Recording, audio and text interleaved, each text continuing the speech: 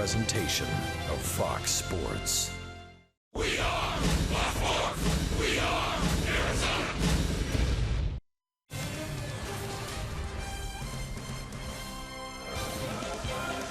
Today, a chance to win a third straight series. It's the D-backs and the Pittsburgh Pirates. After the Diamondbacks' big win last night, they can make it 2 of 3 versus the Bucks and stretch their record at 2 games over 500 with a series win. Sanderson Ford presents D-backs baseball on Fox Sports Arizona.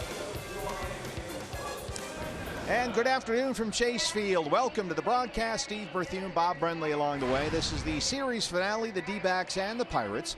A matchup of left-handers this afternoon. Francisco Liriano goes for Pittsburgh, and Bob for the Diamondbacks. It's Robbie Ray.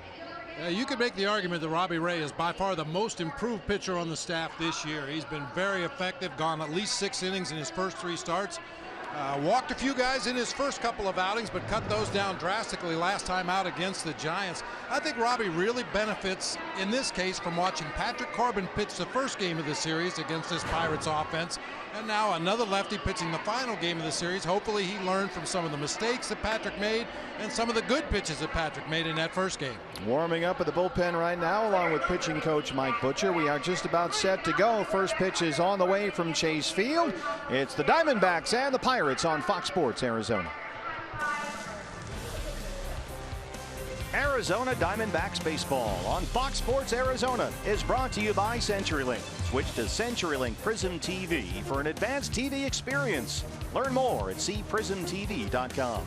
By Jack in the Box. Taste the all-new Double Jack Burger today, only at Jack in the Box. By T-Mobile. Get major league coverage. T-Mobile has doubled its 4G LTE in the last year. And by your Valley Honda dealers, where you get more standard features for less money.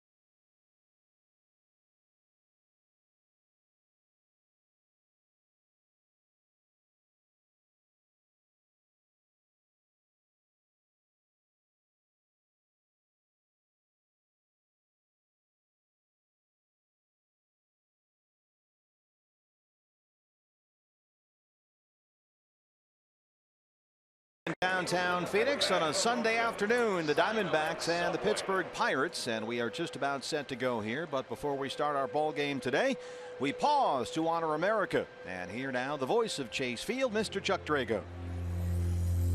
Ladies and gentlemen, at this time, we ask that you please rise and please remove your hats. Please direct your attention to the field as we honor the United States of America and pay tribute to our veterans, active duty, and retired men and women of our armed services. The Arizona Diamondbacks and the Pittsburgh Pirates invite you to join in the singing of the Star-Spangled Banner, performed by the Salel Preschool of Paradise Valley.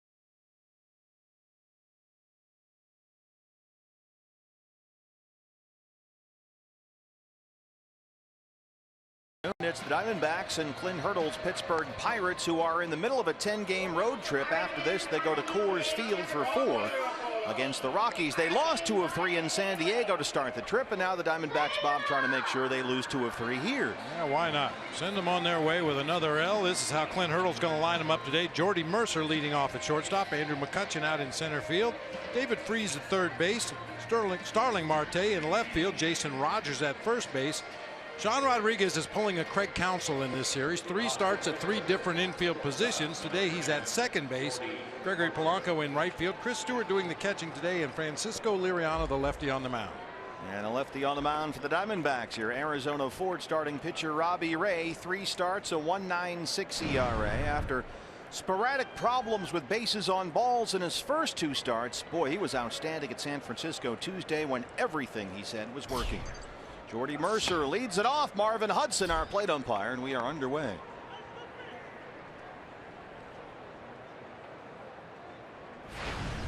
Mercer has hit safely in 5 of his last 6 games. He's at .305 for the year.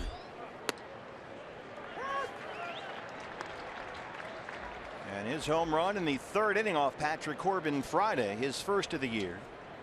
Measured at 466 feet by StatCast, the longest home run hit in the major leagues this season. But that was with everything opened up Friday night. Oh yeah, ball was absolutely flying out of here Friday night. You could win a lot of money in a bar bet asking people who's hit the longest home run this year. You bet. Jordy Mercer would be way near the bottom of the list.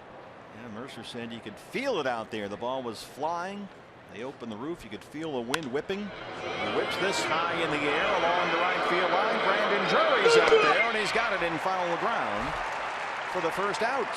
Our Eye on Defense brought to you by Nationwide Vision Centers. Good start by Brandon Drury in right field. Not an easy catch right there up against the barrier down the right field line. He'll be flanked by Chris Owings in center. Yasmani Tomas over in left made some outstanding defensive plays last night. It'll be Phil Gosselin at third, Nick Ahmed at short, Gene Segura at second, and Paul Goldschmidt at first base across the infield. Wellington Castillo back in the lineup against the lefty today, and Robbie Ray, the lefty, on the mound. Andrew McCutchen.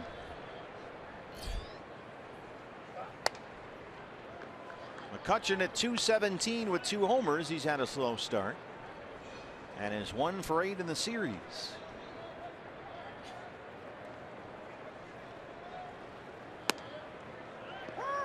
As odd as this sounds, one thing that's really helped Robbie in the early going this year are the lack of foul balls. He was among the league leaders last year giving up foul balls, averaged 20 per start. This year that number's down to 13 per start after 3 games. Can you attribute that to anything? I think Robbie's just attacking the zone a little bit more. You know, we talked a lot about it with Ruby De La Rosa, having confidence in your stuff that you can throw strikes to big league hitters and still get them out with weak contact. And I think Robbie's trying to take that same approach. There's a foul ball for strike 2.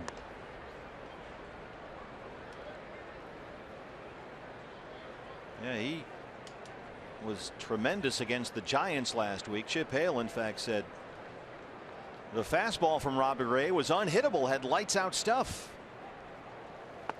And he strikes out Andrew McCutchen on that slider. And that's another thing that's come a long way, Bob, it seems.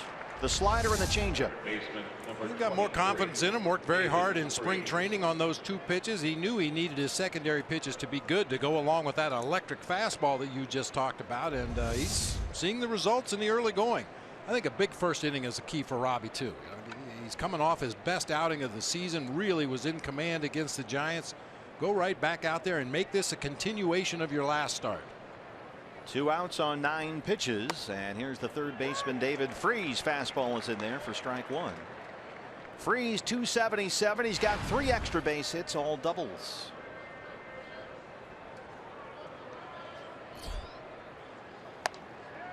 Fastball blowing it by him now. 0-2. He's got him right where he wants him.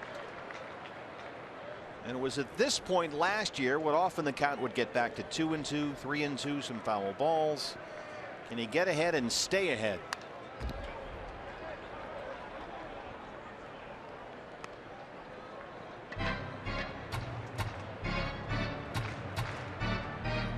Six scoreless innings Tuesday against the Giants. He walked only 2, matched a career high with 8 strikeouts. All fastballs in this at bat to David Freese, who's a pretty good fastball hitter. Just getting a piece of it.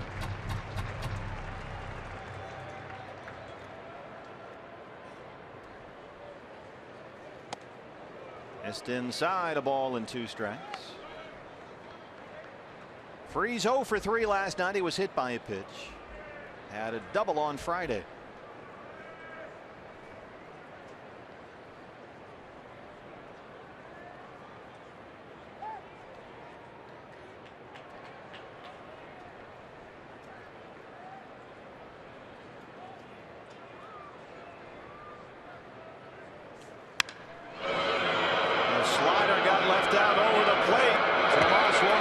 It's off the base of the wall, and Freese has another double.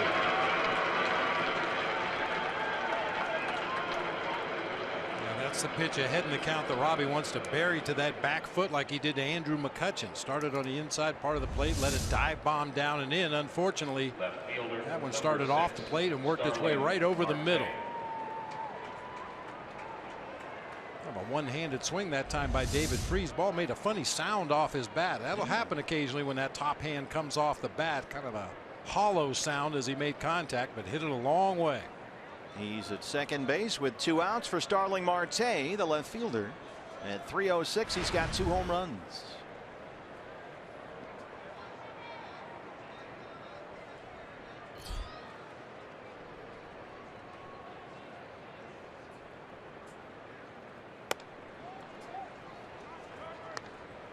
Marte went hitless last night. Not only did that snap his 7-game overall hitting streak, but it was the first time Starling Marte played a game against the Diamondbacks and did not get a base hit.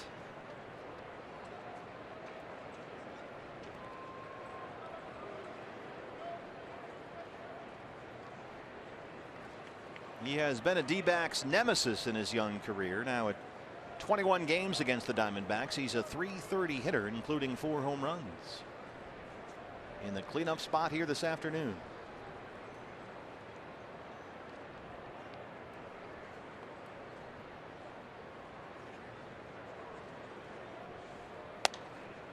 Robbie behind 2-0.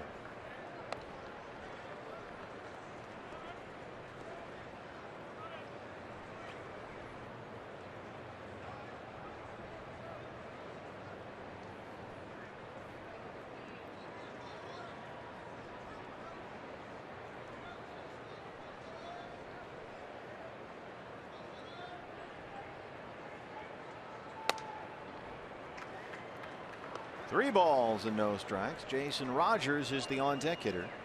Yeah, I like to think this is a case of inning management here by Robbie Ray. As a base open at first, Starling Marte certainly a very dangerous hitter. Jason Rogers, the on-deck hitter, just called up on Friday. He had been tearing it up down in AAA. Acquired from the Brewers in the offseason. 3-0 on Marte. And he didn't get anything to hit there. A 4-pitch walk. Yeah, well, we have a moment. Let's take a look at our Valley Honda key to the ball game today. And you know I like this one. Make it a catcher's weekend. Wellington Castillo with 2 solo home runs on Friday night. Chris Herman filling in last night had a double, a homer, a walk, and drove in 4. So let's keep the catchers rolling this weekend. Well, it is, after all, Wellington Castillo's birthday today. He's 29 years old. Even better. A big out to get right here. 2 on and 2 out for the first baseman. It's Jason Rogers, who was 0 for 2 with a walk in his Pittsburgh debut Friday night. Called up from AAA when this series started.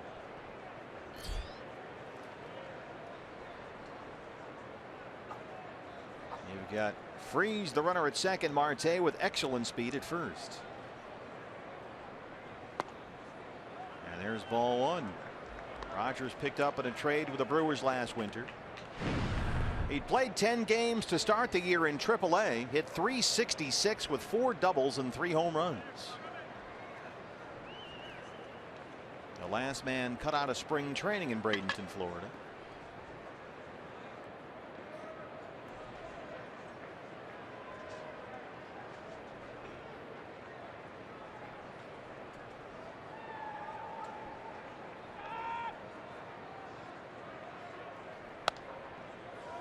Robbie's behind 2-0. And so far in this first inning, more balls than strikes. Mike Butcher does not like what he sees. There is a pitching coach mound visit in the very first half inning. After that hanging slider to David Freese, everything has been up and away, arm side for Robbie Ray. And granted, he probably was pitching around Starling Marte, but now you've got to get right back down into the zone again.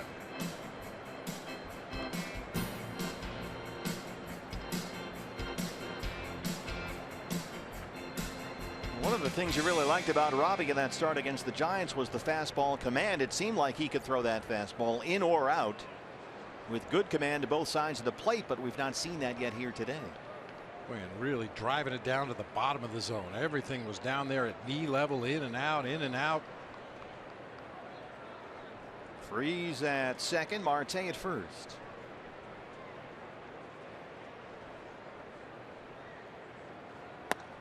That's in there for a strike. 2-1.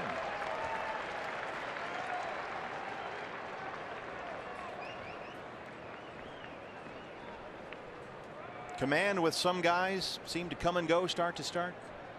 I think with most guys it does. I mean, the exceptional pitchers in the game usually have it every start.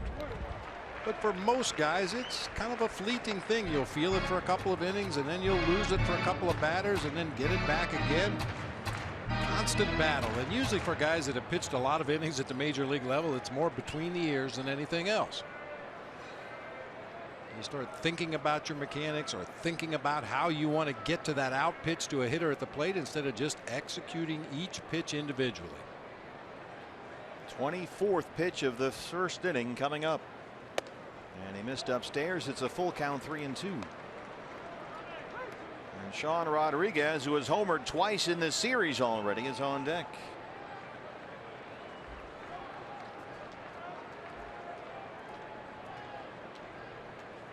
Freeze at second, Marte at first. They'll be off of the pitch here. 3 balls, 2 strikes, 2 outs.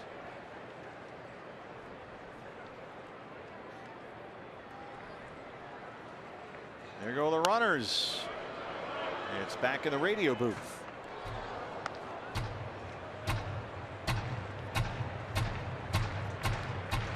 The big unit. He's worked a lot with Robbie Ray. Hard throwing left-hander. They have that in common. Yeah, and Randy had a lot of problems with his mechanics early on in his career, as you can imagine, trying to get all those 6'10" body parts in the right position to throw strike after strike after strike, but he figured it out.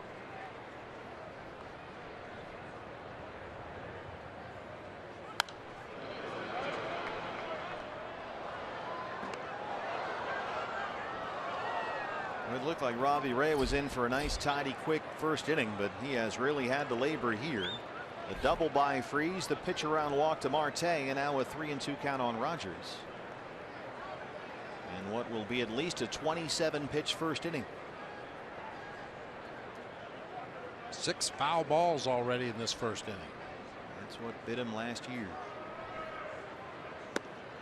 All 4. He just missed. The bases are loaded for Rodriguez.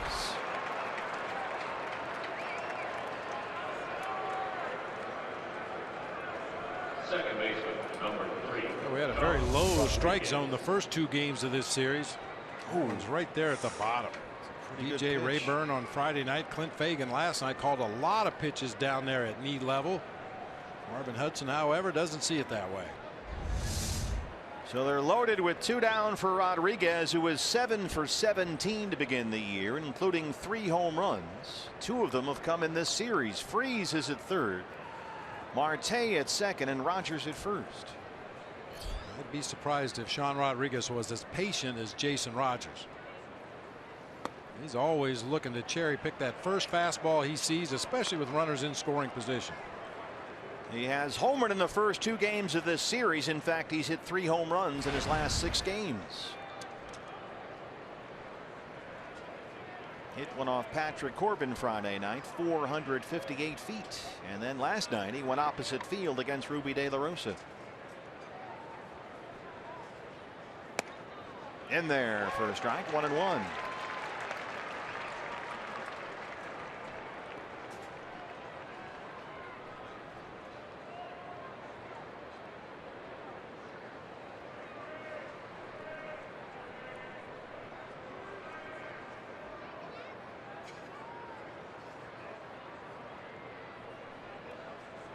Thirtieth pitch on the way.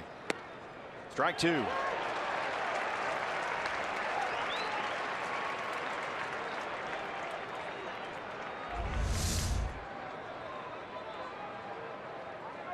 That was the pitch that just got called a ball.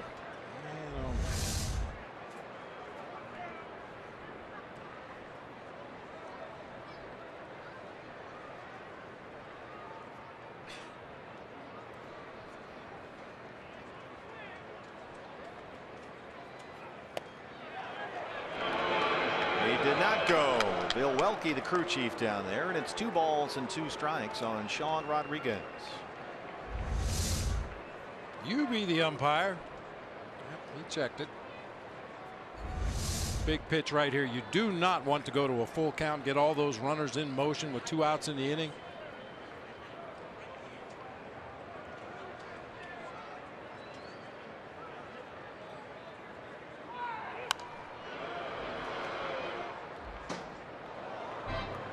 Foul balls are already piling up here.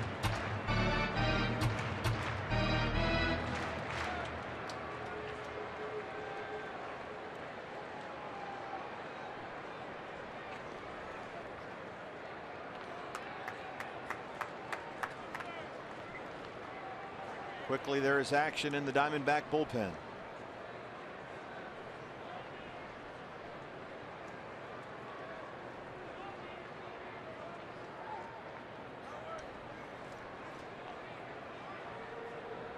Tyler Wagner has started throwing down there. Tyler worked 5 innings of 2-hit relief Thursday in San Francisco. 2-2 pitch. And it's bounced to third. Phil Gosselin has it.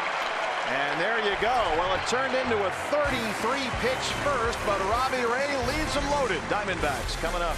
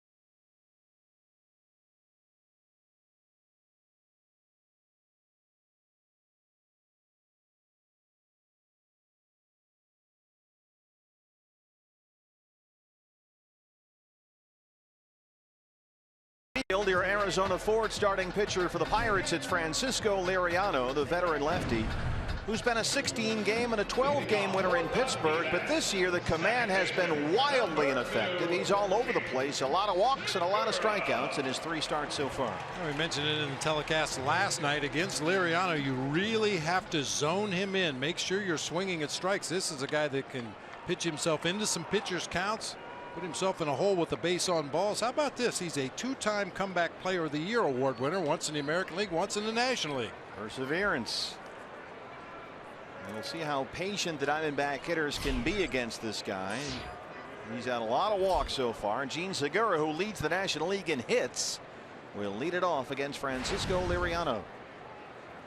D-backs facing a lefty starter for the 2nd time in this series, and there's strike 1.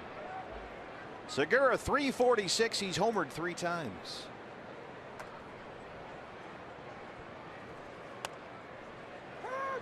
Oh, 0-2. I'm sorry, partner. No, Coors Light Cold Hard Facts, all about the hits for Gene Segura. Absolutely, right? It is.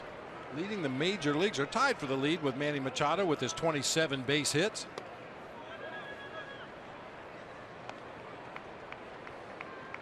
We saw Dexter Fowler in here the first week of the season. He continues to hit, and Adrian Gonzalez does nothing but hit. But Gene Segura topped the list. Love it. Cubs beat up on the Reds today. Again, 9-0 the final at Cincinnati. That's in the seats. Anthony Rizzo with a big day. He had 2 homers and 4 RBIs in the first 3 innings of that ball game. Dodgers are just underway at Colorado. No score against the Rockies at Coors Field. Giants home with Matt Cain on the mound. They're hosting Miami. Scoreless in the second. And the Cardinals are at San Diego. They come in here for the first of 4 tomorrow night. Zach Greinke on the mound against Jaime Garcia.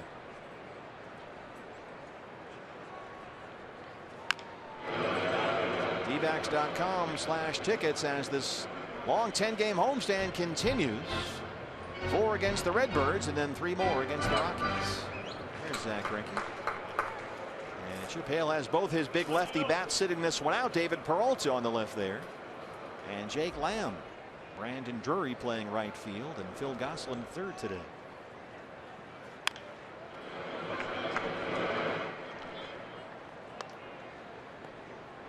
I imagine for a manager, Bob, when you get a series and they start more than one lefty in that series, it really sort of skews your lineup for the whole deal, doesn't it? Yeah, it can. No question about it. You're not used to seeing a lot of left-handed starters. But, you know, it does give you the opportunity to get some of your bench guys in there, get some at-bats for a guy like Phil Gosselin or Brandon Drury. Because you're going to need everybody before this thing is all said and done. Well, Segura 4 hits in this series, and boy, he has made some sensational defensive plays at second base to start this homestand.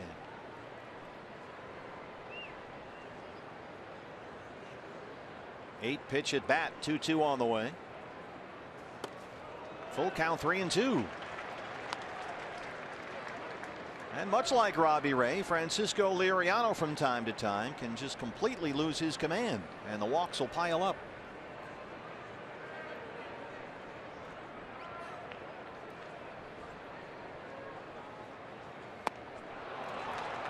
Segura waves at that one and strikes out. Here's how Chip Hale lined up the D-backs for this afternoon's ball game. Gene Segura just went down on strikes, leading off. Brandon Drury out in right field. Paul Goldschmidt at first base. Yasmani Tomas in left field. The birthday boy Wellington Castillo behind the plate. Phil Gosselin at third. Nick Ahmed at short. Chris Owings out in center, and Robbie Ray, the lefty, on the mound. And like you said, got to get Brandon Drury some at bats. He always seems to respond when he's in there. Hits a high fly ball toward the right field corner. Polanco has him, and he's got it on the warning track. Our Eye on Defense is brought to you by Nationwide Vision Centers. Well, I referred to the Pirates outfield as 3/4 of an Olympic relay team. Starting Marte in left, Andrew McCutchen in center, Gregory Polanco in right. It'll be David Freese and Jordy Mercer on the left side of the infield.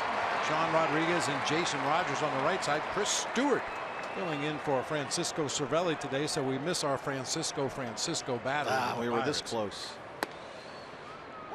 Goldie looks at strike one. Francisco, that's fun to say. 246 and 3 homers. A couple of singles in this series for Goldie. That average is creeping back up. Drive this one to right field. It backs up Polanco at the wall. It's gone, a home run. Paul Goldschmidt takes it out of here. That's number 4 for Goldie, and it's 1-0 Diamondbacks. He wasn't so sure.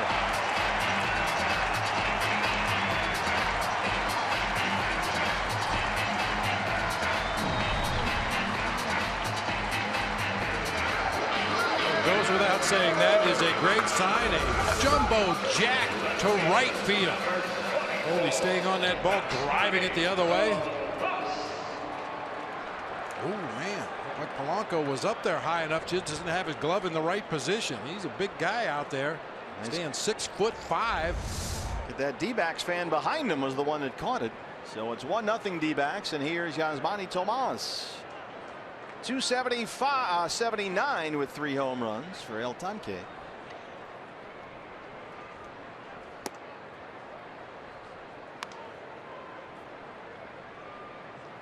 Comes into today holding a 9-game hitting streak.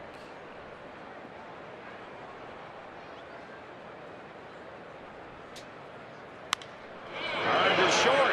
Mercer, the backhand stop, long set and throw, and he's got him. But Paul Goldschmidt hits number 4 on the year, and after 1 inning here at Chase Field, the Diamondbacks lead the Pirates 1-0. There it goes.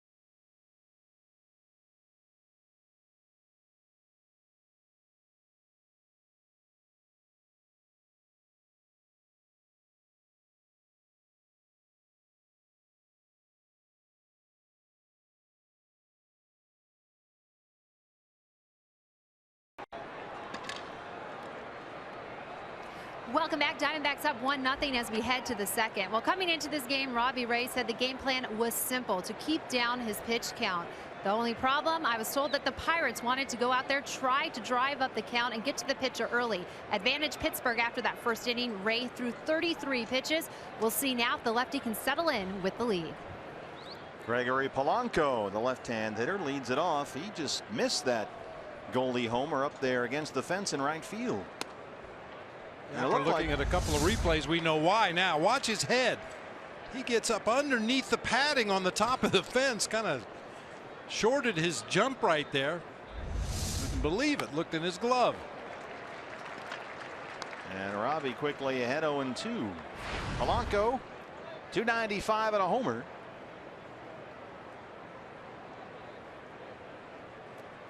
He homered here Friday night, 460. Robbie Ray gets him for his second strikeout.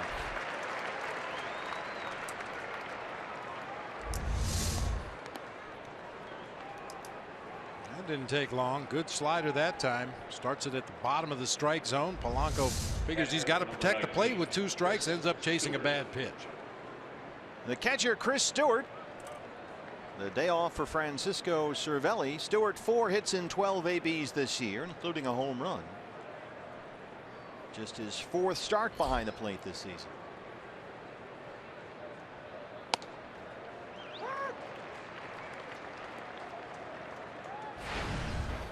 Stewart now in his 3rd year as the backup catcher in Pittsburgh. Pirates are his 6th big league team. And he's done a good job here.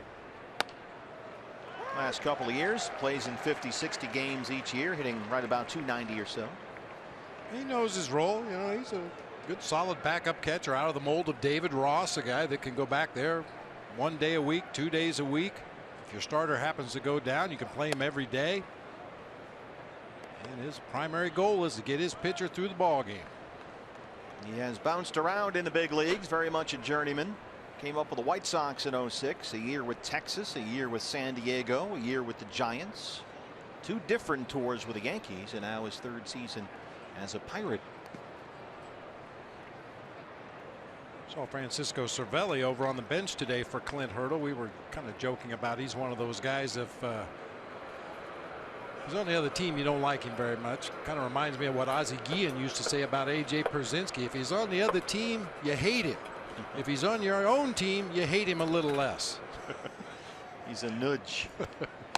Called strike 3. Fired it right in there. 3 strikeouts for Robbie Ray. Boy, you love to see this approach against the bottom of an order. Just go right after him. There's a reason these guys are hitting down at the bottom of the order for the Pirates. Just bury him. There's Liriano, who is not a terrible hitter for a pitcher. 4 for 6, in fact. He's got 3 RBIs this year. First pitch swinging, pops it up. Well, he'll give it a look. Oh, close. Just on the wrong side of the screen. Hey fans, when the D-backs win, you win at Papa John's. The day after every Diamondbacks win, you get 50% off your regular menu price online order at Papa John's. Enter promo code DBACKS50 at papajohns.com.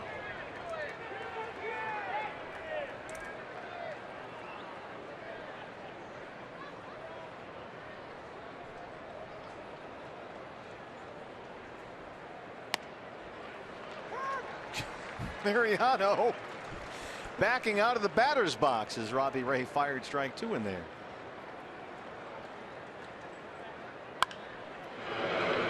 Goldie has it first. It's under the glove. A little knuckleball to the first baseman, and it's into right field.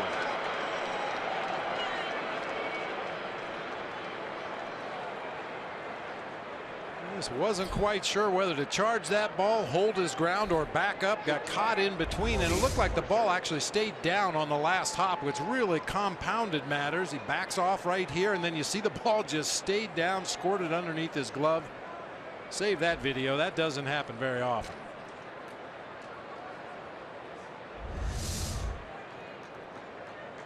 And now Jordy Mercer will hit with Liriano at first and 2 down. He flied out his first time up.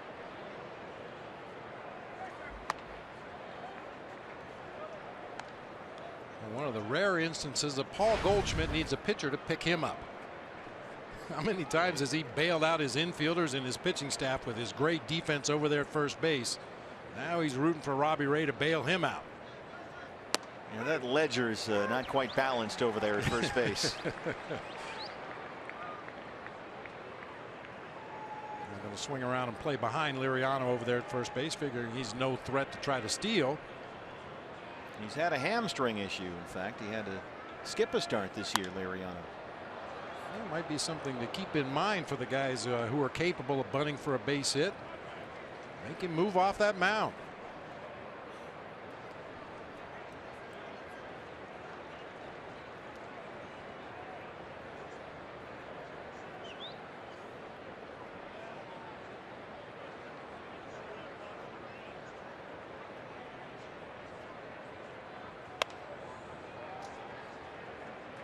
Hard fastballs from Robbie Ray. Why is it that lefties seem to be a little slower on the radar guns? You don't see a lot of lefties who throw mid-90s consistently. I don't know. I think we're seeing more lefties throw harder than perhaps in the last 10 years or so. There were a lot of soft tossing lefties for a long time. Yeah. You know, go back to Tom Glavine, a guy that didn't throw hard but depended on changing speeds and hitting his spots. Randy Wolf type guys. Yeah, Tom Browning, you know, a lot of those guys, he threw pretty hard. Full count, 3-2. Base hit for Mercer. The inning continues. McCutchen now.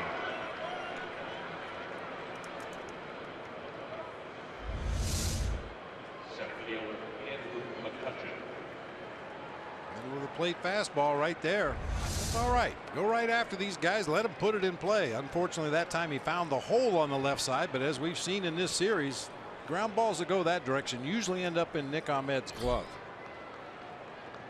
50 pitches for Robbie Ray, 30 strikes. The pitcher Liriano at second. The shortstop Mercer at first. McCutchen struck out his first time up.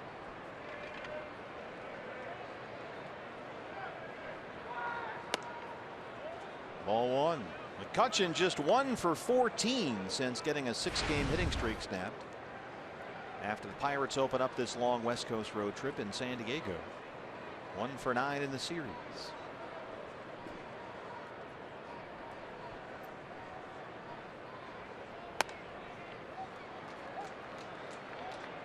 Good timeout here by Wellington Castillo. Don't pitch yourself into more of a jam than you're already in.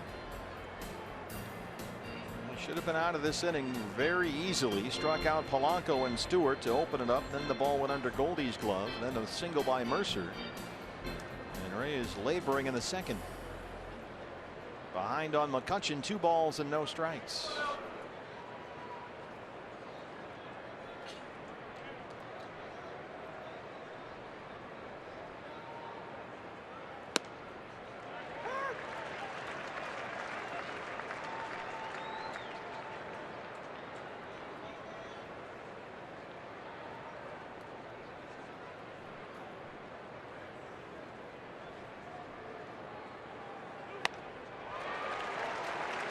He's been behind on Robbie Ray's fastball in both his at bats so far today.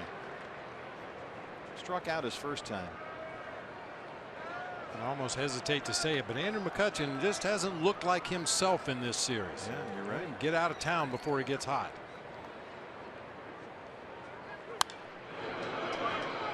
As you know, that's coming. This guy's been to 5 straight All-Star games.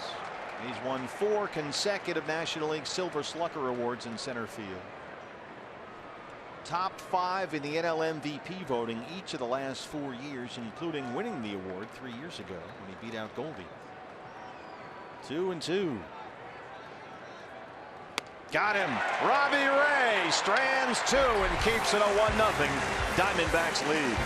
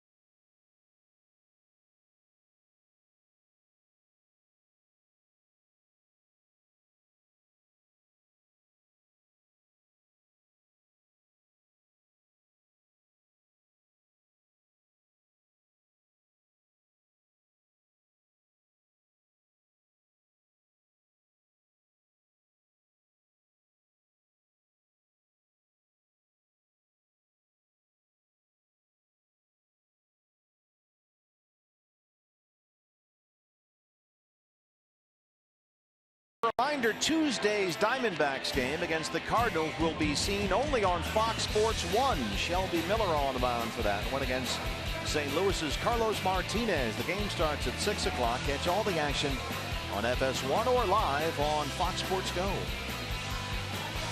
Bottom 2 on the way, and here is the birthday boy, Wellington Castillo, 29 years old today. Will lead off the second against Francisco Liriano. Castillo, a pair of homers Friday nights. Not only has he homered in back-to-back games, he homered Thursday in San Francisco as well, but 5 of Wellington Castillo's last 6 base hits have been home runs. So beef has been on the menu here, and they overload the left-hand side of the infield against Castillo, who's at .231 now with 5 homers. You ever have a stretch like that? 6 hits and 5 of them are homers? No. Not even in Little League. That's a good run right there. Ooh, that's a crazy run right there. And the amazing thing is, during this run of long balls, he keeps insisting, and he did again Friday night. He just doesn't really feel good, honestly, at the plate, he says. His timing is a little off. You have a little trouble picking up the rotation on breaking balls and off-speed deliveries. Sure didn't look like it on that first home run. You want to talk about a back leg swing. A severe uppercut on a breaking ball, dropped down to his back knee, hit it high in the air to left field. Yeah, ball, and it does. He dunks it into center, a leadoff single. Happy birthday to me, Wellington Castillo. Second D-backs hit against Francisco Liriano. Now batting, third baseman number 15, Phil. It's a nice controlled swing right there. Not trying to muscle too much, just get the barrel on it quickly. A little soft liner into center field for a leadoff knock. Happy birthday, Welly. Phil Gosselin getting the start at third base. Jake Lamb has the afternoon off against the left-hander Liriano. Phil at 280, he's got a home run. It's the bunt down. It's a good one. Stewart is on it, and Gosselin almost beats it out. Dave McKay says safe down there. Bill Welke, the crew chief, is the first base umpire. Glenn Sherlock on the phone with Alan Campbell, the Diamondbacks video coordinator. Very nicely done. Bunt the ball to the first base side. You see Rogers responsible for holding on the runner. He doesn't even leave the bag. Watch Dave McKay's reaction, the first base coach. Very close. So there's no challenge. Gosselin is out. Nice play by Chris Stewart. Now batting, shortstop number 13, Nick Ahmed. Nick Ahmed.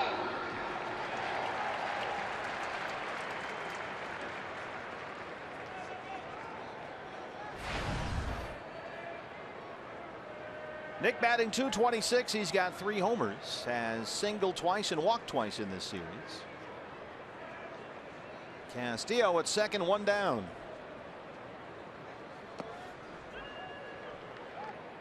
Liriano having some problems with his footing on that one.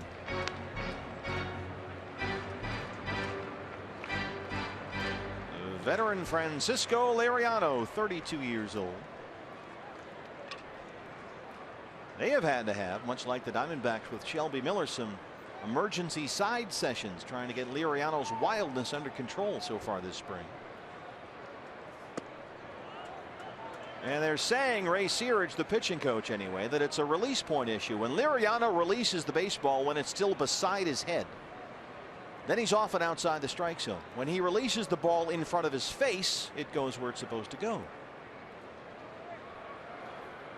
Some statistical issues for Liriano this year. His first pitch strike percentage is down, which he really relies on for a guy that tries to lead hitters out of the strike zone. He wants to jump ahead in the count. That percentage is down, and hitters aren't chasing as much out of the zone. That number is way down as well. When a guy throws a slider as often as Liriano does, and the same thing happened with Tyson Ross, eventually guys start laying off that pitch more. The walks go up, and there's ball 4. Hey fans, the Arizona Diamondbacks are very proud to offer ticket discounts to the military and first responders presented by Geico. All active, reserved, or retired military personnel and fire or police personnel can enjoy discounts all season long, including 50% off on Sundays. Get tickets at dbacks.com/military. Chris Owings, another start in center field for CO. 2 on and 1 out. Owings at 255. Runs to third. Freeze. They get 1, and that's it. They erase Ahmed at second base. Castillo in at third. Now batting, pitcher number 38, Robbie Ray.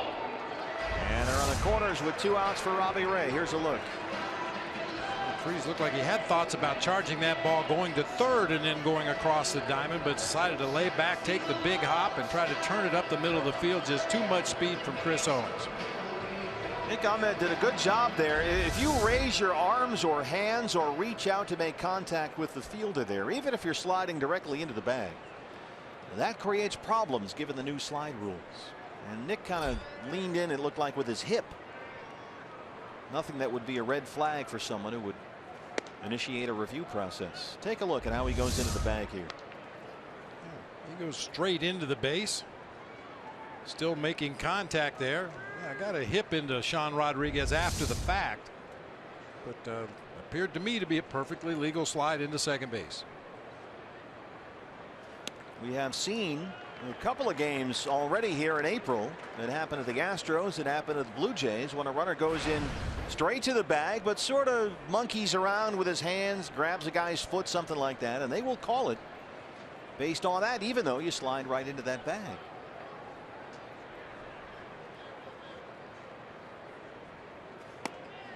There's a strike. It's 2-1.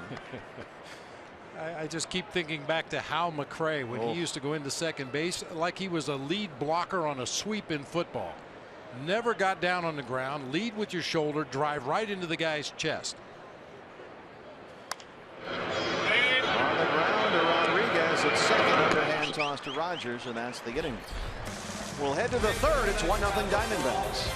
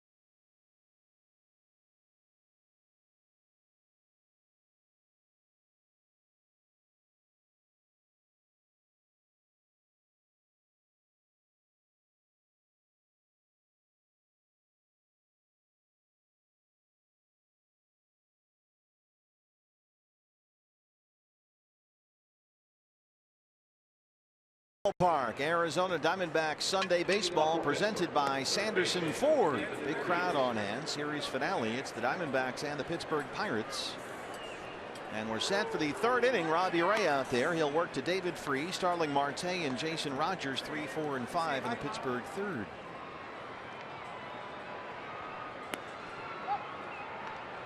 And Robbie, who grounded out to end that last inning, a little behind in his warm-up tosses.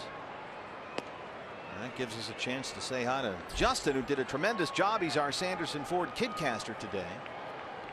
Dennis Lamb has got them all hooked up over there. There's Justin. Justin, say hi. Good job, buddy. I heard you on the PA. Thumbs up.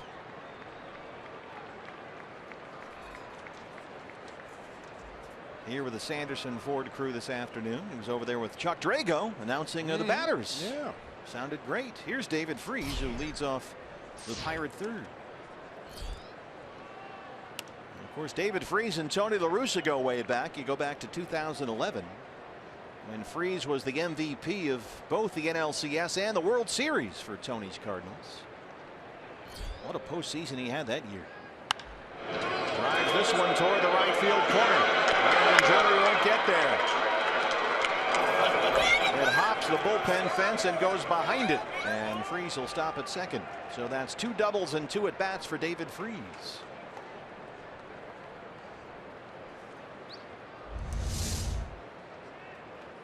Got a slider last time that stayed over the middle of the plate. This time he goes out and drives the ball to the opposite field.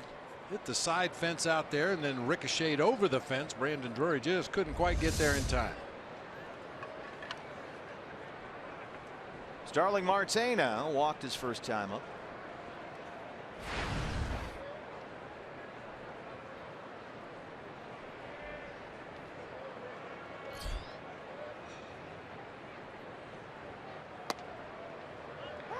Robbie gets ahead 0-1. Marte 1 for 8 in the series, had a double on Friday.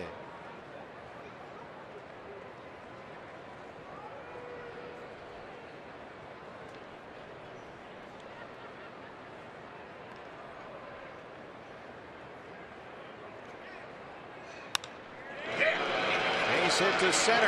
They will stop Freese at third. Chris Owings fires it back in there. Pirates have runners in the corners and nobody out.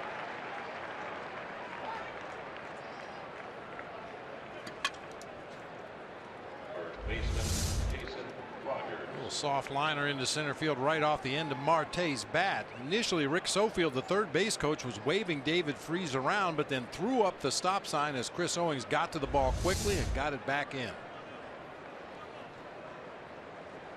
60 pitches for Robbie Ray, 37 strikes. Freese at third, Marte at first. Nobody out for Jason Rogers, who walked in his first at bat.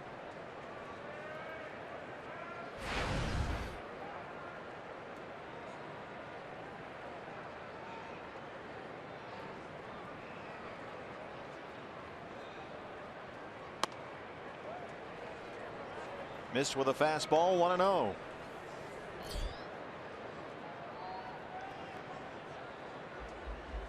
This guy, a 32nd round pick by the Brewers out of Columbus State back in 2010. Big guy up there, 6'1", 250. Low throw by Robbie. Goldie scoops it out with a backhand.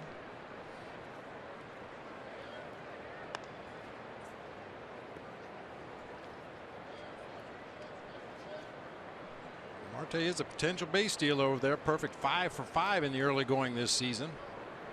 Tied for the league lead. Nick Leyva coaching at first. Fastball right by him, a ball and a strike.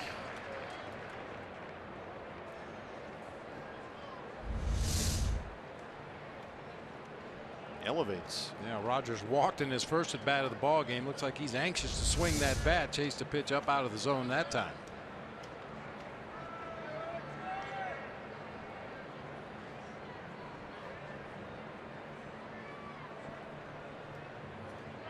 Marte takes off. Fly ball left field headed to the corner. Tomas on the run and he won't get there. Freese will score. Marte will score. It rolls around and Rogers is headed for third. He's in there with a 2-run triple.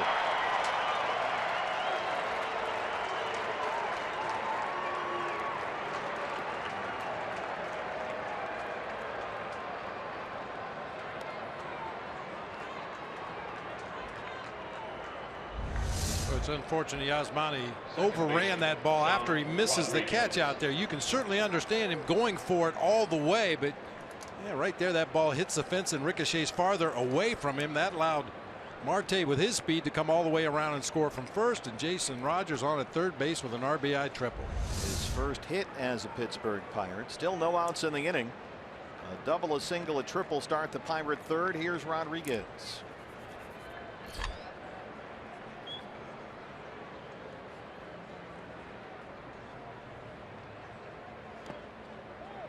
Infield will come in for the Diamondbacks.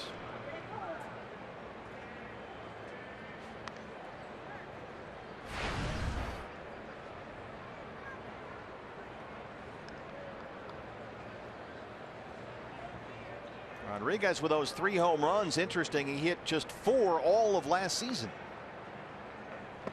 He's got 2 homers in this series. Sanderson Ford bullpen. Rookie right-hander Tyler Wagner, who was so good Thursday at San Francisco. He's the long man back there right now.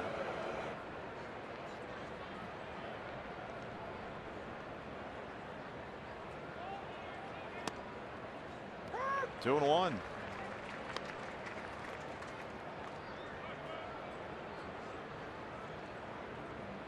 Still no Jung Ho Gong for the Pirates. He's out after left knee surgery. Right now rehabbing in AAA.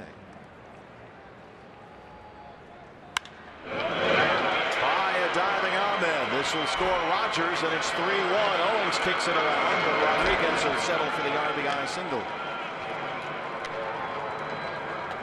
4 consecutive Pirate hits open up the third against Robbie Ray. We saw the Pirates being pretty patient against Robbie Ray the first time through the lineup, but this time they're back to their old ways. This is a bucko swinging ball club. 4 consecutive hits to start this inning. Now Mike Butcher's going to take a slow walk out to the mound, stall for a little time, give Wagner an opportunity to get a little looser out there in that bullpen. As you mentioned, Wagner 5 innings against the Giants a couple days ago, 3 days ago, threw 61 pitches in that ball game, but he's had the last 2 days off. He was a game saver in that series finale at AT&T Park. 5 innings of 2-hit long relief after Shelby Miller had to leave early. And wound up with his first major league win. All smiles afterward. Got the scorecard, got the baseball, the whole deal. And maybe pressed into service again here with Robbie Ray still looking for his first out in the 3rd inning and nearly at 70 pitches. You see the tip of the cap there by Garvin Alston, the bullpen coach. That's a universal sign he's ready to go. Gregory Polanco is the hitter. He struck out his first time up.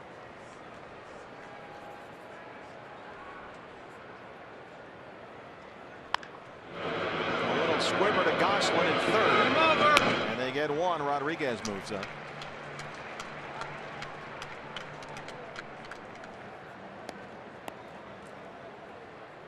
Just not hit hard enough to even think about trying to turn 2 right there. Gosselin does the right thing. Throw on to first. Make sure you get an out on the play.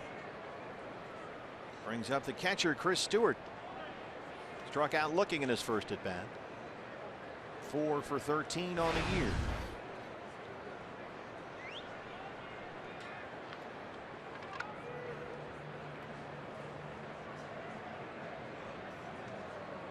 Robbie's got the bottom 3rd of the order here. If he can get these 3 guys and get back in business, limit the damage down 3-1. He's got Polanco. Stewart's the 8th place hitter, and the pitcher Liriano's on deck.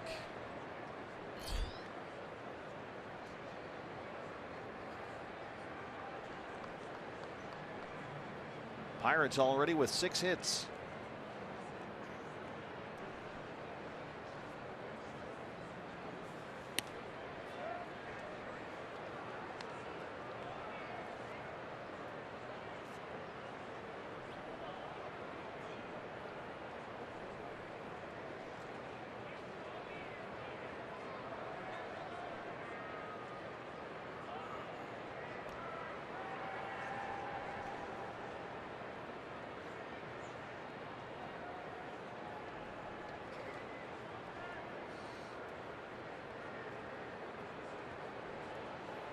Robbie was able to just muscle his way through the bottom of the Pirates order last time through. Struck out Polanco, struck out Stewart looking. This time he gets Polanco on the weak grounder to 3rd.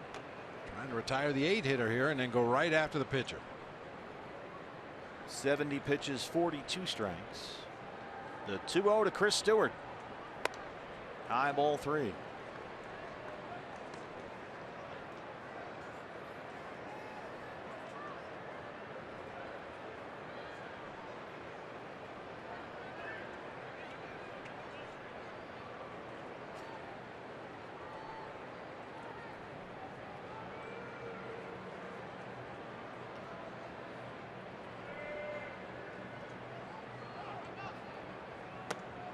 There's a strike. Rodriguez really dancing around back there at second base.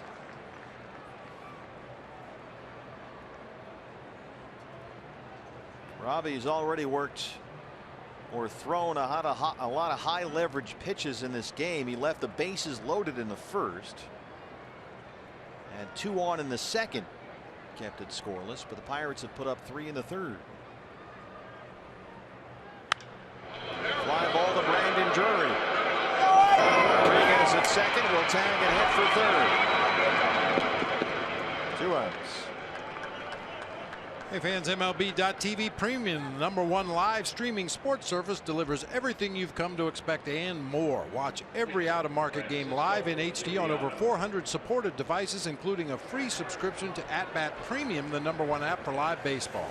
Blackout and other restrictions apply. Visit MLB.TV for details. 4 straight base hits to open up this inning. But he got Polanco to ground out. Stewart is flied out. Now 2 down. Rodriguez at third for the pitcher Francisco Liriano.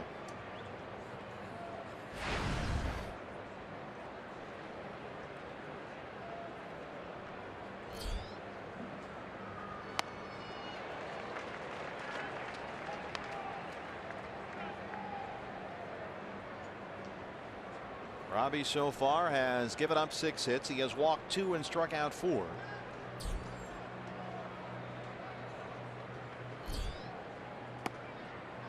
And he's ahead of Liriano, 0-2.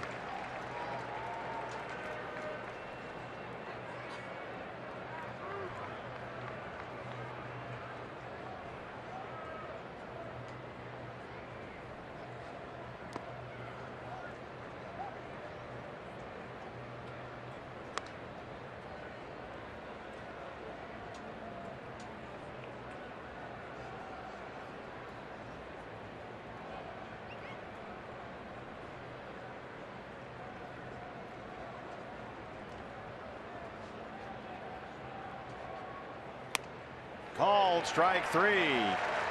5 strikeouts for Robbie Ray, but Pittsburgh gets 3. They lead at 3-1.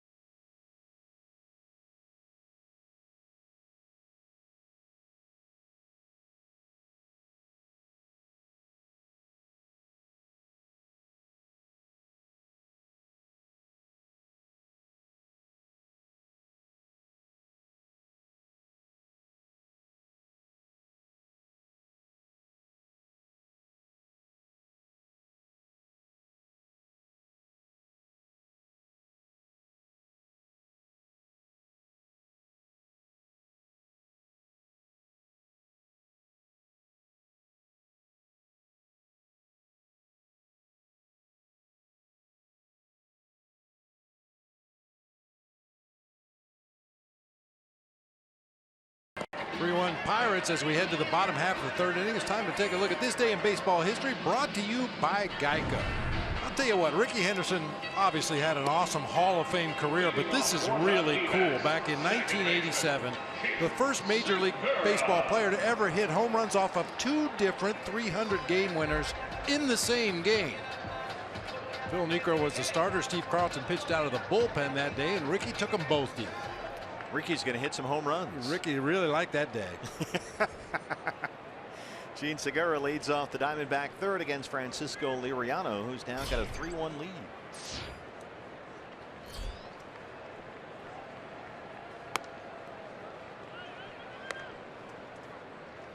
All right, come on, bat. Time to get it going.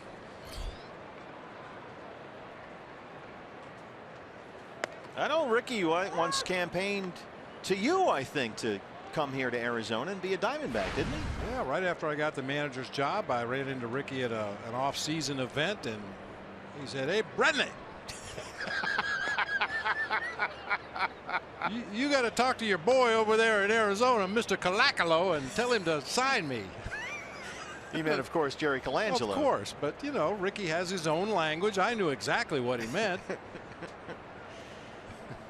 I'll call Mr. Colacolo right away, Rickey. Sure. That one missed, and it's 3-1 on Gene Segura.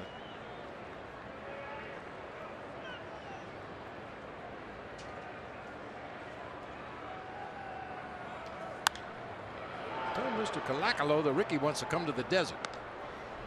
I once talked to a GM who was in a contract negotiation with Rickey. Rickey went up to him and said, "Hey, GM." "Yes, Rickey." And Rickey said, "You know, Ricky's got a black circle around his heart." "Well, what can I do to make the black circle go away, Rickey?" Call strike 3 on Segura.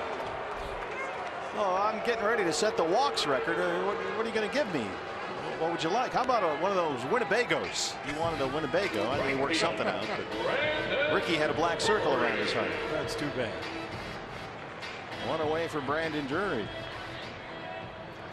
Well, if Lamborghini made RVs, Rickey would have one.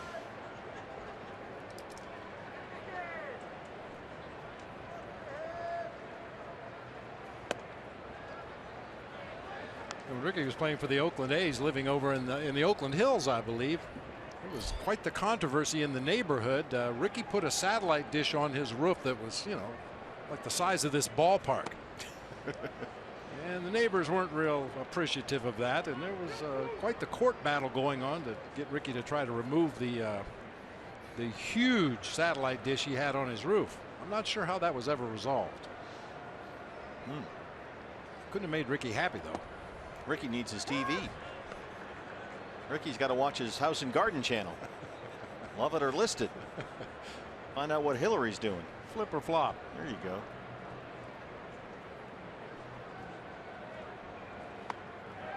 He checks his swing. No, he did not, says Marvin Hudson back there, and it's 2-2. I watch those shows all winter long, with the kitchens and the bathrooms and the whole thing. Sure. Dennis Lamb watches that Small House show. You ever see that show? Sure. Where these people live in these tiny little Tiny houses. house, yeah. Tiny house. Dennis, I think you got too many lambs, Dennis, to fit in one of those little houses. No, the kids get their own. You and Tony can have one, and the rest of them, they're on their own.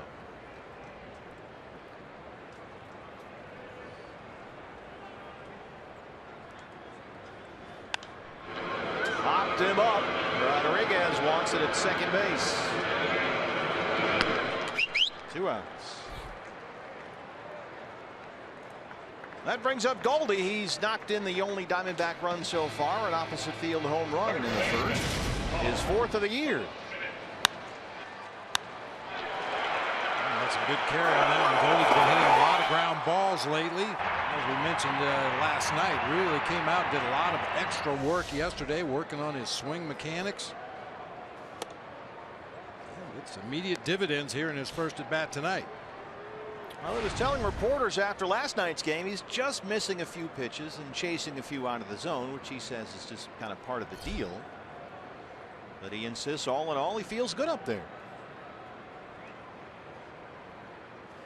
And he's got a short memory in one sense. He says regardless of stats or how he's going, good or bad, he says every at bat is a new at bat, and that's the way he looks at it. It's a clean slate every time up.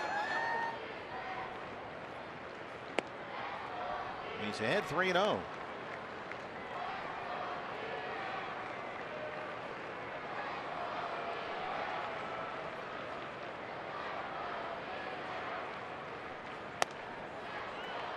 Ball 4, second walk issued by Francisco Liriano. 2 outs, bases empty, kind of a pitch around deal it seemed like, and then work the Yasmani Tomas. Left fielder. I think you're absolutely right. That's a pick your battle at bat right there. Goldie's already taken me deep once. I know what he's done in his career. I'll take my chances with the guy behind him.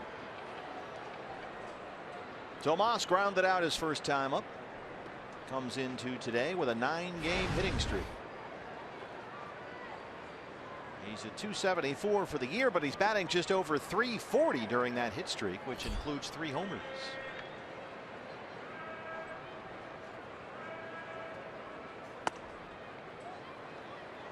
Chris Stewart not liking what he's seeing back there. Well, that's kind of been the MO for the Pirates in this series against Tomas. They've tried to pitch him inside. The righty's throwing heavy sinkers inside off the plate. The lefty's trying to cut that ball in on his hands.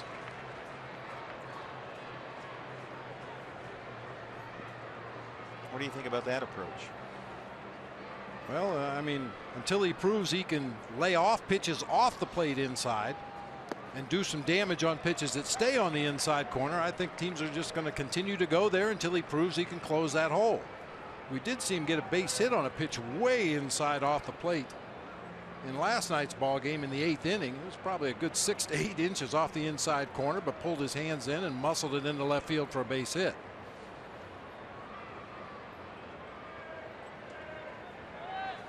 Goldie takes off, and Tomas fouls it off. And our Golden Glover down there will field it. Look at Mark Hicks range way out into left field.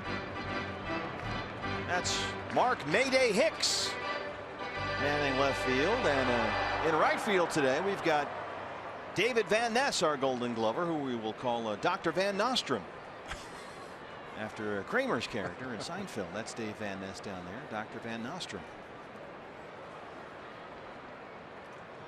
2-1.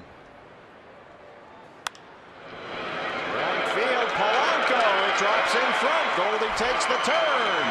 And he's in at third. Make it a 10-game hitting streak for Yasmani Tomas.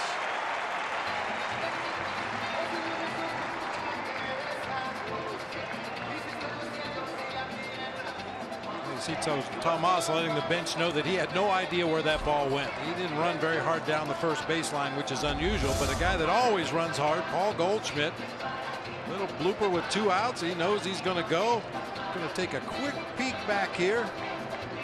No, he didn't. All the way into third base. I thought he took a quick peek over his shoulder right there to see what was happening out in shallow right field, but as usual, he does it the right way. Put your head down, trust your third base coach. Our third pitching coach visit to the mound. This time it's Ray Searage. Mike Butcher's been out there twice to talk to Robbie Ray. Now Searage is at his chat with Liriano. Diamondbacks have a threat going down 2 runners in the corners and 2 outs. It's Goldie at third and Tomas at first. And here's the birthday boy, Wellington Castillo. 29 years old today. He singled his first time up. Get back in this thing with 1 swing. 5 of Castillo's last 7 hits have been home runs.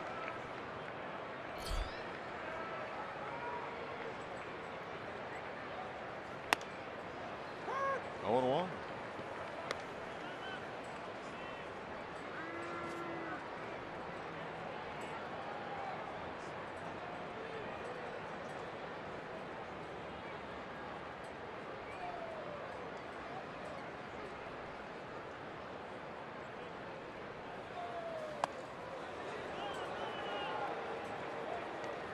Chip Hale was Friday not totally buying Wellington's insistence that he's not feeling great up there right now. Chip said hitting's one of those things, and Wellington telling you he doesn't feel this or that is one thing, but Chip insists he's starting to get it. It's starting to come around. We've seen that with all the home runs lately.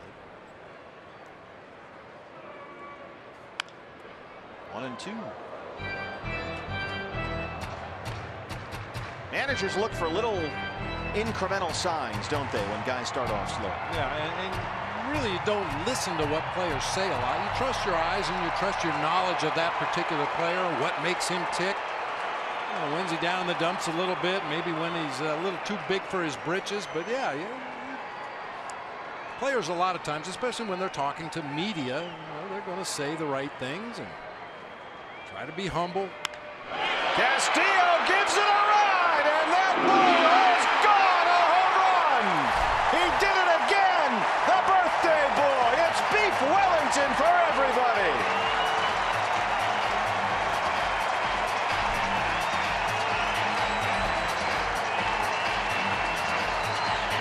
Six of his last 8 base hits have been home runs.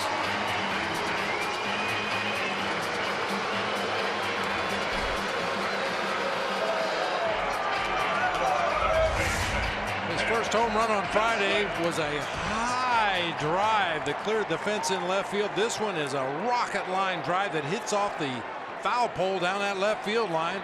Slide of the state down over the inside part of the plate. Love that noise. Gong, the Gong Show. Phil Gosselin now, and it's 4-3 Diamondbacks.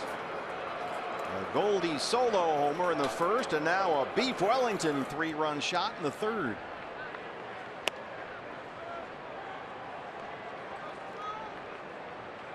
That's a pretty good birthday so far. He's 2 for 2 with 3 knocks.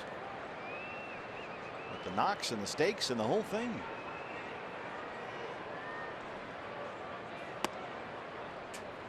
Two and one on Gosselin.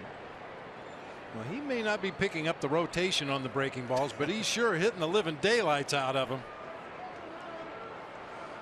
Just keep insisting he doesn't feel comfortable. Timing's off. Now I'm no good up there. 2-2.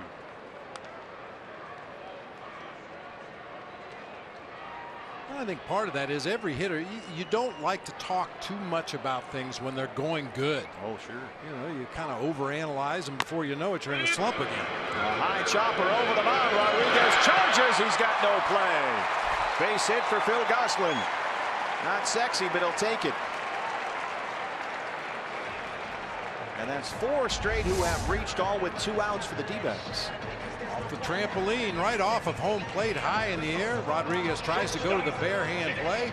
I don't believe they would have had Gosselin at first base even if he comes up with it clean.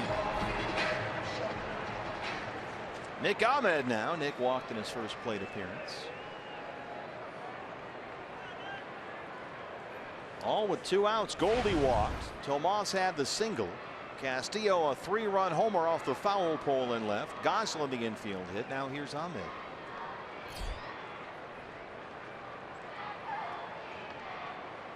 Well, before that home run, Wellington Castillo had been 1 for 13 this season with runners in scoring position. That's going to turn around. It's made such a difference when the middle of the order guys have really picked it up lately. Goldie and Castillo and Peralta when he's in there. The Diamondbacks once again seeing some sustained rallies, some longer innings. We didn't see that the first week or so. You're absolutely right. I mean, ideally everybody in the lineup is clicking at the same time and they start opening day and they go right through the end of the season. But the reality of baseball is guys are going to heat up, they're going to cool off, and you just hope that you can ham and egg it. The right guys are hot at the right time to make up for the guys that maybe aren't swinging quite so well. Ahmed blasts it to center. McCutchen comes in and runs it down. But the Diamondbacks get 3. Wellington Castillo on his 29th birthday cracks a 3-run homer off the foul pole, and it's 4-3 Diamondbacks.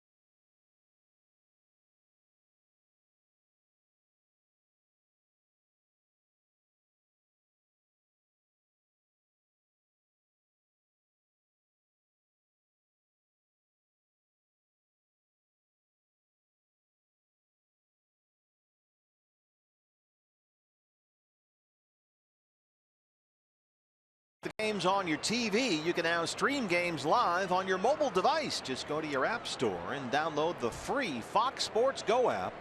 Log in and stream the D-backs wherever you go. You can take Diamondbacks baseball with you everywhere. Just to download the Fox Sports Go app. It's free. Pretty good deal. If it's for free, it's for me. Robbie Ray with a 4-3 lead now. We'll see if Robbie can get a quick inning here. As we start the fourth with the leadoff man Jordy Mercer, who looks at strike one. Mercer has flied out and singled 1 for 2.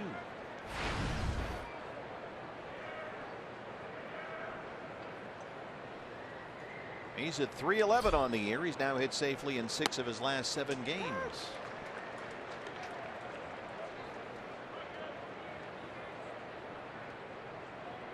Robbie Ray not messing around. Jumps ahead, no balls and 2 strikes.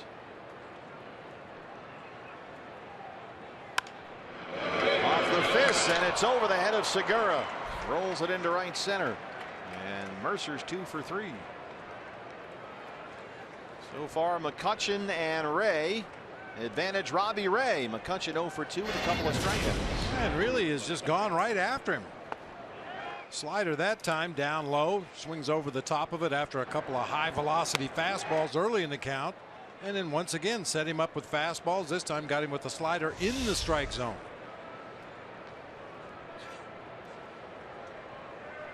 So round 3.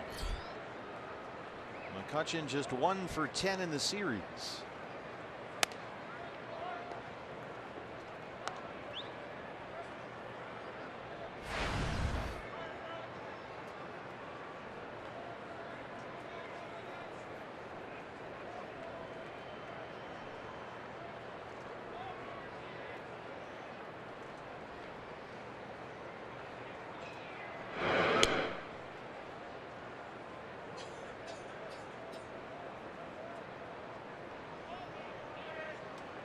Dodgers beating up on the Rockies right now. LA leads at Coors Field 7-1 in the 4th. Giants are at home. They trail the Marlins 3-2. That's in the 5th inning. Cardinals are in tomorrow. They lead at San Diego 2-1. I'm just going to say if that Dodger Rocky game goes the way it has in the early going and the Diamondbacks hang on and win this game against the Pirates, they could leapfrog the Rockies into 2nd place in the West. A little early to start scoreboard watching, but hey, what the heck. Rockies come in at the end of this homestand for 3. Cardinals start a 4-game series here tomorrow night. Zach Greinke on the mound for the Diamondbacks in that game. Mercer halfway between the bags. Castillo late to pick it up, and Jordy Mercer is in at 2nd.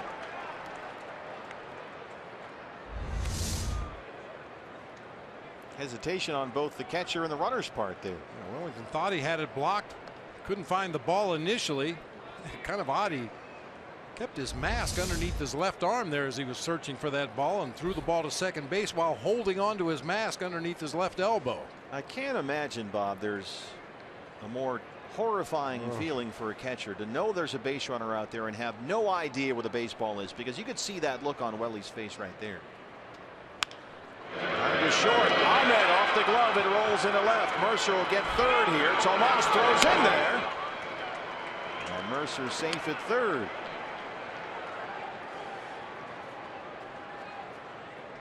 Hit hard right to the Diamondback shortstop. 3rd baseman David Freese. Boy, he has just been gobbling up everything in his vicinity in this series, in this season for that matter. To see Nick not come up with it. We saw Goldie with a problem with the ball down at first base earlier in the game, and now Nick, I'm sure, will tell you he should have made that play. He scored a single, and it looks like that's going to be it for Robbie Ray. Chip Hale going to change some things around here. And Tyler Wagner, the rookie right-hander, who is the long man back there, needed once again in long relief with nobody out here in the 4th. And the Diamondbacks holding a 1-run lead. Back after this.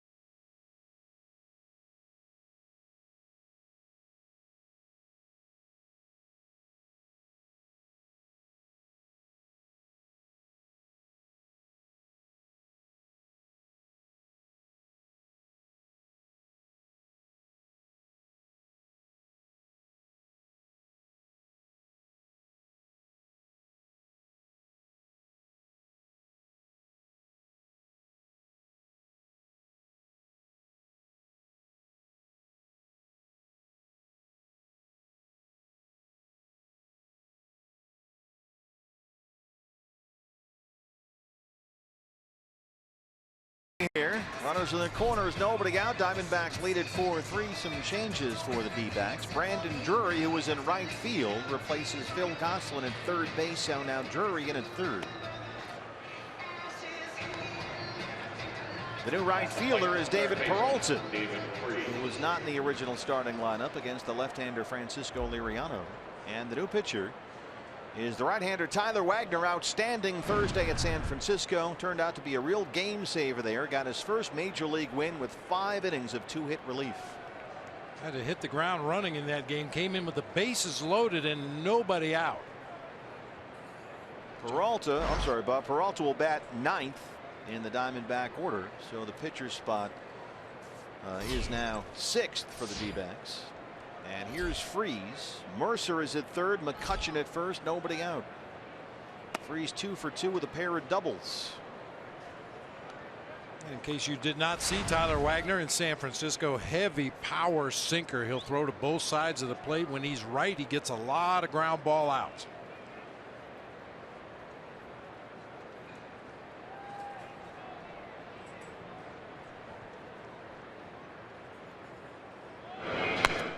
Yeah, Tyler said against the Giants everything was working. Had that sinker going, the cutter, the changeup. He's got a funny breaking ball. He calls it a slurve, and it really is. It's halfway between a slider and a curveball.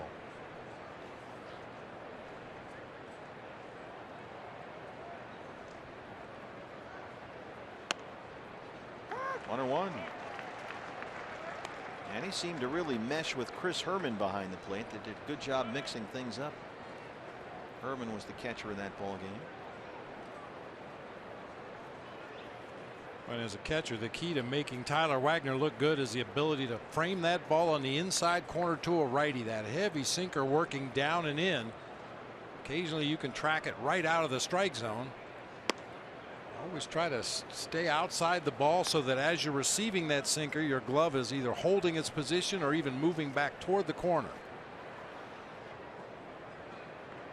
And the really impressive thing about Tyler Wagner's appearance is he was thrown immediately into the deep end of the pool. He came in after Shelby Miller had walked 4 consecutive batters, no outs in the third. Got Brandon Belt to hit into a double play and then got Brandon Crawford to ground out. And just like that, the big threat was avoided. He kept the ball game close.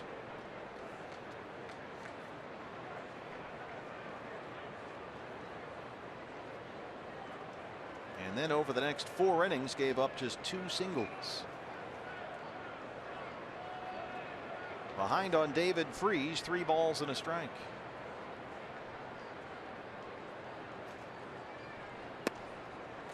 Ball 4. Bases full of Pirates, nobody out.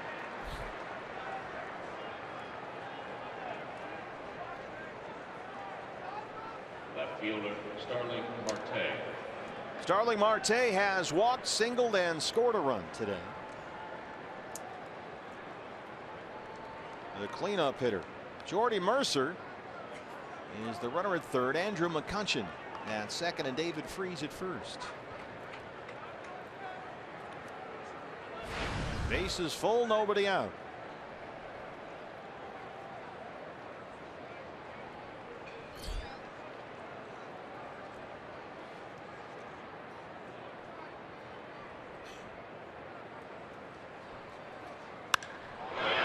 Center field, Owings has to play it on a hop. Mercer had to hold up. He will score. They'll stop McCutchen at third, and the Pirates tie the ball game. First 4 have reached in the Pittsburgh fourth.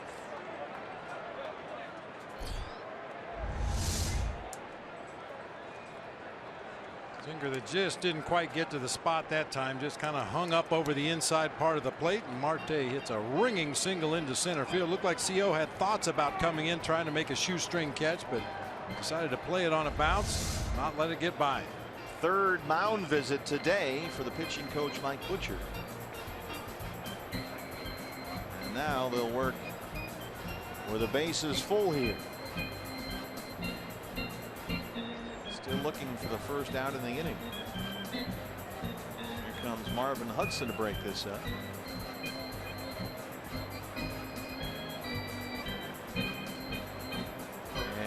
The scheduled hitter is Jason Rogers, who had a 2-run triple an inning ago, but Rogers has been recalled.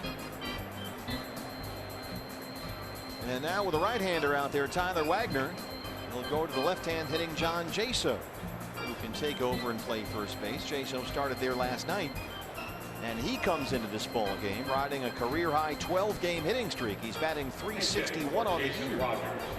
We're seeing moves from both managers that you normally don't see until later in the ball game. We're only in the 4th inning.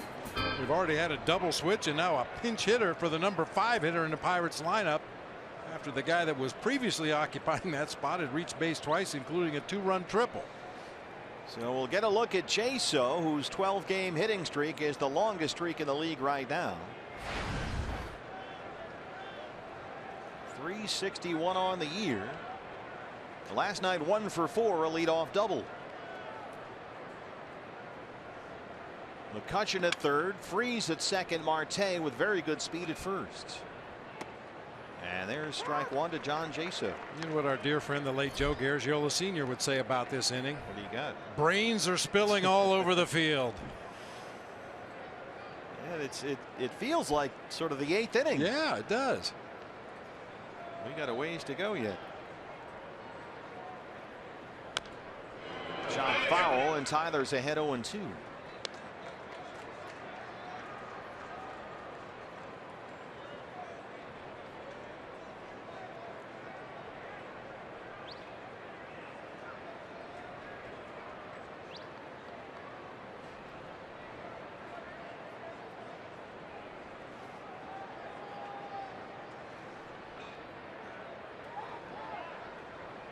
Late time granted.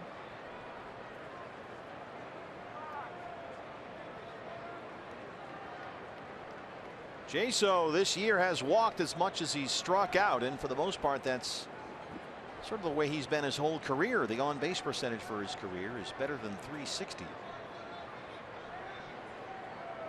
And right now riding that 12-game hit streak.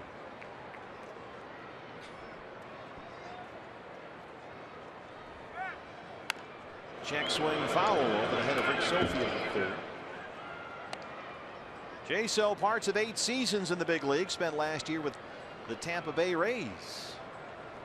He's a guy who came up as a catcher, transitioned to a corner outfielder. Last year in Tampa Bay was mostly a DH.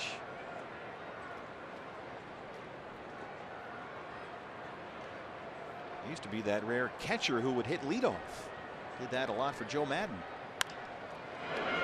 Goldie at first, coming home, high throw, and he throws it over the head of Castillo as McCutchen scores to make it 5-4 Pirates. A rough day defensively for America's first baseman. He's already had 1 error in the ballgame.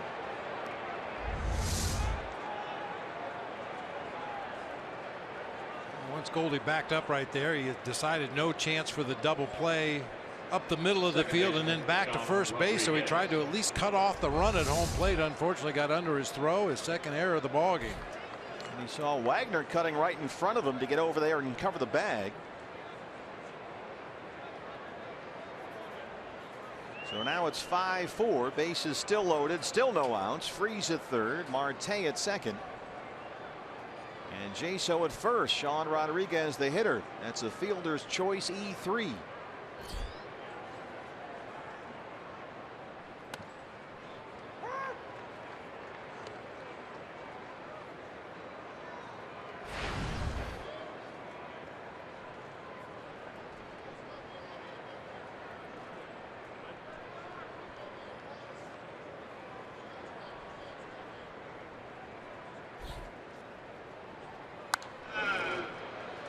You come to the ballpark every day hoping to see something you've never seen before. We didn't necessarily want to see this, but that's the first time in his career Goldie's ever had 2 errors in the same game.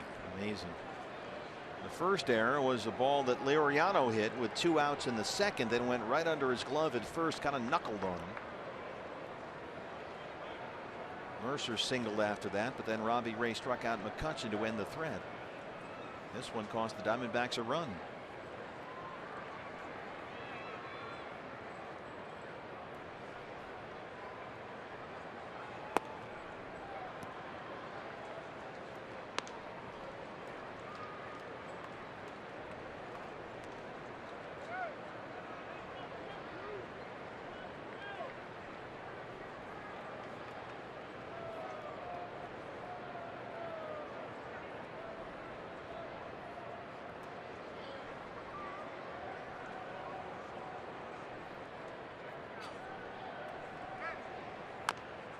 Check swing on the 1-2 pitch. It stays fair, and they get the force on Freese at home. A quick shovel pass there from Tyler Wagner, and they cut down the lead man at the plate.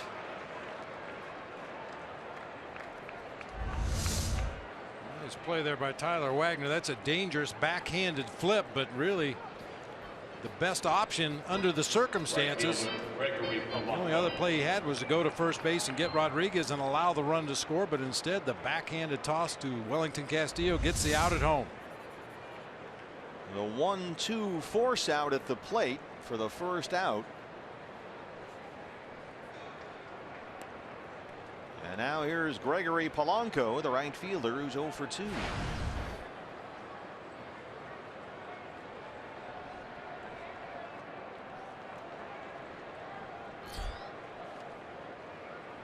Polanco 2 for 10 in the series. He homered here Friday.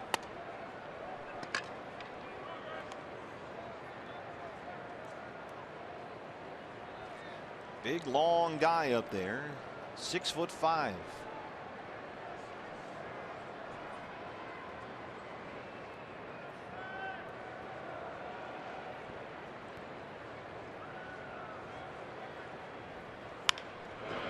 That is a base hit by a diving Brandon Drury. Marte scores. They wave Jaso no throw, and the Pirates pad their lead. 2-run single for Gregory Polanco.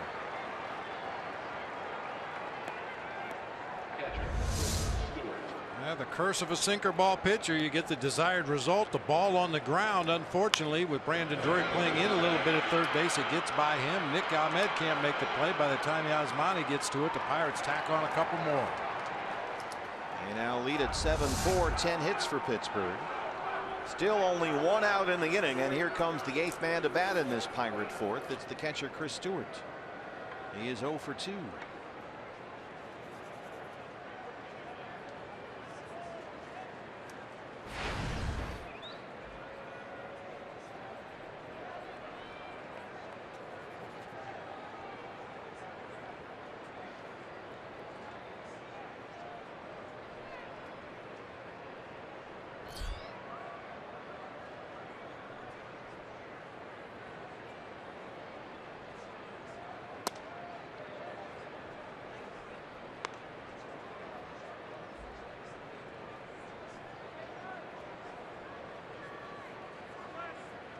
Rodriguez, the runner at second, Polanco at first.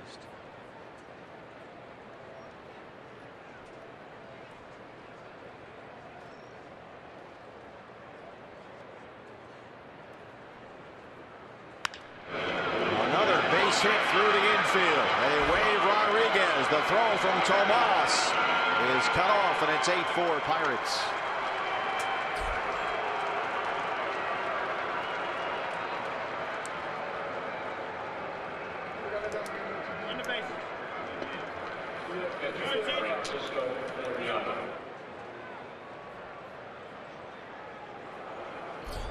A 5-run Pittsburgh fourth. Well, this continues a trend I mentioned last night, and I'm not quite sure what to take from these numbers, but in the second, third, and fourth inning of ball games this year, the Diamondbacks have given up more runs than any team in baseball. Their ERA in those 3 innings is over 7. The rest of the ball game, it's 288.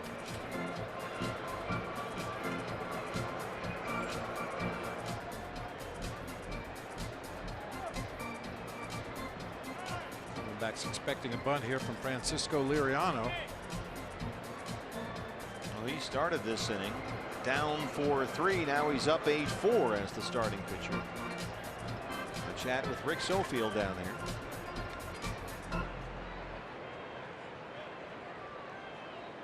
It looked like Clint Hurdle was telling his third base coach to then relay it on to Francisco Liriano. If the Diamondbacks run a wheel play, go ahead and swing the bat. If Liriano senses that Brandon Drury is going to charge hard from third base, he's supposed to pull the bat back and swing away. Polanco at second, Stewart the catcher at first. Goldie and Drury in on the grass, first and third respectively. And Liriano does bunt at third base side, foul.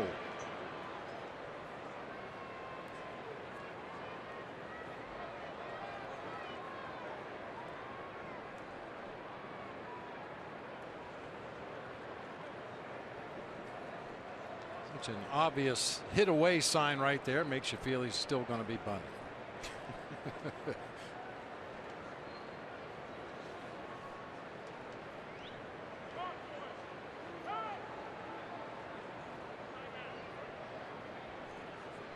Well, Tyler Wagner has come in here and given you the ground balls you're looking for. They've just snuck through some holes. And the Goldie error certainly looms large earlier in this inning.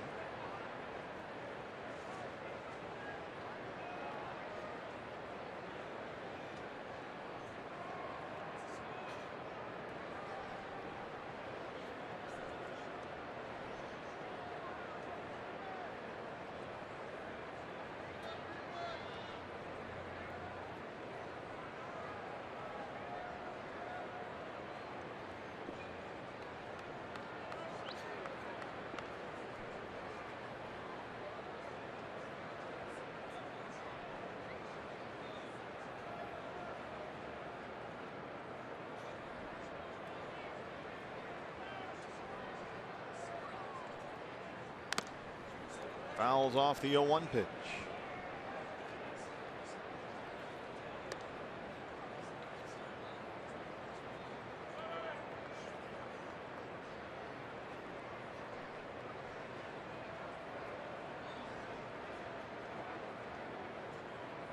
Boy, that big hole in the left side of the infield really scares me right now. Liriano figures to hit a sinker that direction should Wagner throw a sinker. There's a lot of room on that left side. Ahmed behind the runner at second. Liriano strikes out. 2 down. And Mercer, who started off this inning with a single, will step up as the Pirates bat around here. 10th man to bat in the inning. Shortstop, Jordy Mercer.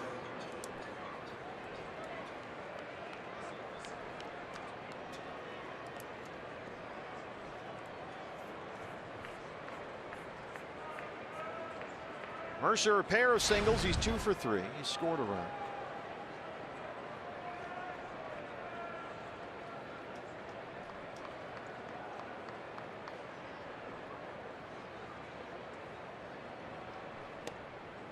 Strike 1.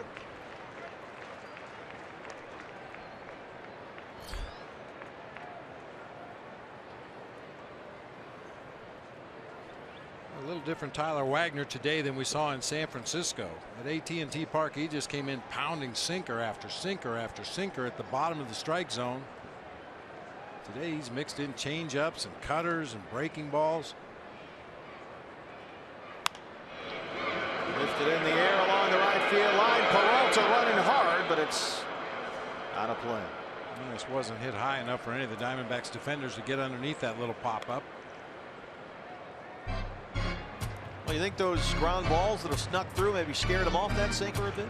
Yeah, maybe. And as you mentioned, Chris Herman was catching in San Francisco when Tyler Wagner had that 5-inning outing and did such a great job. Could be, you know, a little difference in the catchers. Obviously a different lineup.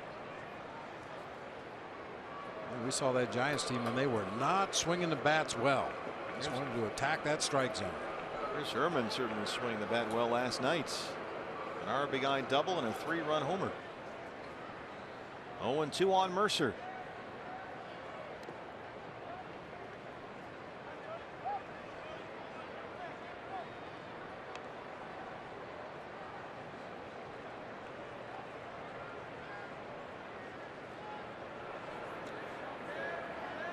Another good crowd here today at Chase Field. Roof and panels closed. A very well attended series, the start of a 10-game homestand. Cardinals in for the first of 4 tomorrow night. Zach Greinke on the mound. 1-2.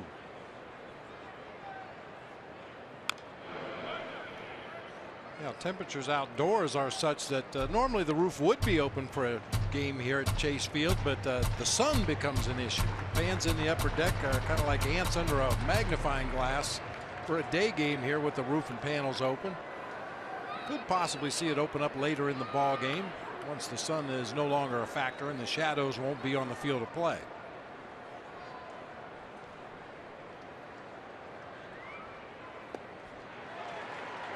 And Wagner strikes out Mercer, but the Pirates bat around. A 5-run Pittsburgh fourth has made it 8-4 Pirates.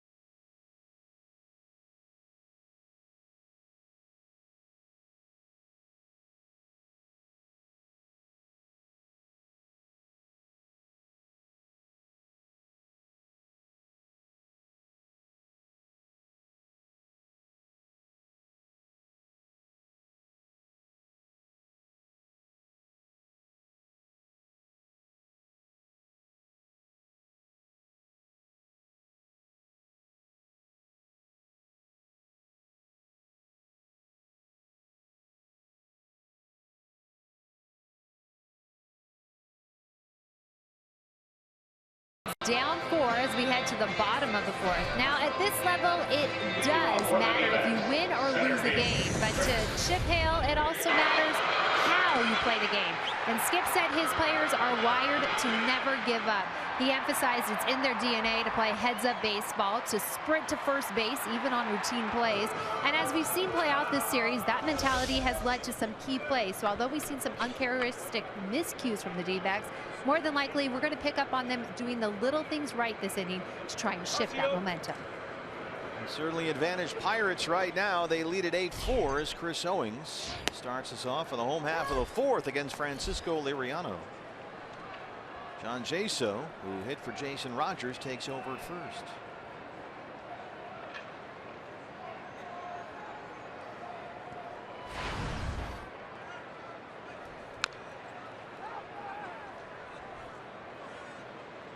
Well, Liriano is anything but a sure thing out there. His command has been very spotty this year.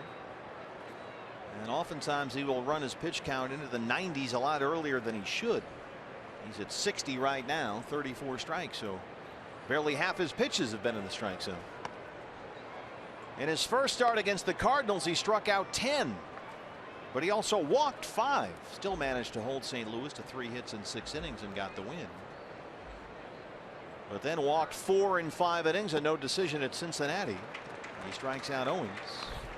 And in his last start, he walked 5 in less than 5 innings. That was a loss to the Padres Tuesday at Petco Park.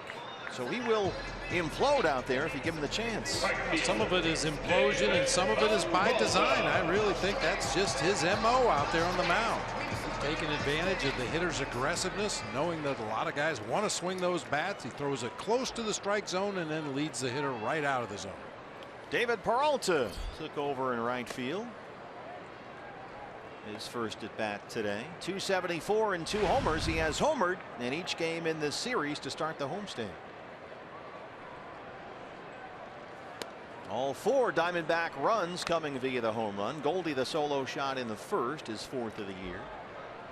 And Wellington Castillo on his birthday today, a 3-run homer in the 3rd, his 6th.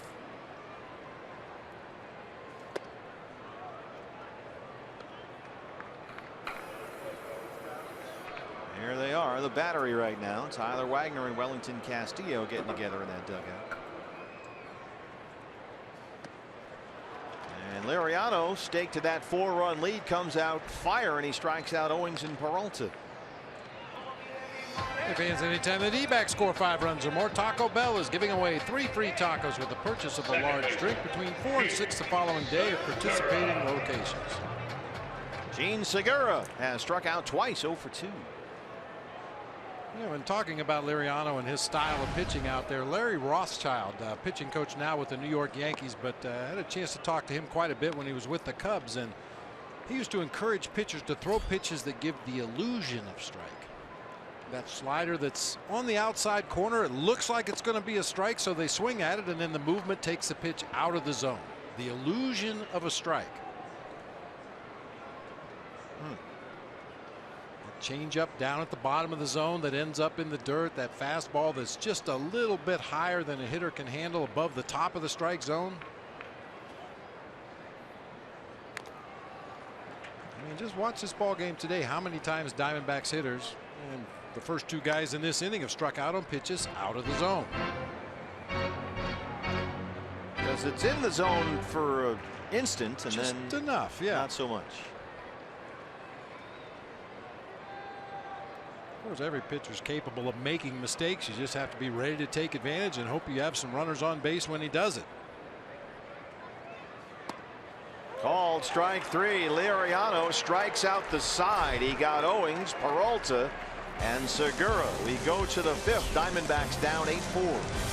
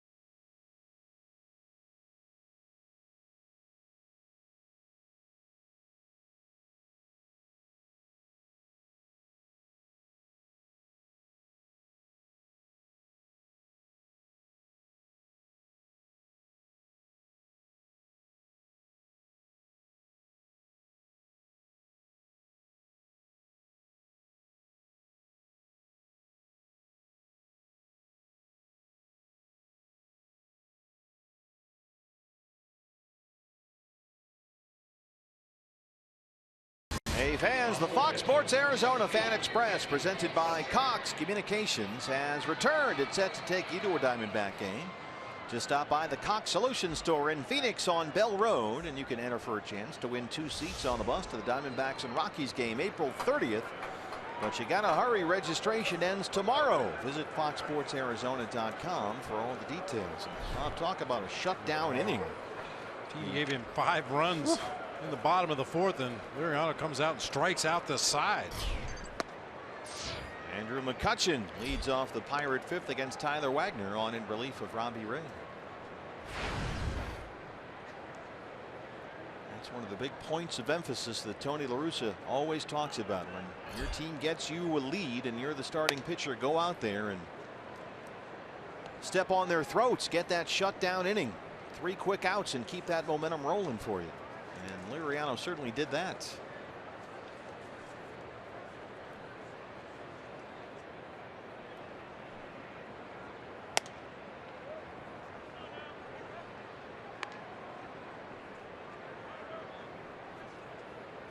Tyler Wagner has been a starting pitcher throughout his minor league career. He was in the Milwaukee system up until this offseason. Acquired from the Brewers in the Gene Segura deal. But so far in his big league career, he has been the long man, and they've needed him. So when you put him out there, he's used to being a starting pitcher. So 4 or 5 innings is no big deal. Trying to give that bullpen a break in games like this. Keep it close. Give your team a chance to come back. That's the mission here again.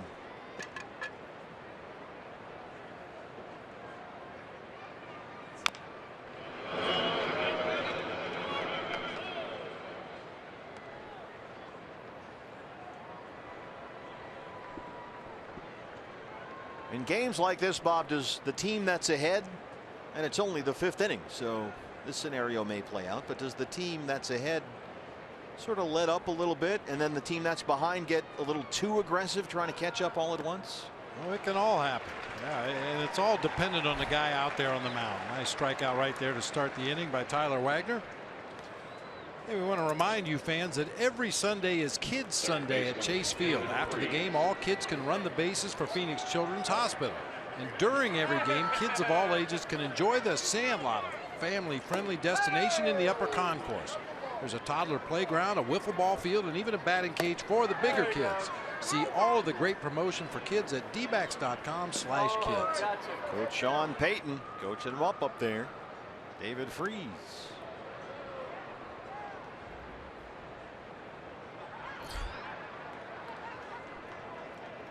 Oftentimes you see teams get big leads like this after big innings, and then they have only 2 or 3 hits the rest of the way.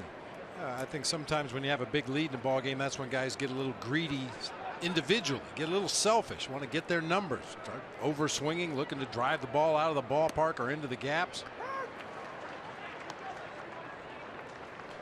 Well, Clint Hurdle's team's rolling. They lead the major leagues in batting average and hits. Really on either side of the coin, ahead by 4, down by 4 in the 5th inning. You just want to continue to put together good at bats, stick with the program.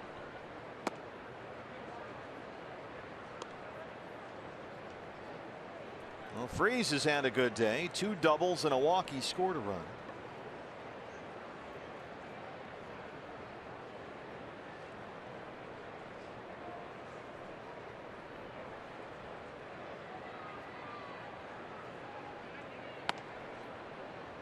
Still talking about that postseason he had for Tony La Russa's Cardinals 5 years ago when he was the MVP in the NLCS and the World Series. Hit .545 in that National League Championship Series, including 3 home runs against Milwaukee, and they won the pennant. And then he had that big World Series against the Texas Rangers. He did not go. Bill Welke down there. It's a walk to Freese. Remember, Freese hit that walk-off homer in Game 6 at Busch Stadium in the 11th inning. And then the Cardinals won Game 7 against the Rangers.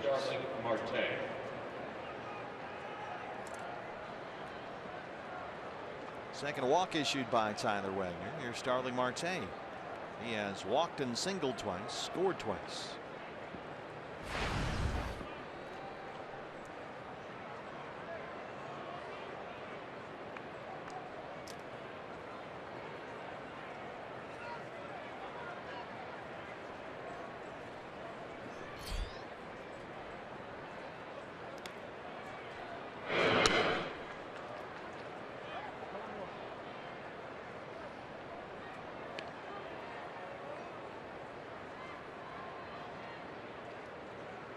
Wellington Castillo almost always throws a pickoff attempt to first base when he picks a ball in the dirt. Base runners have been so trained to anticipate a pitch in the dirt, and when you see the trajectory headed down toward home plate, a lot of guys will take an extra step or two toward second base, and when Wellington picks it cleanly, he almost always snaps a throw down there to first. Well, oftentimes the runner down there can't see the ball, right? Yeah, I mean, that time, well, he just reached out on the backhand and picked it cleanly out of the dirt like a first baseman would pick a low throw down at first. And as I said, the base runner, your natural instinct when you see a ball in the dirt is to start to the next base.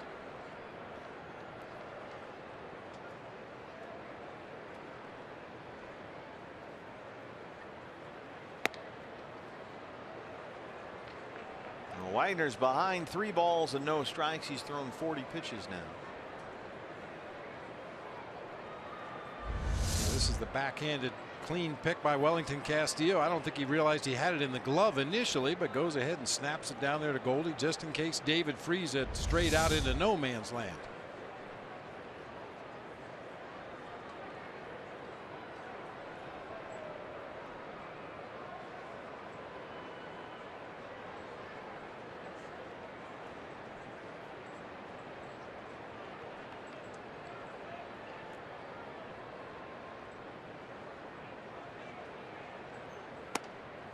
There's a strike, 3-1. Well, even though he took that pitch for a strike, I'm sure Starling Marte had the green light. Clint Hurdle is a former hitting coach. He likes to turn his guys loose 3-0.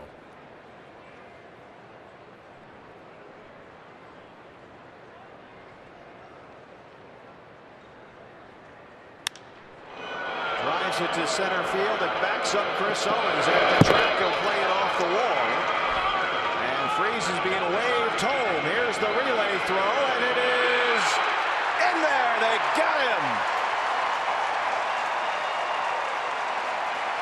Marte all the way around to third base, but the Diamondbacks execute that one nicely.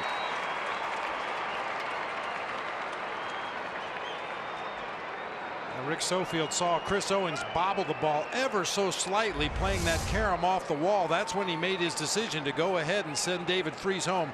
Perfect relay by Nick Ahmed. Look at that throw. True as it can be. One hop right to Wellington Castillo on the plate. Nice job. Was he blocking the plate?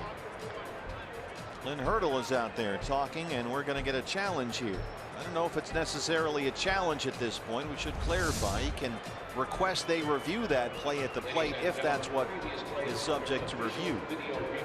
It's been scored a double, 8-6-2 on the putout, and Marte goes to third on the throw. Yeah, I think Wellington's left foot unfortunately might be chewing up too much of that third baseline. You have to give the runner a sliding lane to home plate. Give him an area of the plate he can go to. I'm not so sure Wellington did it that time. See Bill Welke, the first base umpire, making the call right there. The umpires had rotated around, and Welke, the first base ump, was responsible for that call at home plate. Now, part of the language of the replay system means that managers do have to use a challenge if they want to review something under Rule 713, which is the Buster Posey collision rule.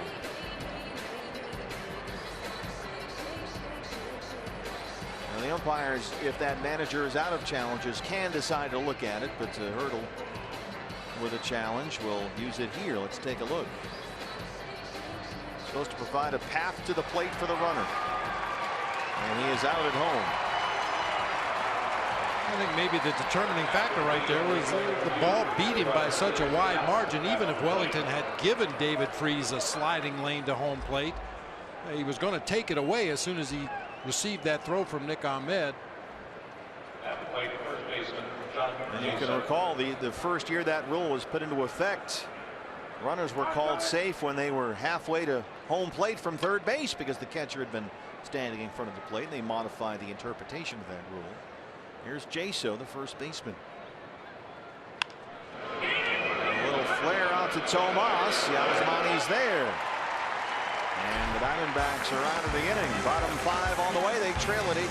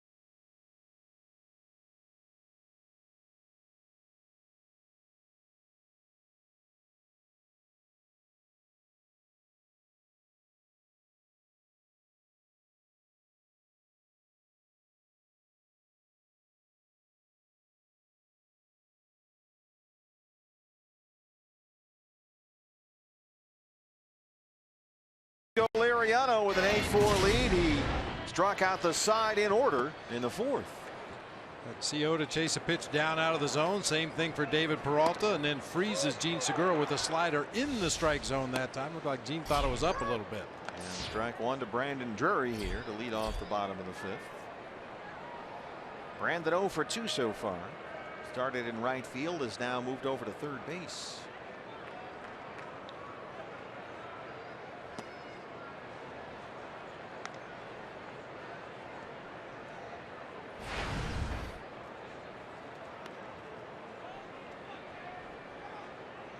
Brandon 262 on the year now. Had a pair of singles and an RBI. He started Friday's game at third.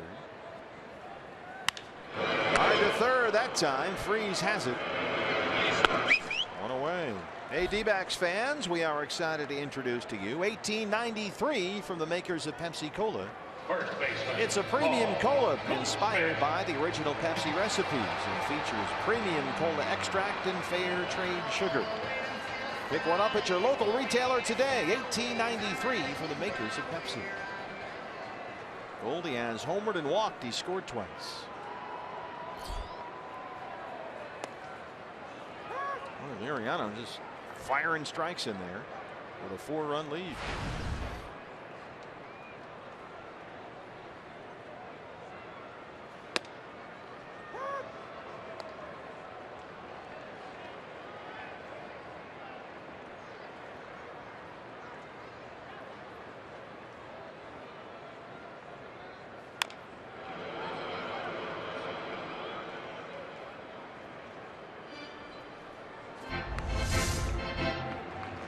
Grimace from Goldie that time.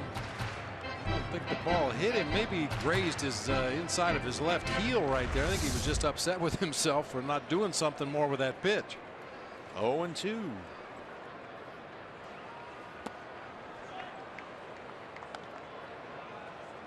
And Goldenly kind of pulling himself up at the plate lately after the batting average dipped as low as 200 when we were in San Diego in the last road trip.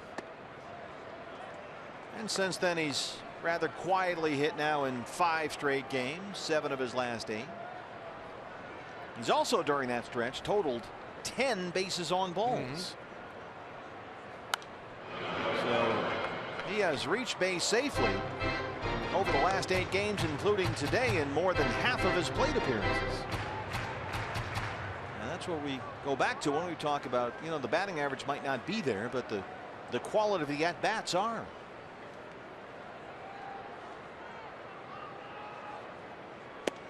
Waves at that one though. 6 strikeouts for Liriano. He has now set down 6 in a row.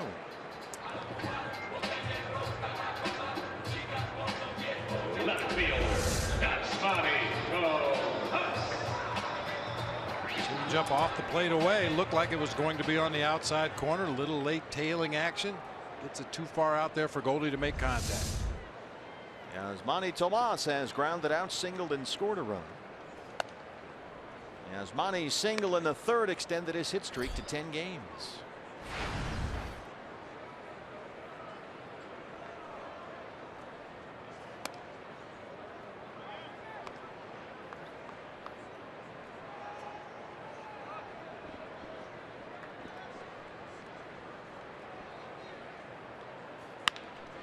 Right to Freeze. Francisco Liriano has set down 7 straight. 6th inning on the way. Diamondbacks trail it by 4.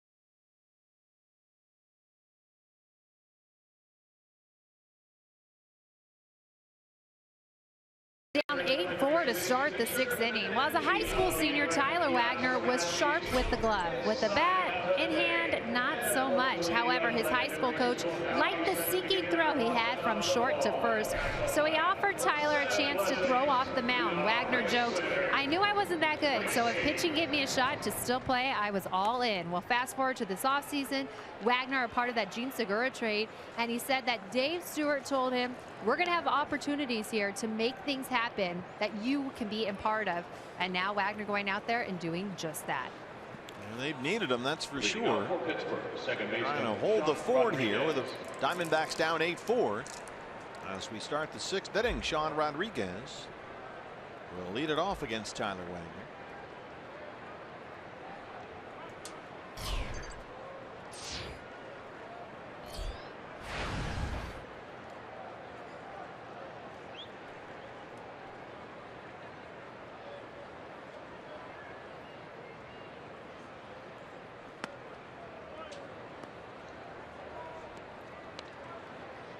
Ball 1.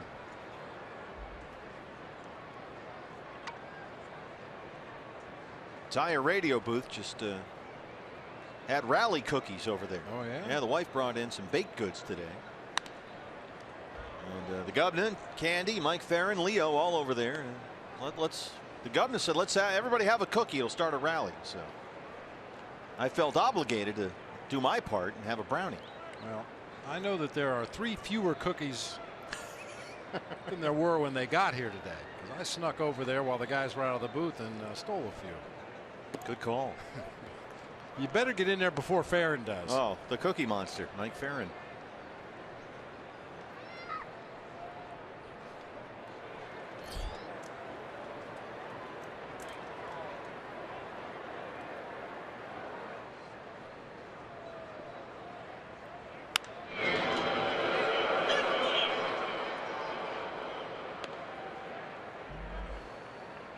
Two and two.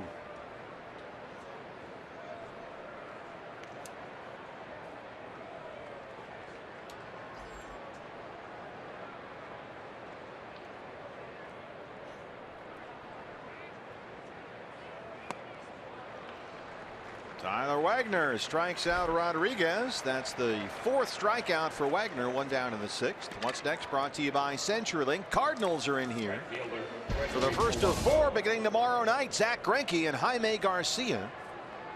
Diamondback Live pregame show comes your way at 6 o'clock. Tuesday's game is on Fox Sports 1 fans, so adjust accordingly. And then Patrick Corbin and Adam Wainwright Wednesday. How about that one? Ruby De La Rosa and Waka Waka Thursday. Boy, all those pitching matchups have a chance to be something special. Yeah. Gregory Polanco. Well, it's nice to know, actually, good point, BB, that the Diamondbacks can now put together a pitching staff that can go head to head with a group that's considered among the best in the league. Mm-hmm. That says a lot about the changes that have been made here. Cardinals right now are in San Diego, tied up with the Padres 3-3 in the 5th inning. Mike Leake starting that game. He's had a tough start. Dodgers beating up the Rockies. It's now 7-5 in the 6th inning at Coors Field. Giants and Marlins tied 4-4 in the 7th at AT&T Park. 1-2 on Polanco. As you mentioned, the Cardinals tied up with the Padres 3-3 in the 5th inning. Going into play today, the Cardinals only 1 game over 500 at 9-8.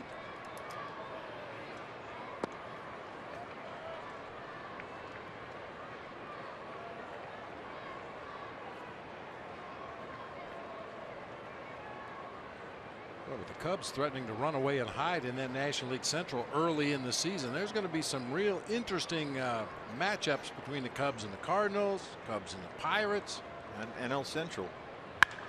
Polanco drives one to left center. And one hops the wall. He's got it.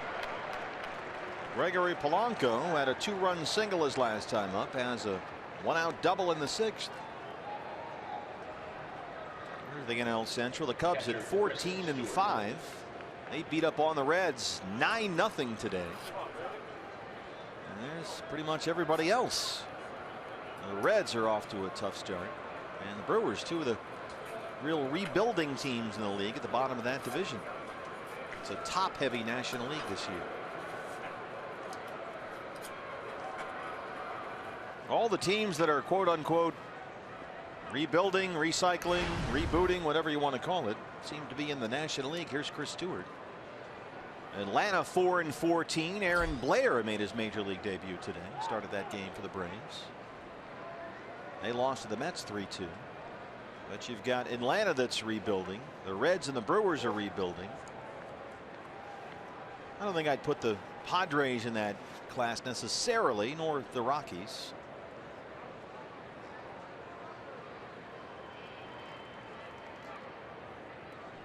Phone rings in the Diamondback bullpen for Garvin Alston, and Stewart fouls that one out. And Tyler Wagner over 50 pitches now.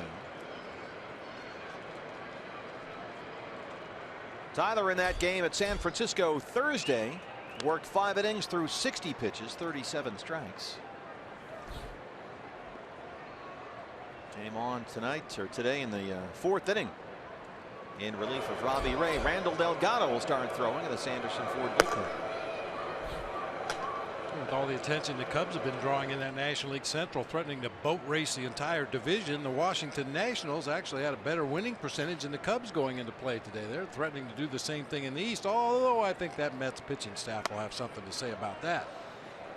Yeah, Dusty Baker has the Nationals off to a 13-4 start. They're still playing right now, actually, with the Twins at Nats Park, 4-4 in the 13th inning of that ball game.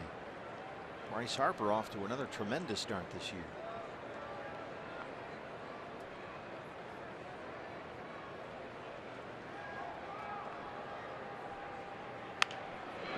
That is a foul ball down the left field line.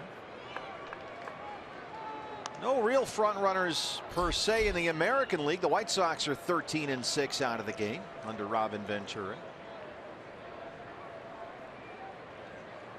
Kansas City right behind in the AL Central at 12-6, but everyone else pretty much bunched up.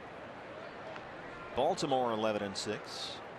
Orioles are 7-1 at home this year under Buck Showalter. Mark Trumbo's off to a good start for Baltimore.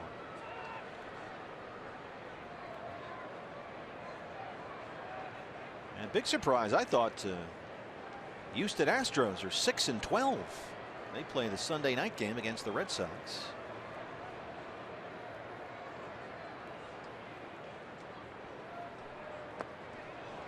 Tyler Wagner strikes out Stewart. That's 5 strikeouts now for Tyler. 2 down in the 6th, and the pitcher Liriano will take the at bat. Pitcher Francisco Liriano. Change up grip. You see the middle and ring finger involved there. Taking some of the velocity off that pitch, gets a little more movement down in the dirt. Stewart swings right over the top. Same arm angle, same arm speed as the fastball, but the grip that he had right there, throwing off his middle and ring finger instead of his index and middle finger, takes enough velocity off to make that an effective pitch. Liriano swinging for the downs. Pitcher's spot in the Diamondback order is 6th right now, and that would be due up 2nd in the home half of this inning. So Randall Delgado is up. This figures to be Tyler's last hitter this afternoon.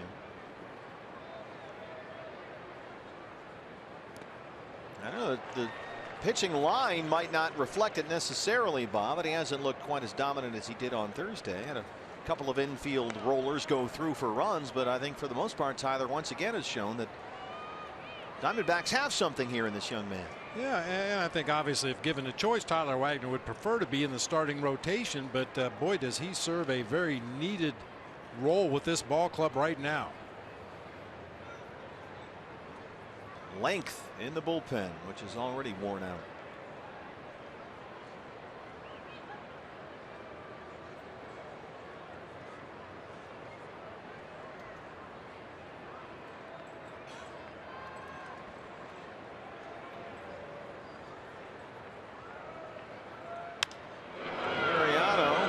Chases that one, knocks it out to Tomas, and Tyler Wagner strands the 1-out double. Bottom 6 coming up. Diamondbacks down 8-4.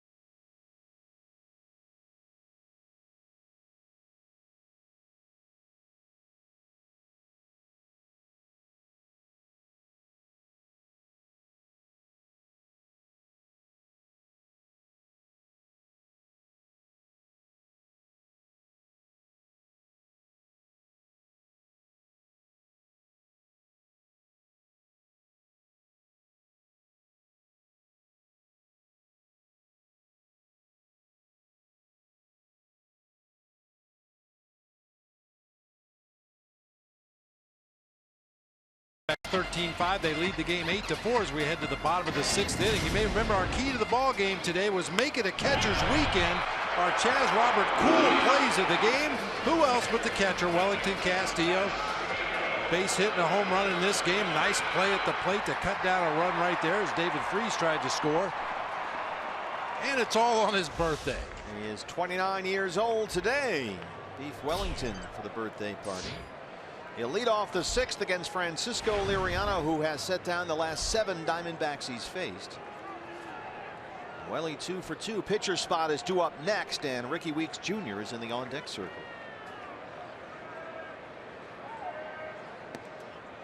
Pirates shade the second baseman Rodriguez on the shortstop side of the bag. He's over there with Jordy Mercer and David Freese.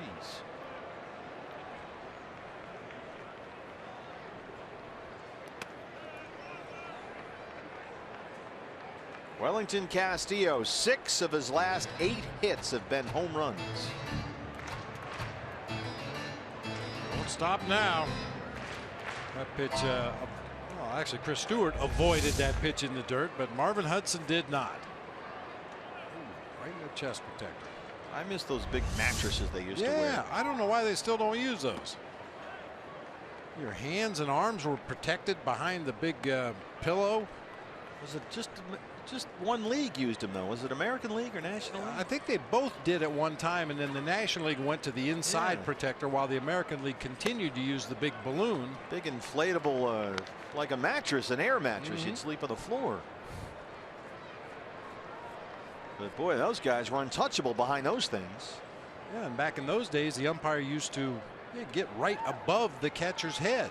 He used to be able to stand right behind him. Now they get to one side or the other and try to get an angle, and can't always see the other corner of the plate.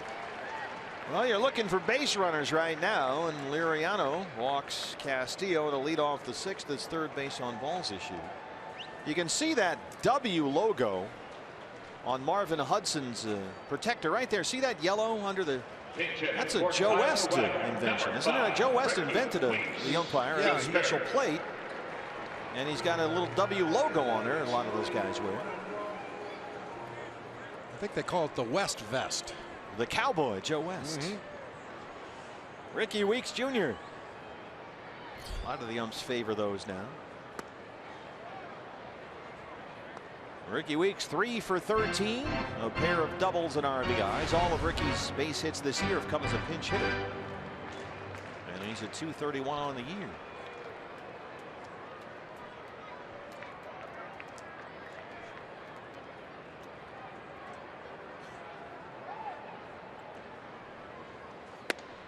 You know who knows about this, and he's talked about it, down 0-2 now, is Chip Hale. I know what Ricky Weeks is going through and the way he prepares and gets himself ready for these at-bats, because when I was playing, I was that guy. I was the guy that came in late and only got to pinch hit pretty much. So he says he keeps a close eye on Ricky, the way he goes about his business, because that's what Chip used to do for his routine in the Twins dugout back in the day with Tom Kelly. He understands that it's a tough job.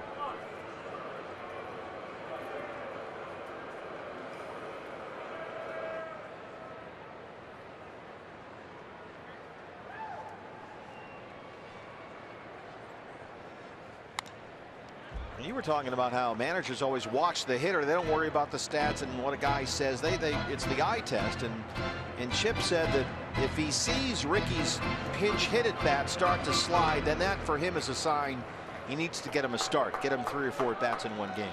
Does that make sense? Oh yeah, absolutely. You know, Ricky, as you said, works extremely hard in the cage, in batting practice every day, in the hopes of getting that pinch hit at bat in a ball game. Sends this out to Polanco in right field.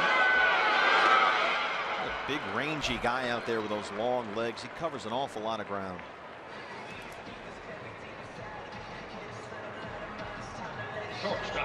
As you said, they got a relay team out there playing the outfield. They need one in their home ballpark, especially the center fielder and left fielder. A lot of room to cover out in that gap in left center at PNC. Nick Ahmed now. You got Polanco in right, McCutcheon in center, and Marte in left. Nick has walked and lined out to center. He's 0 for 1. Diamondbacks trying to win their 3rd straight series. They have won 8 of their last 12 games, but they trail this one 8-4, the rubber game.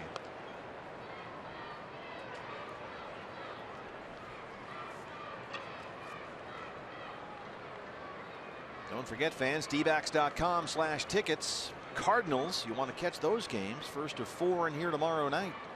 Zach Greinke against Jaime Garcia. And then the Rockies come in for 3 next weekend to close out the homestand. There's Zach Greinke. Boy, did he look good in San Francisco his last time out. That was fun against Mad Bum. So he's matched up with another lefty in Jaime Garcia tomorrow night. That's 3 lefties in 4 games that the Diamondbacks will face. It doesn't happen very often over the course of the season where you see that many lefties in a string of 4 games.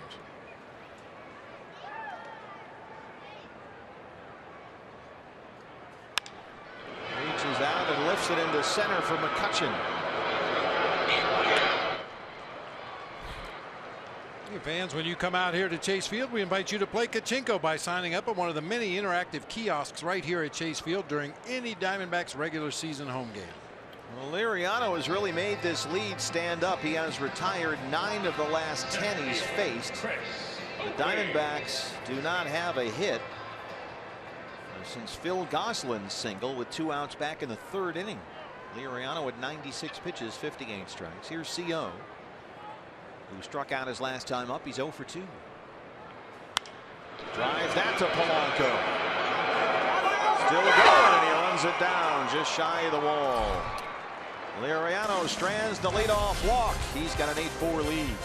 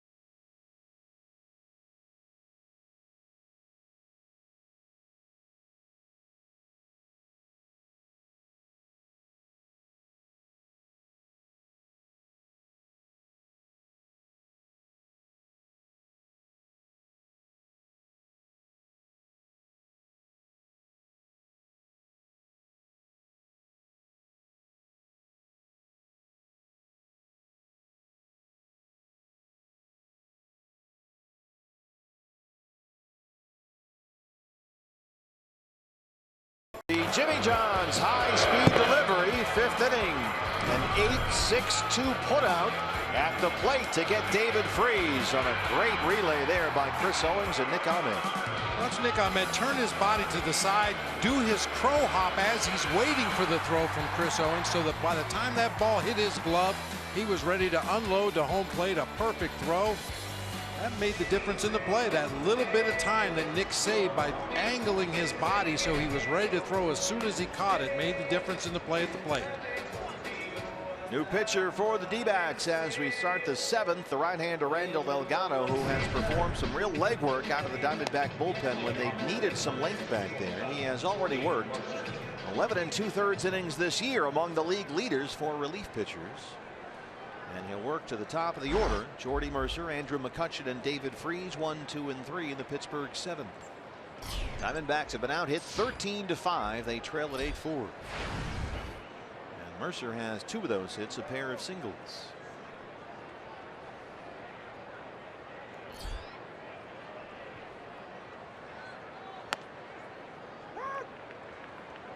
Ryan Vogelsong, a former Giant who was beaten out for a rotation spot in spring training this year for the Pirates, and has started warming up in their bullpen.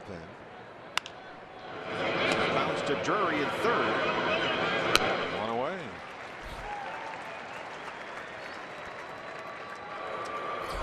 Here's Ryan Vogelsong, Giants postseason hero back in 2012. He was outstanding for their playoff run that year. Mark Melancon, the closer, warming up on the left. Andrew McCutchen has singled and struck out 3 times, 1 for 4.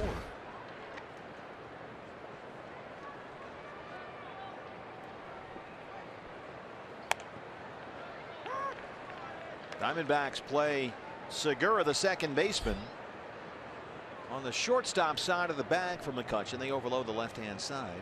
More of a shade than a shift, if you will.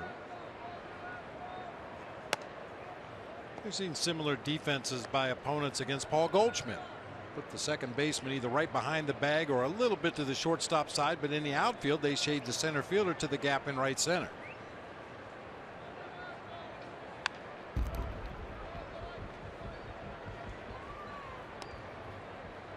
What's the reason for that exactly? Spray charts, past history. Where has McCutchen hit the ball against us in the past? Where's he hit the ball against Randall Delgado? And according to what the Diamondbacks have gathered on Andrew McCutchen, this is the best way to position your defense. A lot of that defensive positioning, the Pirates are at the forefront of this as well, really is, I guess, based on batter-pitcher matchup. You can play one guy one way against one pitcher, but another way against another pitcher.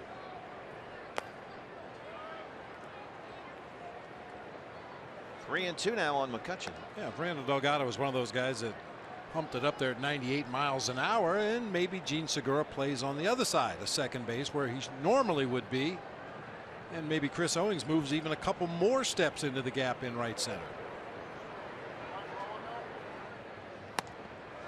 Randall cranks it up to 94 and strikes out McCutchen. 2 down in the 7th.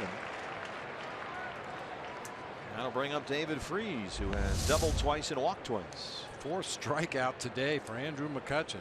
Third baseman David I mean, a lot of them have been good pitches right in the middle of the plate. He's just had some fastballs blown right by him today. Had some issues with the Robbie Ray slider early in the game. He is 2 for 13 in the series with 2 singles, Andrew McCutchen. 0-1 on Freese.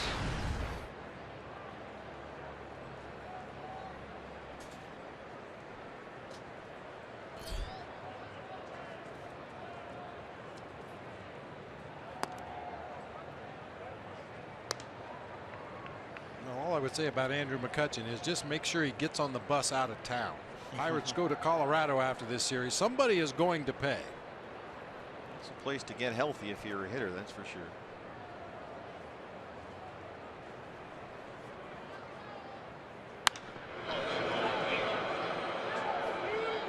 Dr. Van Nostrum got up quickly down there. David Van Ness, our Golden Glover, down the right field line. There's the doctor. Mark Mayday Hicks manning the corner and left.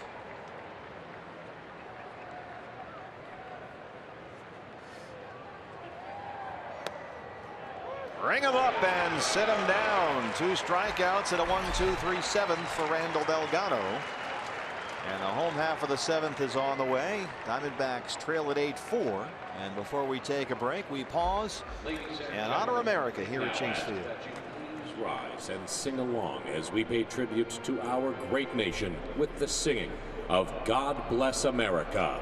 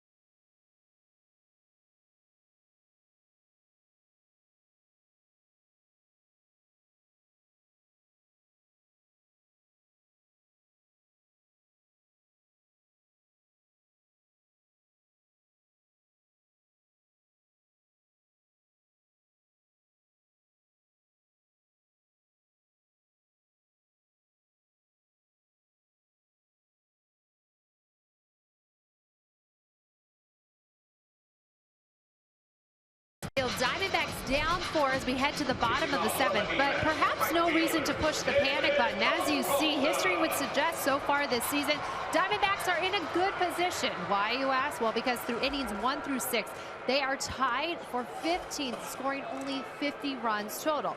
Now look at these later innings. We told you the team battles back. Well, innings 7 through 9, or going into extra innings, the team has managed to score 37 runs. That is 3rd in the league. So let's see if that plays out right about now, guys.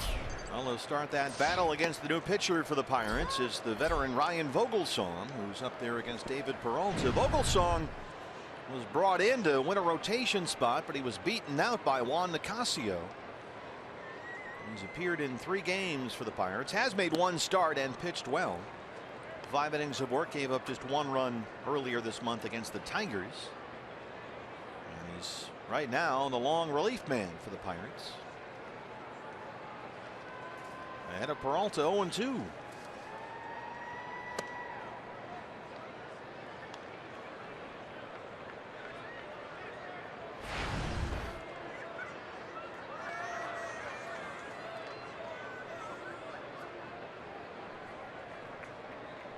David with 3 hits in the series, all for extra bases, including 2 home runs. Getting late here. D-backs have been out hit 13-5 and trail at 8-4.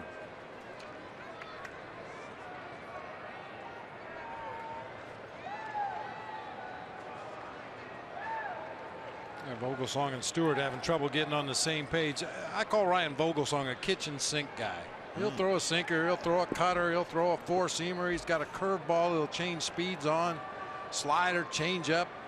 Yeah, depending on the hitter and his strengths and weaknesses, Vogelsong will throw the appropriate pitch. He was a key guy for the Giants in that 2012 World Series run where he had that 2-seam sinking fastball. Just devastating for a while.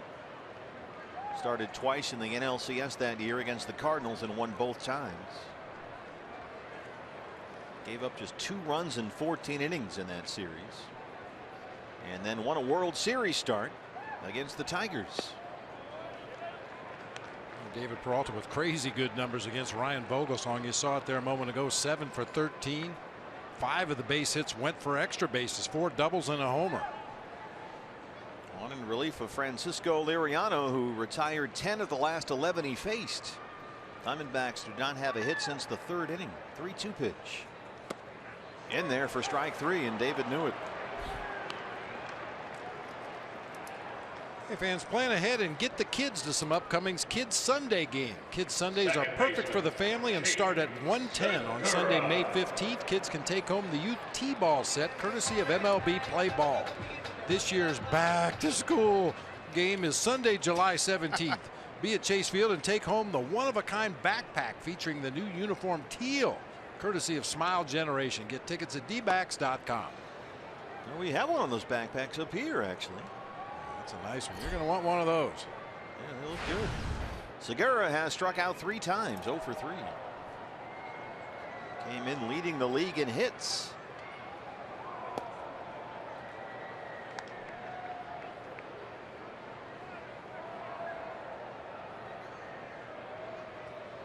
Ryan Vogelsong last year. 33 appearances with the Giants, made 22 starts and a 9-11 record, an ERA just over 4.5.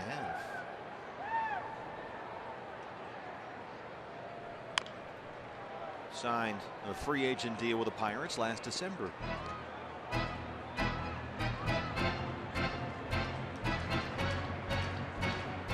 Still not convinced about the back end of that Giant rotation there, BB, with Matt Cain and Jake Peavy. They're trailing right now against the Marlins 5-4 in the 8th inning at San Francisco. I think they got some rotation questions that need to be answered. Over the long haul, a couple of veterans in the back end that they're counting on. Well, in the early going, Mad Bum hasn't been the typical Madison Bumgarner we're used to seeing, and that really amplifies those guys at the bottom struggling, Matt Cain and Jake Peavy. And Chris Heston was their depth, as it were, but he's in the minor leagues right now. 2-2.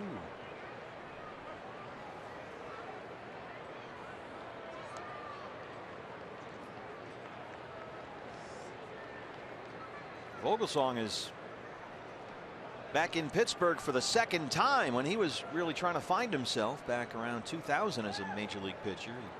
And washed out with the Giants and really struggled with the Pirates. Went 6-13 in 04.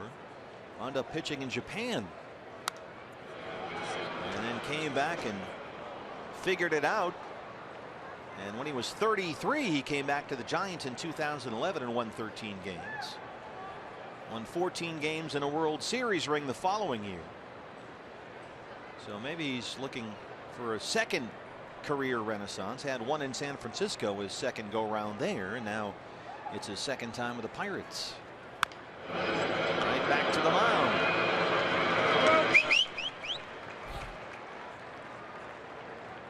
Can you have a second wind?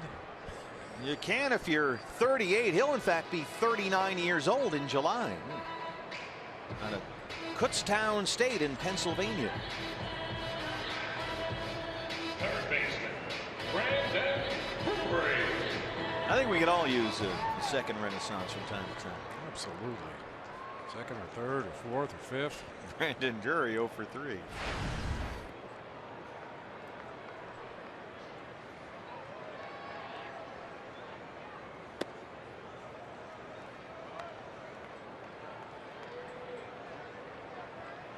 And Vogelsong will be 39 in July.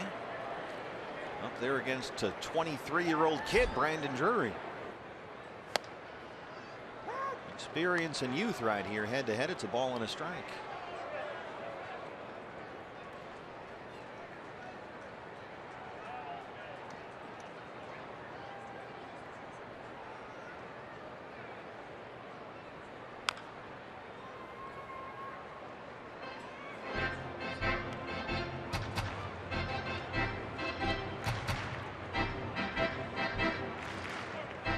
Dodgers still lead the Rockies 7-5, 7th inning at Coors Field. Cardinals and Padres 5-5 in the 6th at Petco Park.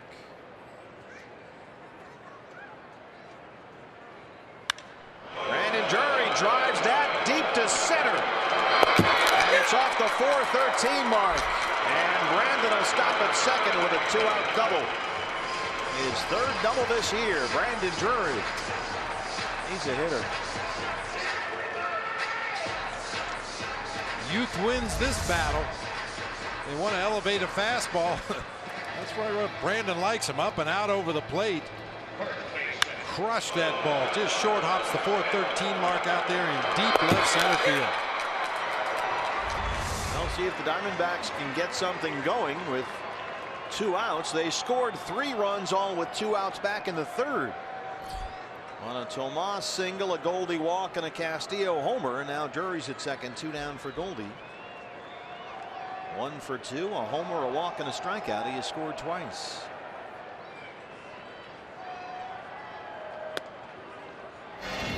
This was Goldie in the 1st.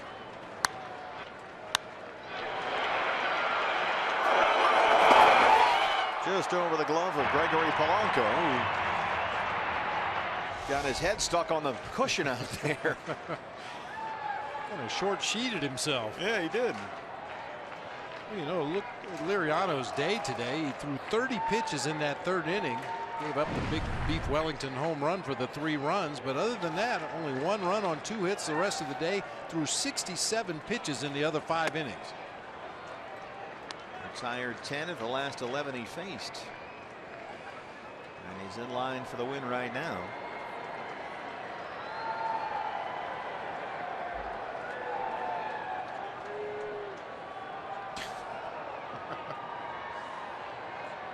I think that was a Cheesehead Goldie sign somebody made out there.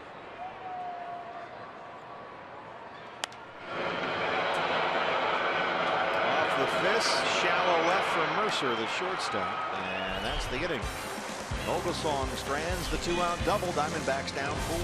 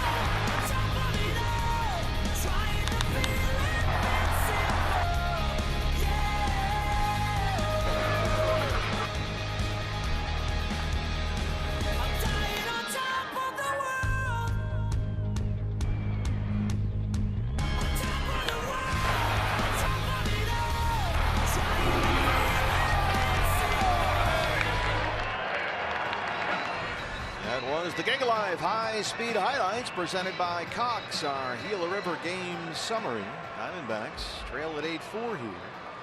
Pirates put up 3 in the third and 5 in the fourth. And on his 29th birthday, Wellington Castillo has been most of the offense, a 3-run homer in the third after the Goldie solo shot in the first. That's been all the Diamondbacks scoring so far. And now Starling Marte leads off the Pirate 8th against Randall Delgado. Marte's had a good day. He has walked, singled twice, and doubled. 3 for 3. He scored 2 runs. He was already a .330 career hitter against the Diamondbacks, and he's been a pain in the neck here today.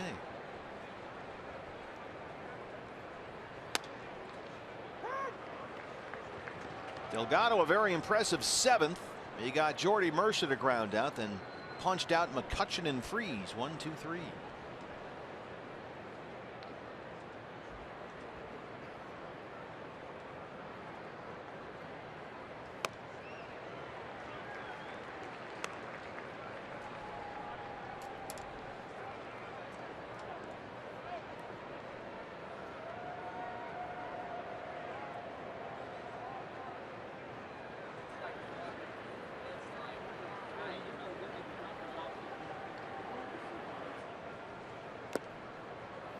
Marte's having one of those days that players call filling up the box score.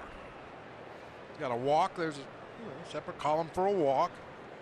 A couple of base hits. He scored twice. He drove in a run. He's hit a double. There's a separate column for that at the bottom of a box score.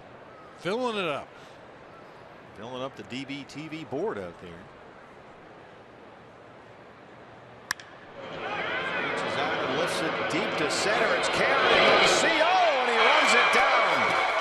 Closing speed there by Chris Owings. They talk about the first step with CO, and it's always good. Well, that time he was able to close on that baseball. Yeah, I think it was the closing speed that saved him that time. A little bit of a stutter step when that ball's first hit. It's right at him. He kind of freezes in his tracks and then just turns around and sprints to the warning track to make that catch. Boy, for a guy that had never been out there before, not even since high school, he's really done a good job. John Jaso.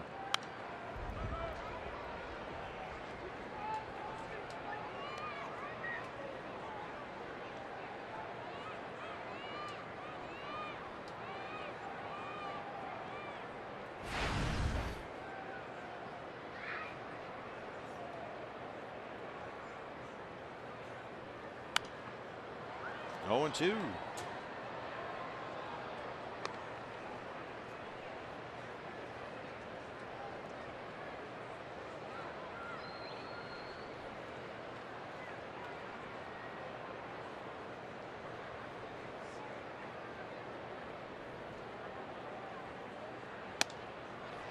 Randall Delgado has his 3rd strikeout. 5 up, 5 down for Randall.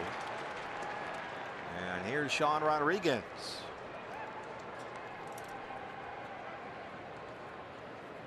Second baseman, Sean Rodriguez.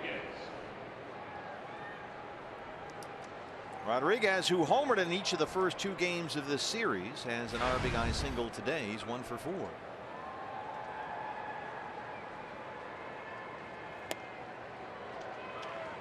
Randall's just rolling through these guys here.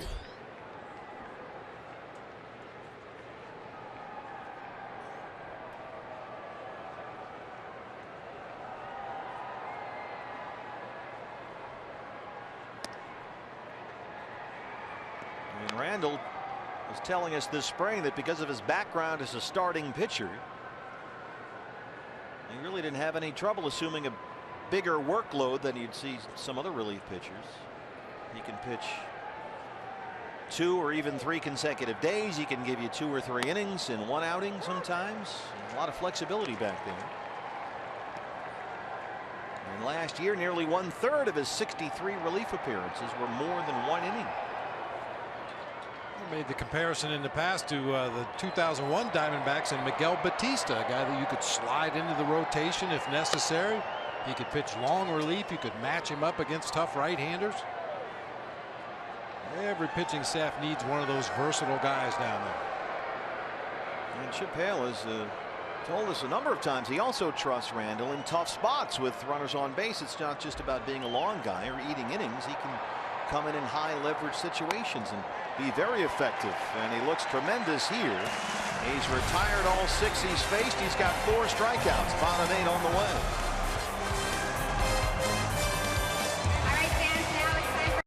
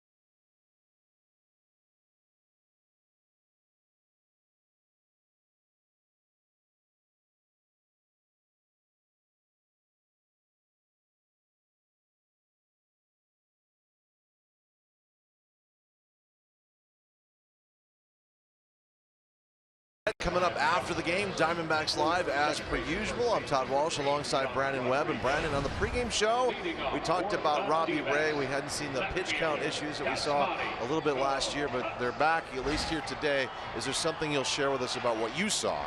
Yeah, I think so. There wasn't a whole lot, but nothing mechanical. Just wasn't hitting the spots, falling deep in the counts, and pitch count got away from him, got through 3 innings. All right, we'll take a closer look as per usual with more Diamondbacks Live right after this one is done. Steve, back to you. All right, Todd, thanks very much. Yasmani Tomas leads off the 8th inning against Ryan Vogelsong. A couple of defensive changes behind him for the Pirates. Sean Rodriguez moves over to first base, replacing John Jaso, who had replaced Jason Rogers. Rodriguez had been in there at second. Now it's Josh Harrison.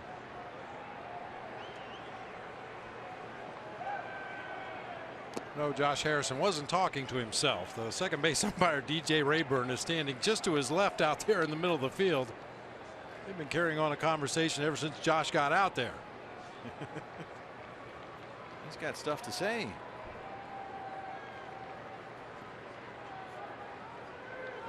Two and one on Tomas, who singled and scored in the 3rd. He's 1 for 3.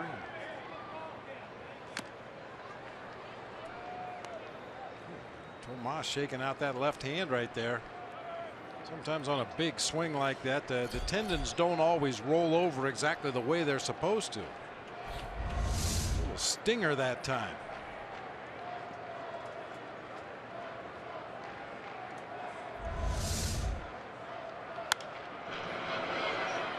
I believe the proper term is a subluxated tendon. I'll take your word for it, Doctor. And that is the genesis of the Jeffrey Leonard one flap down. The hack man. He had a subluxated tendon in his left hand that he just played through that entire 1987 season. With the subluxation. Yeah, and every time he'd hit a home run, he would run the bases with the one hand hanging down at his side, indicating that I did that basically with one hand. Just for emphasis, Tomas drives this out of here. Yatanke Yasmani Tomas. That's his 4th. And the Diamondbacks are back within 3. Are you hungry, Mr. Brenly? Always. Tacos tomorrow with the purchase of a large drink at participating locations. Thanks to Yasmani Tomas and that drive to the opposite field. He's got that opposite field power. He subluxated that one. Yeah, he did. Hello. Goldie and Yasmani both going to the opposite field with their home runs today. Wellington Castillo needed every bit of that foul pull down the left field line to keep his in play. Third Diamondback homer. 8-5 ball game now, and here is Beef Wellington, who was singled and homered on his 29th birthday. He walked his last time up, 2 for 2.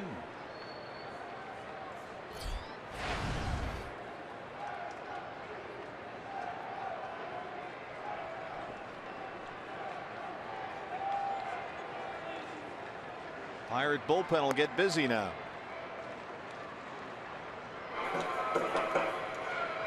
Tony Watson, the lefty, on the right. Mark Melancon, the righty, on the left.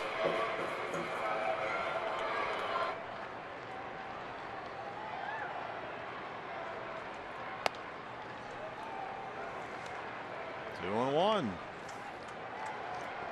Well, we saw this last night. Diamondbacks had a 5-run 8th inning. That was when all the magic happened. Led by Chris Herman's 3-run homer. The last 8 Diamondbacks runs have come via the homer. 2 and 2.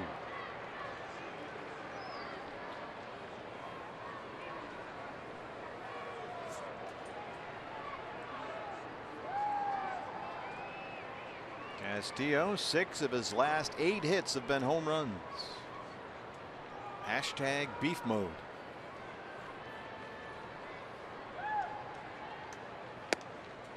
Ooh, 3 and 2.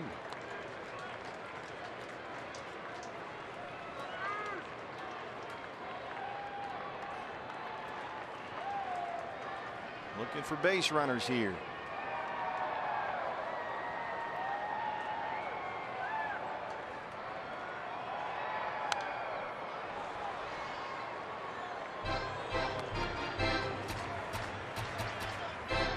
Different approach by Wellington Castillo since that first homestand of the year. He was trying to hit every ball up there in Friday's Front Row Sports Grill.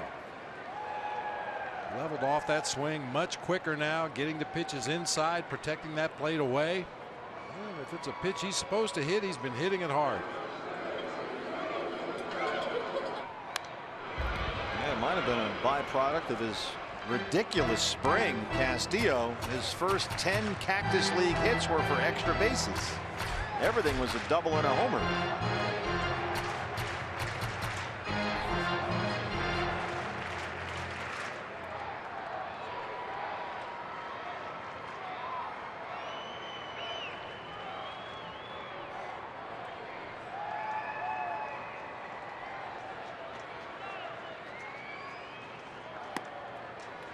There's a base runner, a home run, and a walk. Start the Diamondback 8th. Nice at bat there by Wellington Castillo. Got a good rip at the pitches he thought he could handle. Ends up taking a pitch out of the zone for a walk with nobody out. Now Jake Lamb will take the at bat. This is the pitcher's spot. 6th in the Diamondback order. Jake Lamb, 290 and 2 homers. Here comes a little mound visit now. Clint Hurdle going to go out there. He's got a left-hander ready, and Tony Watson in the bullpen, and he wants the baseball from Vogelsong. So Lamb is announced, and Watson is on his way in. Back in a moment.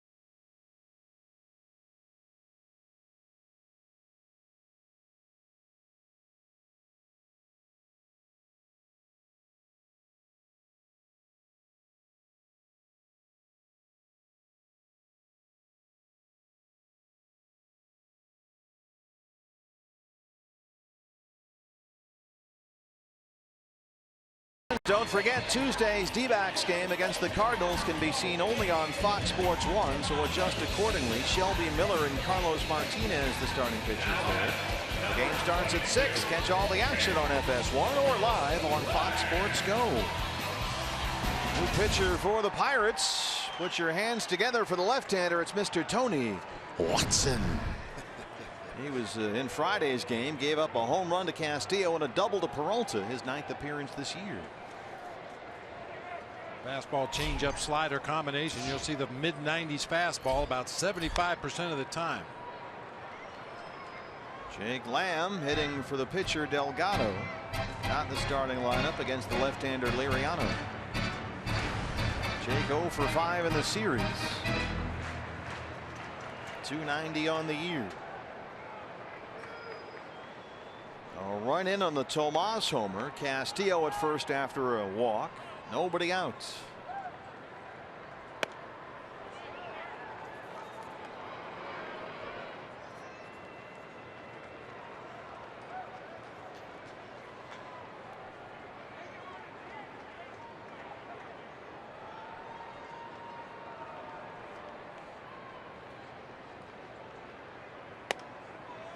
Two balls and one strike.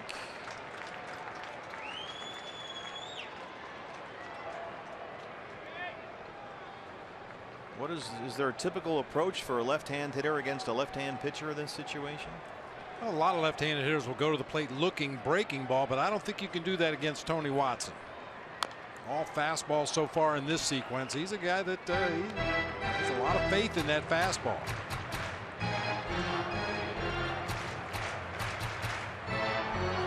So far trying to work Jake inside, nearly hit him with one of the deliveries. Watson has got an excellent track record. Last year, 77 appearances out of the Pirate bullpen, a 1.91 ERA. Castillo takes off, pitches a ball, and Wellington is in there. Down 3 runs in the 8th inning. The catcher takes off. They just weren't paying any attention to him at all over there. A high percentage play in this situation. They were actually playing behind him defensively. Chris Stewart couldn't see because of the left-handed batter in the box, and Wellington Castillo on his birthday gets a gift.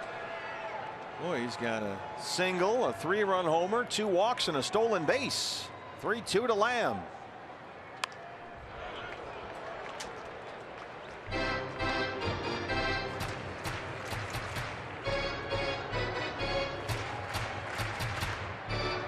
Regardless of what happens the rest of this inning, I think you'll see Jake Lamb stay in the ball game.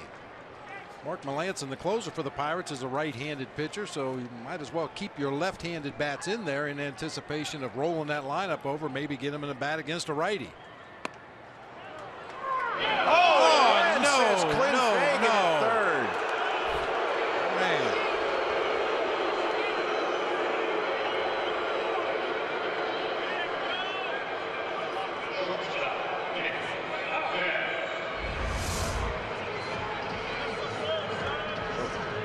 Barrel did dip down there a lot farther than I thought it did, but certainly no intention there. Jake Lamb trying to get out of the way of that inside fastball.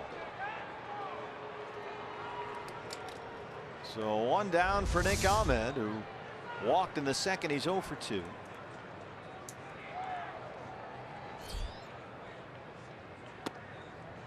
Strike 1.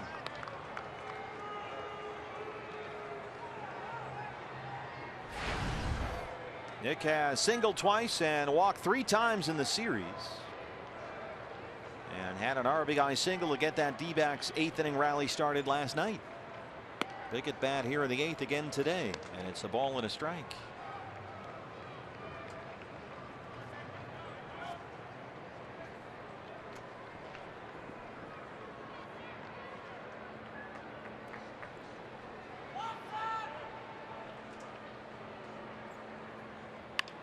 Trying to bunt for a base hit, and that ball will roll foul.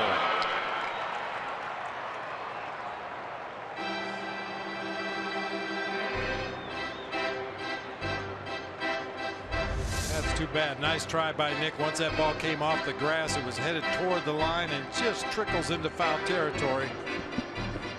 Now he's down a ball and 2 strikes.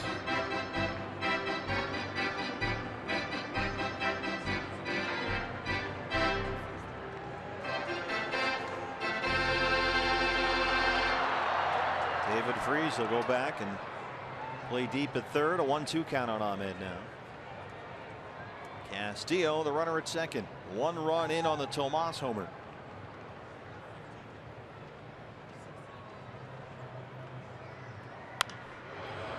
Lifted in the air along the right field line. Foul ground for Rodriguez. 2 outs.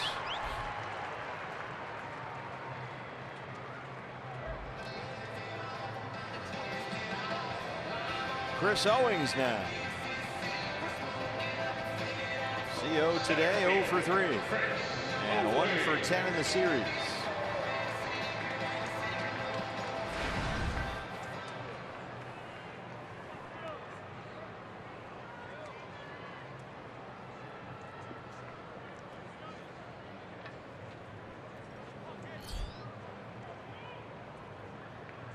Castillo at second after a walk and a stolen base.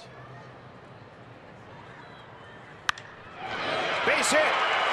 Here comes Beef, and a roll all the way to the wall. And Owings is on the run. CO is headed for third. He is in there.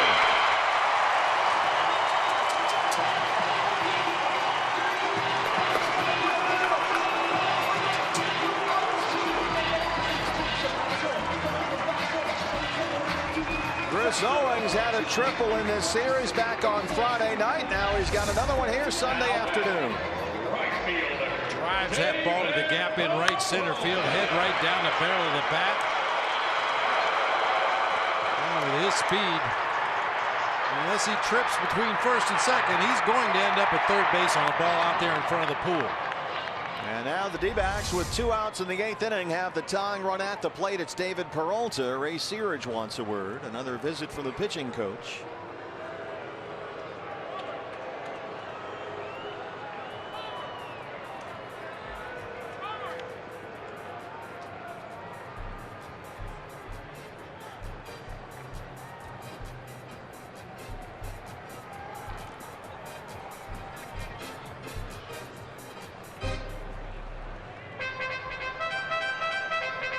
Lefty on lefty here. Owings at third, 2 down. Diamondbacks trail at 8-6. They've responded with 2 in this inning. A homer by Tomas, a walk to Castillo, and now the triple by Owings. Peralta has homered in every game in this series. Strike 1.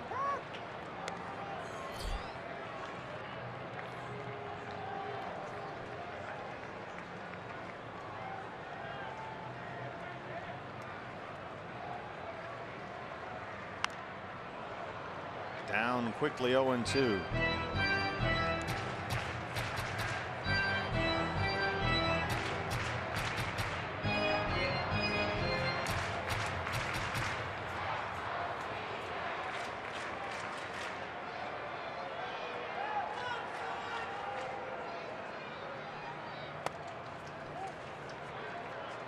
I'm really kind of surprised that the Pirates are playing David a step to pull in center field. Maybe more than a step, a few steps for Andrew McCutchen over toward the gap in right center. He's facing a left-handed pitcher. He's behind in the count. This is usually when you play the guy to hit it to the opposite field. A little squibber to shortstop. Mercer can't get it out of the glove, but he recovers and throws out Peralta. They strand Owings at third, but the Diamondbacks get 2 back. Tomas, his 4th of the year, and then Chris Owings, his 2nd triple. It's a 2-run ball game as we head to the 9th.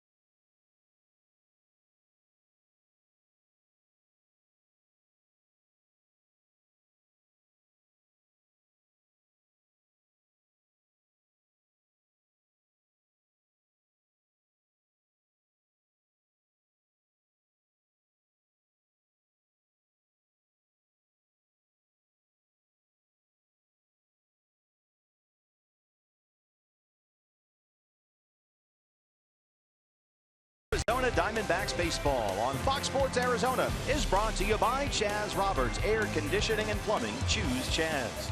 By Lone Butte Casino. Get in on big wins. Gigablast, 100 times more powerful internet from Cox. Bring on tomorrow. And by Yancey's Fancy, New York's finest artisan cheese. Two-run ball game as we start the ninth inning, and after two perfect innings of relief from the right-hander Randall Delgado, the Diamondbacks go back to their bullpen. It's the sheriff, the left-hander Andrew Chafin, scoreless baseball in 7 of his last 8 appearances. Left-hand batters just 2 for 11 versus Andrew this year. And he's in there against Gregory Polanco, who will lead it off in the Pirate ninth. Polanco has a 2-run single and a double. He is 2 for 4. He hit just a $190 against left-hand pitching last year.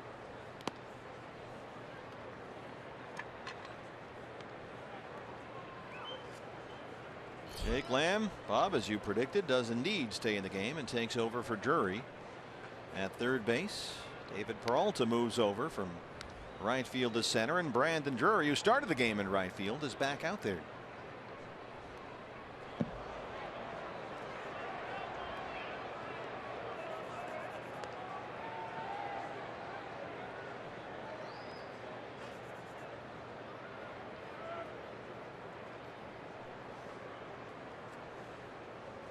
Tip of the cap to Randall Delgado, maybe his best outing of the year. 2 strong innings, punched out 4 Pirates and looked dominating doing it. Yeah, struck out McCutchen and Freeze in the 7th inning. Rodriguez and Harrison in the 8th. Randall looked terrific. 2-1 on Polanco.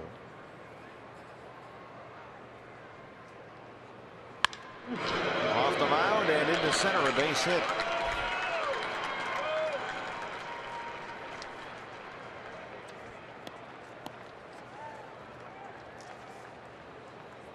Well, the dog days of summer are here. The new PetSmart patio destination at Chase Field. Bring your pup to any Sunday home game like today. And enjoy exclusive seating and indoor air-conditioned dog park. Pet treats, all you can eat ballpark food for dog owners. Get your dog days of summer ticket pack now. dbacks.com/dog days. They're out there right now in the ballpark. Chris Stewart.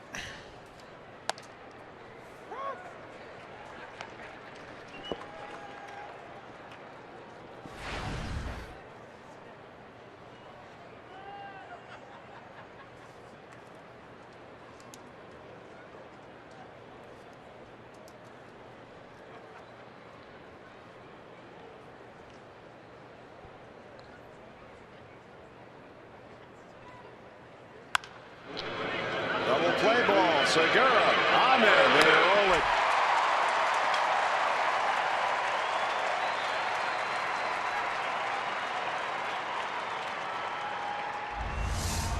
Taylor made hard ground ball, leading Segura a little bit to the bag at second. I think Ahmed, no problem with the sliding runner. That's as easy a double play as you can get with those two guys playing defense in the middle. Matt Joyce, the left-hand hitter, will get in there against the left-hand pitcher. This is a little bit of an odd move for Clint Hurdle.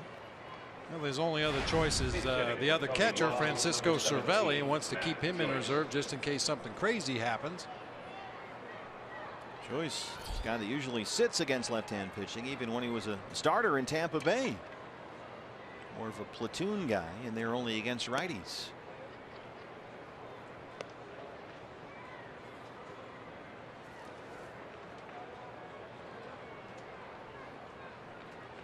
D-backs will have the top of the order up in the bottom of the 9th. Segura, Drury, Goldie.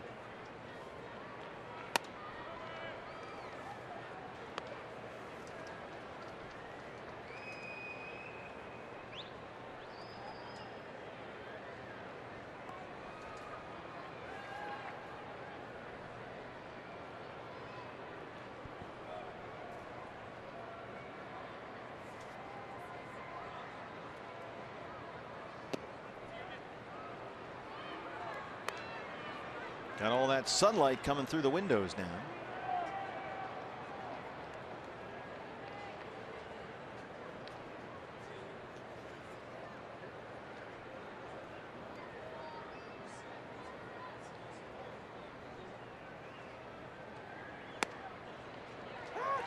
Three and one. Well, you can tell Joyce hasn't had a lot of at bats or hasn't had a lot of success against left-handed pitching. That front shoulder, front hip, want to leak out of there as soon as that ball's delivered. He's got that sun in his face too. And Chafin works the left-hander, or walks the left-hander, and now will work to Jordy Mercer.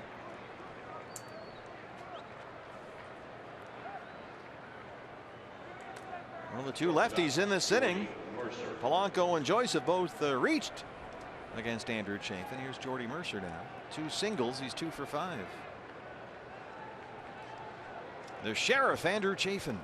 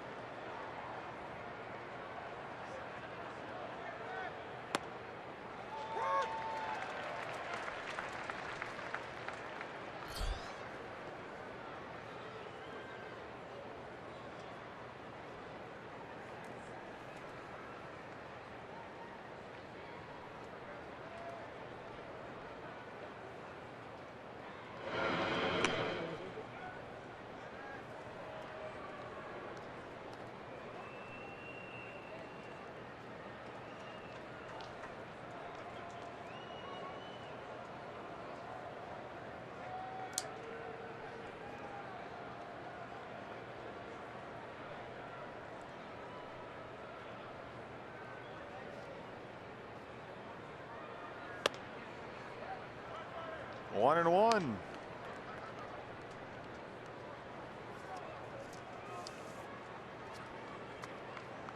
Finale of this 3-game series with the Pirates. dbacks.com/tickets for games against the Cardinals, who are in here for 4 starting tomorrow, and then the Rockies for 3 next weekend.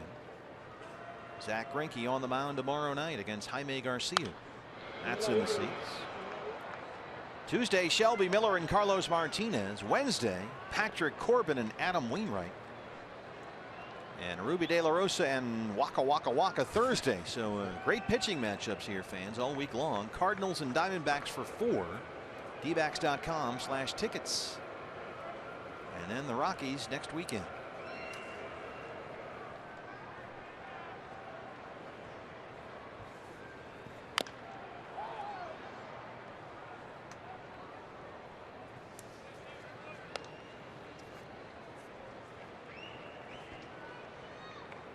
That Thursday game, of course, is a throwback Thursday.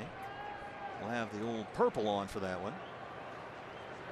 Then another Friday night fireworks package for the opener against the Rockies. D-backs jersey bag on the 30th. So lots of promotions coming up this week. dbacks.com/tickets. 1 and 2.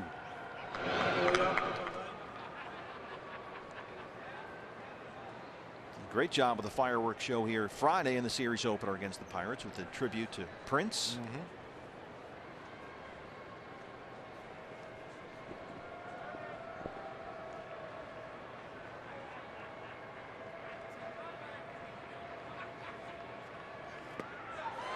Chafin strikes out Mercer, and will go to the home half of the 9th. Segura, Drury, and Goldie do up. Diamondbacks down 2.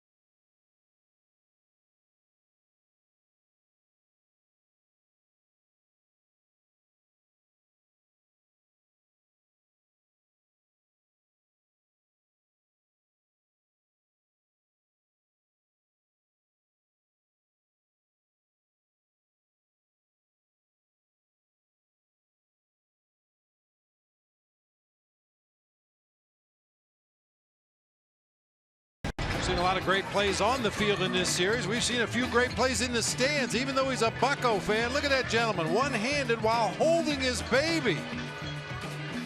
And of course, we know the Diamondbacks fans are the best fielding fans in all of baseball. Nice catch by that gentleman in the front row out near the pool.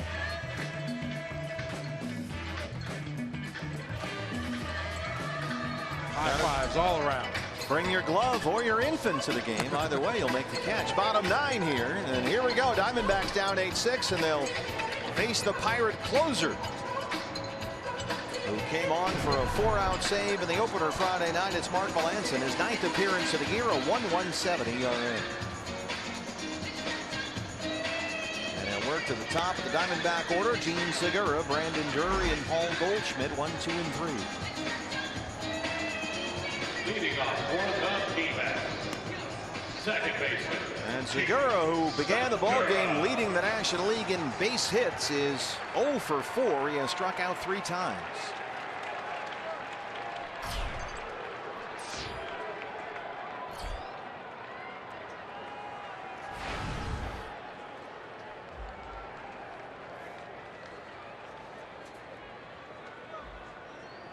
Segura had an RBI single against Melancon on Friday night. In fact, the first 3 hitters due up here, Segura, Drury, Goldie, all singled against Melancon in that inning in the series opener.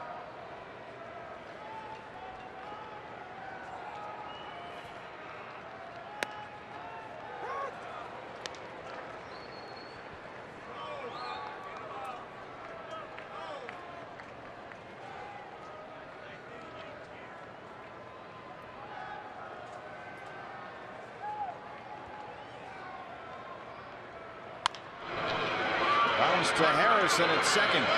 No way.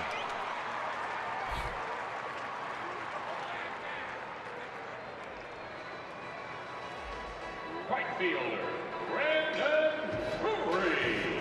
Brandon Drury doubled his last time up, 1 for 4. Hit the ball hard to center field.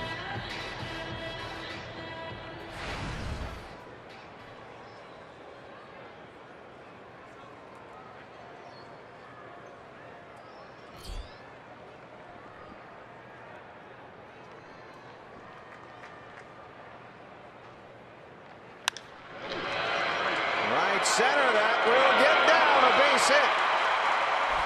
And the Diamondbacks will get the tying run to the plate with a 1 out in the 9th. It's Goldie. He homered in the first, walked and scored in the 3rd, 1 for 3. This was Goldie in the first against Francisco Liriano. Quick trigger opposite field home run by Goldie this time. Polanco jumps up against the padding on the fence. Another one of those right about now.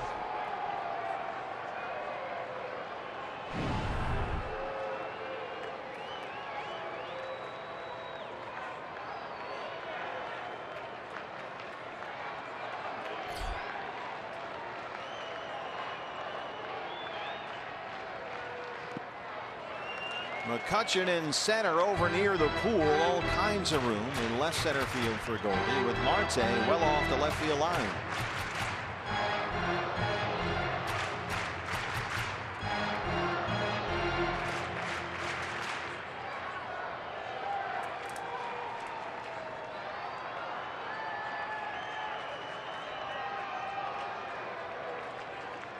Brad Ziegler will start throwing in the Diamondback bullpen again, just in case.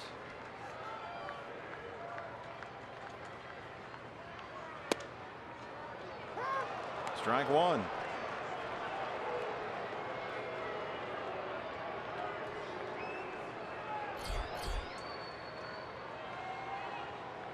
Diamondback Live post-game show. Brandon Webb, Todd Walsh will join us as soon as this one is over.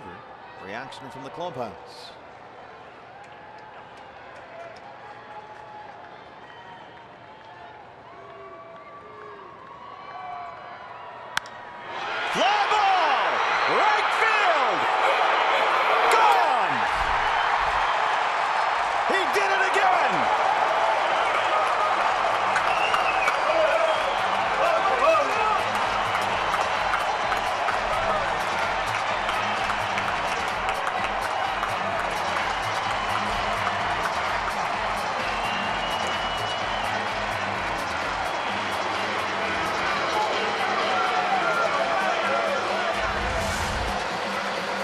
Sure, Goldie looking to offset those 2 errors he made earlier in the ball game, and boy, does this offset it.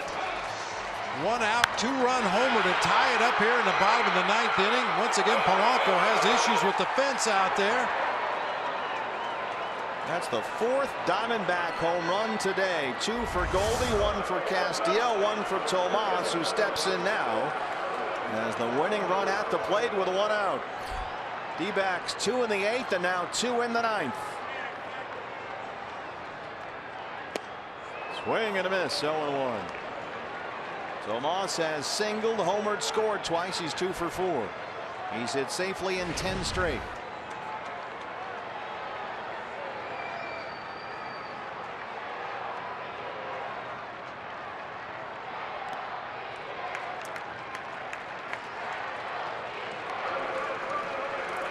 He homered in the 1st and he homered in the 9th.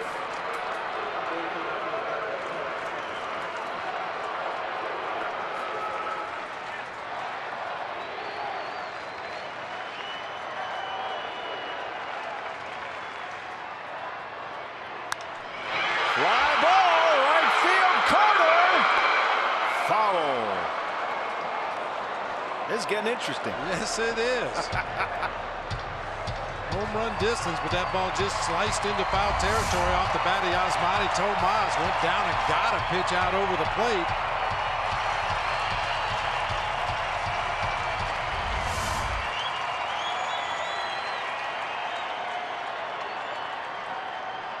Eight to 8.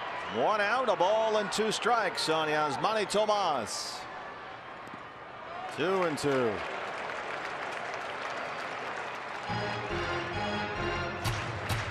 Wellington Castillo on deck. He homered back in the 3rd. I think we might set ourselves up for a birthday walk-off here. How about that? I like the way you think.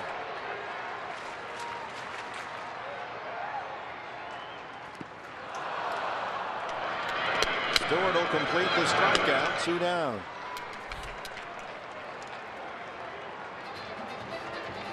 Brings up Wellington Castillo. Welly on his 29th birthday today. Has singled, hit a 3-run homer, walked twice. He's stolen a base, scored 2 runs. And 6 of his last 8 base hits have been home runs.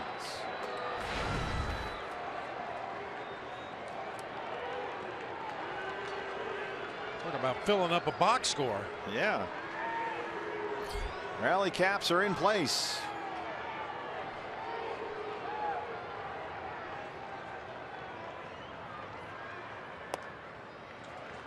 And again, Harrison, the second base, will play on the shortstop side of the bag. Castillo off the foul pole in the 3rd. The Gong Show.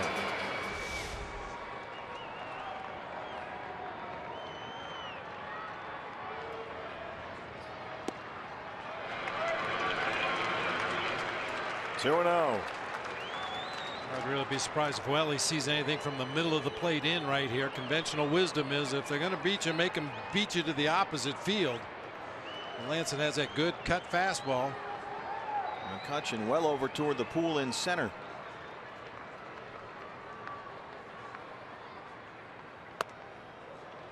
In there for a strike. 2-1. Jake Lamb on deck. He would be next.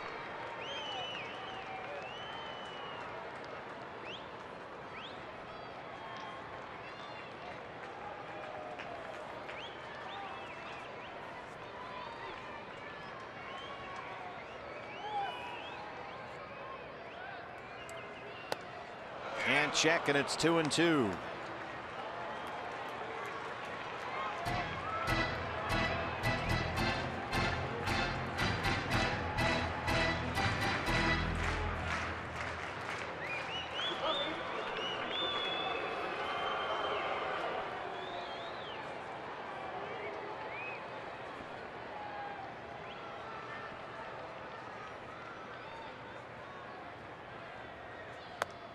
Called strike 3. But the Diamondbacks, who got 2 in the 8th, get 2 more in the 9th. Paul Goldschmidt, his 2nd home run today, his 5th of the year. And will play extras at Chase.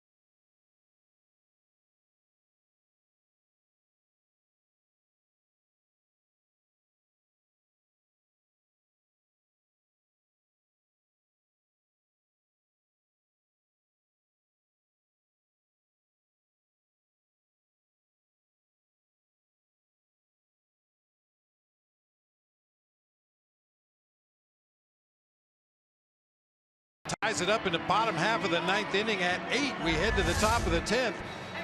Look at this. Both home runs by Paul Goldschmidt were caught by the same guy out there, and it wasn't Gregory Polanco. Boy, they had him positioned perfectly. Got his glove. He's all set back there. Got his old school hat on, too. Look at that. Double fisted out there. Nice job. And so we start the 10th with the closer on for the Diamondbacks. Brad Ziegler, 9 innings of work this year. He's given up just 1 run.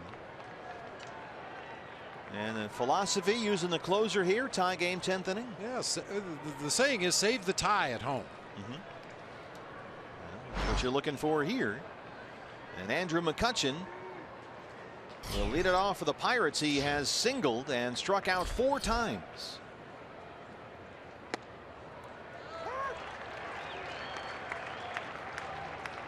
You don't need the closer to save the ball game when you're at home, right? Yeah, in extra innings. Yeah, if you score in the bottom of the inning, game's over. So use them while you can.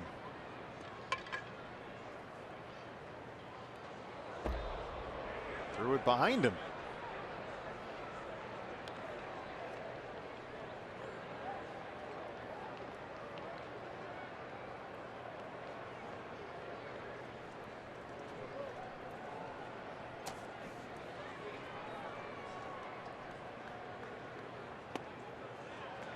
Strike 2. Andrew McCutchen hasn't been getting a real good look at traditional style pitchers in this ball game. Taking 2 called strikes against Brad Ziegler. I don't think he liked either one of them.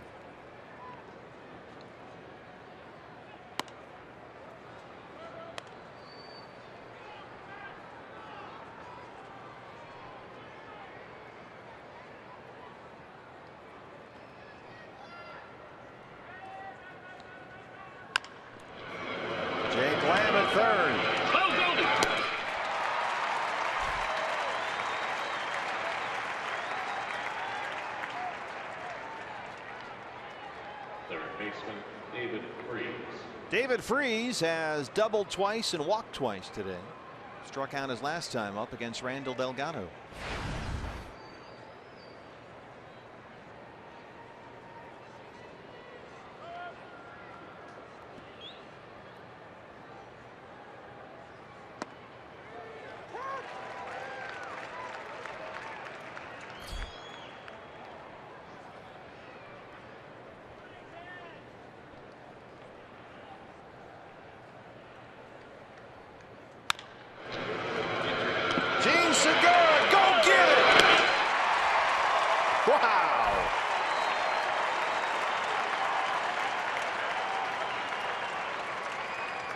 has been sensational down there. He really has been. Tremendous range, both directions. It's a play you don't see a lot of second basemen make. Plant that right foot and fire it to first base. Most guys that play that position would try to make the jump throw and get rid of it as quickly as possible, but Jean Segura has that shortstop arm at second base.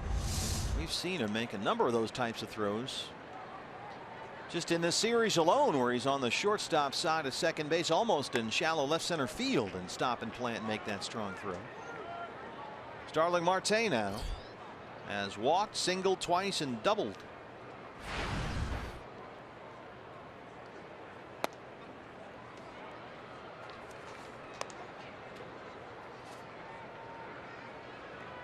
Diamondbacks in the home half of the 10th will have Jake Lamb, Nick Ahmed, and the pitcher spot due up. 6, 7, 8.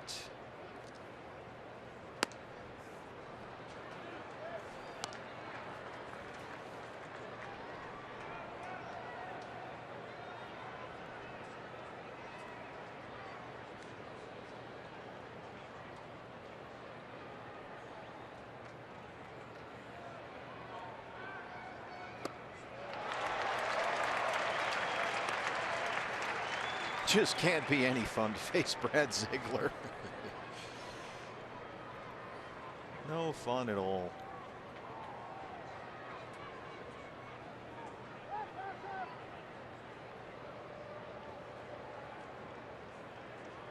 I mean, the release point alone is enough of an issue. You're not used to looking down below belt level to try to find the release point, and then the movement that he gets on all of his pitches.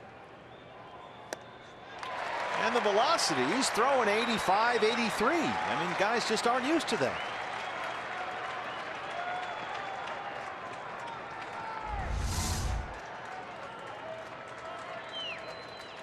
And it's always down, down, down.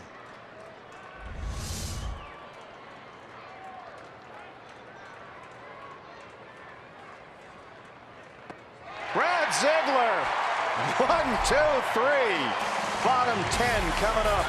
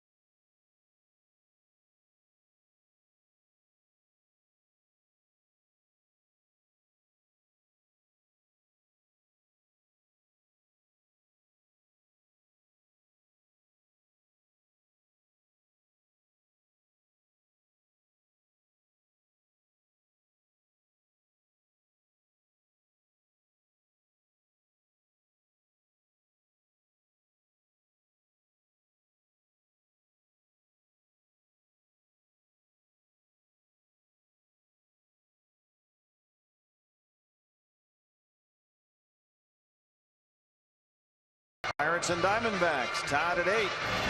Goldie's had a pretty good day. Defensively, not so much. One ball went under his glove. And then he made a high throw coming home on another play. 2 errors in the ball game for America's first baseman, but we're more used to seeing this. 2 home runs, 1 in the first and 1 in the 9th.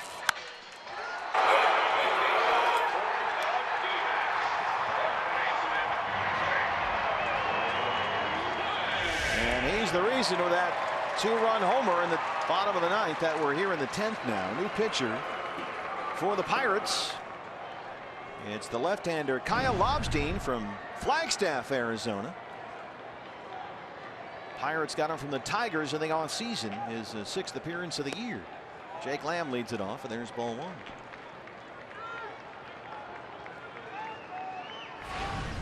Coconino High School in Flagstaff for Kyle Lobstein, originally a 2nd-round pick by Tampa Bay back in the 08 draft. 26-year-old lefty.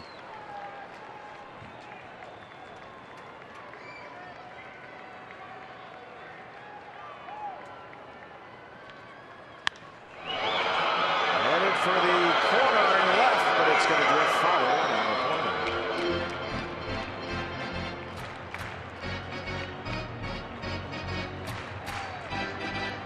Lobstein just worked 3 scoreless innings Wednesday in their game against the Padres at Petco Park. And he's pitched at least 2 innings in every appearance this year.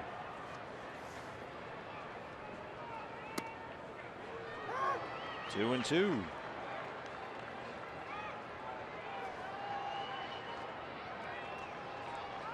Diamondbacks with 2 in the 8th and 2 in the 9th, trying to win it here in the 10th.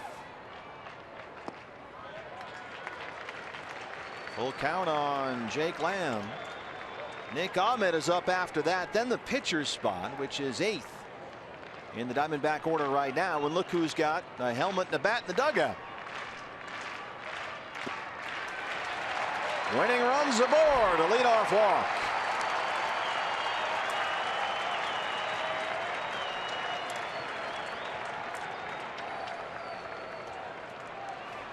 Shortstop, Nick. What are you thinking here? Well, I know the Pirates are going to be thinking sack bunt. It's would figure to be the approach in this situation, although it's got to be a really good bunt to advance Jake Lamb onto second base. Got to put it down that first baseline, or first baseline, keep it away from David Freese at third. Chris Herman, last night's hitting hero, has come out in the on-deck circle. But there's no guarantee that Nick Ahmed is going to try to bunt. When your next hitter's a left-handed batter against a left-handed pitcher, you might take your shot right here. Big hole on the right side of the infield. Pirates, as I said, expecting bunt.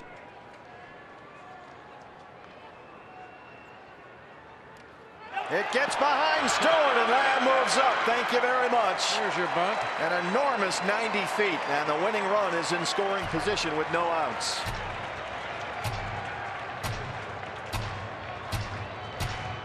Well, they come back and win this game. Absolutely steal it.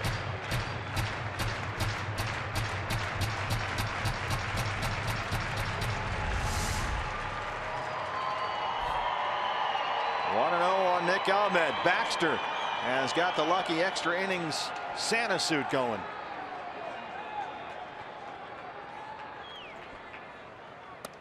Squares to bunt, brings the corners in. 2-0. Freese at third, Rodriguez at first. Mercer the shortstop, close to the second base bag with Lamb over there. Outfield straight away.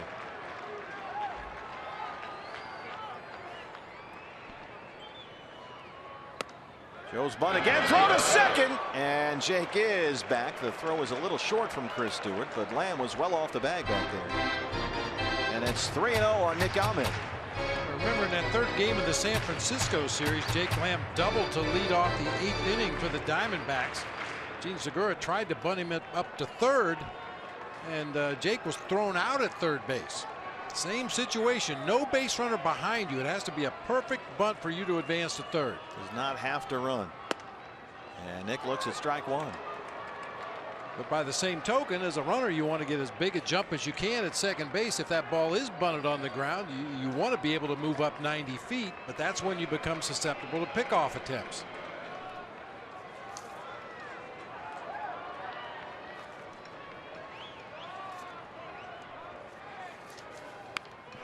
Gets the bunt down. They retire Ahmed. Lamb in at third. One away. I think Dave McKay wants a review there. It looked like Josh Harrison might have come off the bag. Harrison racing over from his second base spot to cover the bag. And I think they're going to hold off on a challenge. Let's see. Number 10, Chris Herman.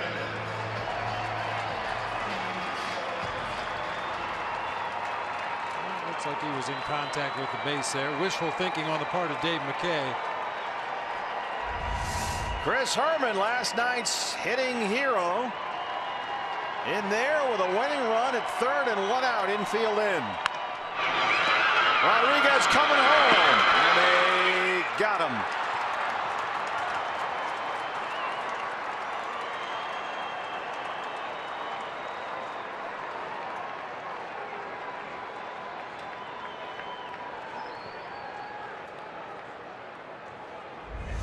Center fielder, David Peralta. Okay, going on contact. Unfortunately, ball hit right to Sean Rodriguez coming in.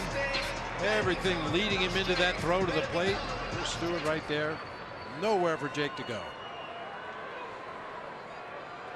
So now it's Herrmann at first. 2 outs for David Peralta.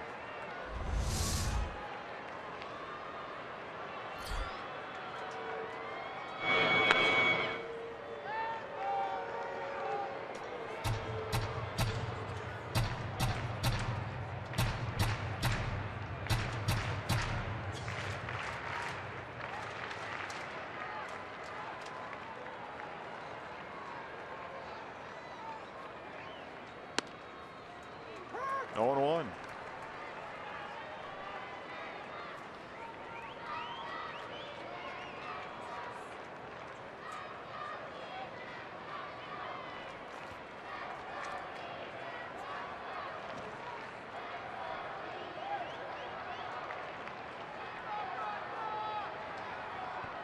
David has homered in the first 2 games of this series, including his home run Friday night against the lefty Jonathan Neese. He took him opposite field.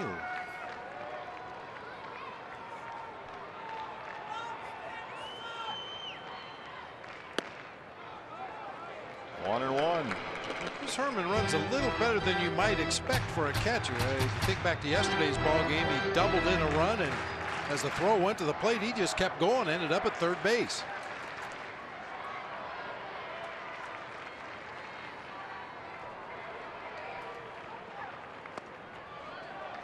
Two balls and a strike on Peralta. Segura, the leadoff man, would be next. Find a gap and give him a chance to run those bases right here.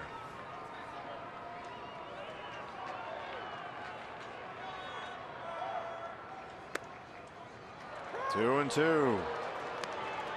Didn't like the call there from Marvin Hudson.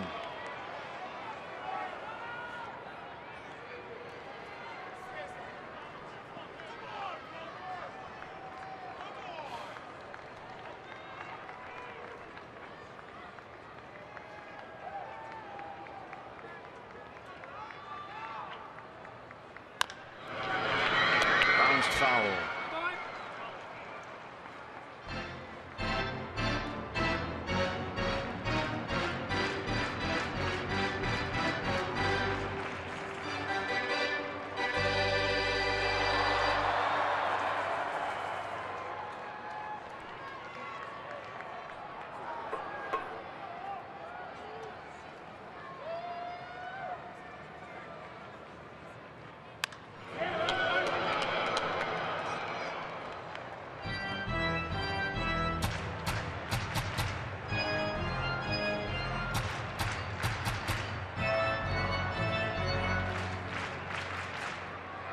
Daniel Hudson getting ready in the Diamondback bullpen.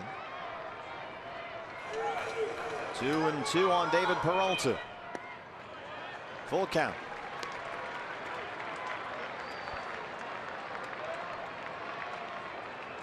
Well, if you do get anything down the line or in the gap, Herrmann will be on the run.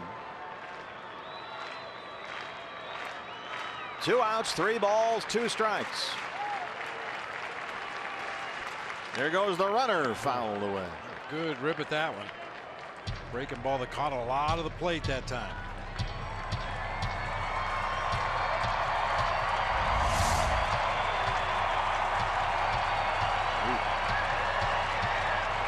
Throw that again, that'll work.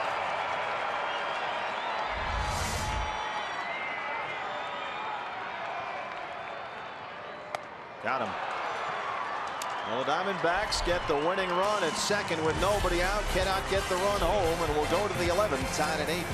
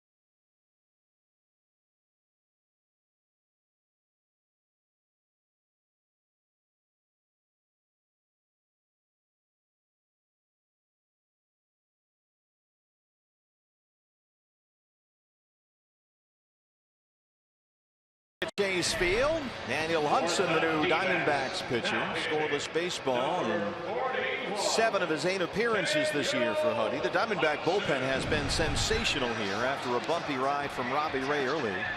Tyler Wagner worked long relief. And since then, we've seen Delgado, Chafin, and Ziegler keep the Pirates off the board. And now it's Daniel Hudson's turn. It's kind of funny how it works out in a tie game at home. You bring your closer in to save the tie and then kind of work backwards from what you normally do. Reverse engineering a bullpen. That's what Chip Hale has done here. And Josh Harrison will lead off the Pittsburgh 11th inning. Harrison, Rodriguez, Polanco due up. 5, 6, and 7 for the Pirates.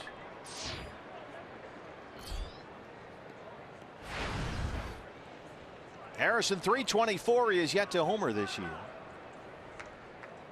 4 for 8 in the series. Had 2 doubles on Friday.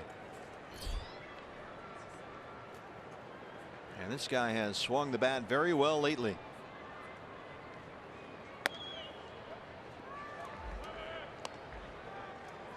Harrison, last 9 games, hitting an even .400. That includes 7 RBIs.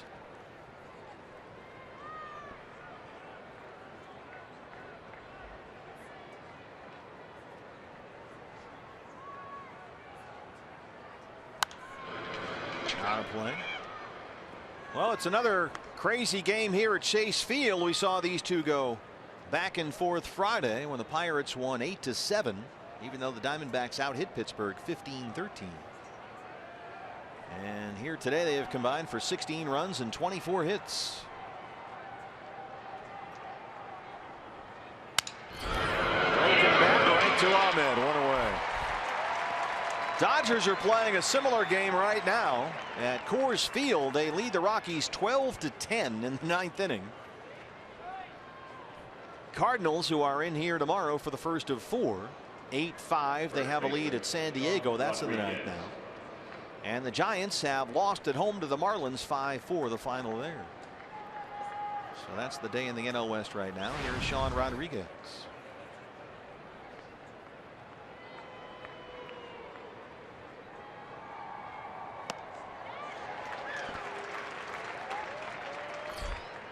Big day for former D-back, current Rocky Gerardo Parra, 4 for 5 in that game with 4 runs driven in.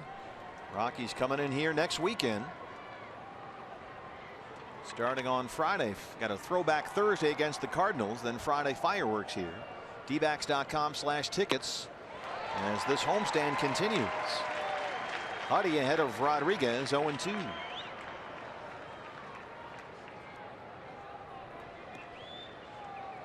There's been a lot of talk that the Rockies should play with 4 outfielders.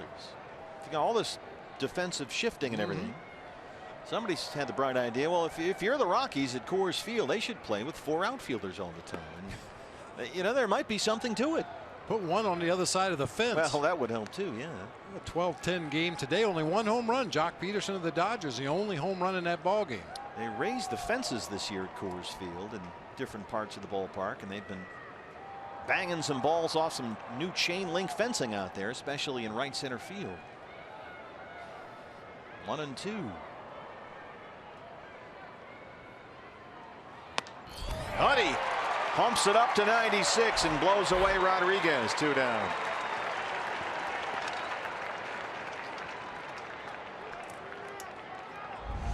A little more than Sean Rodriguez could handle that time. Good fastball hitter from the middle of the plate in, but Huddy just blew it right by him. Here it is, tough guy.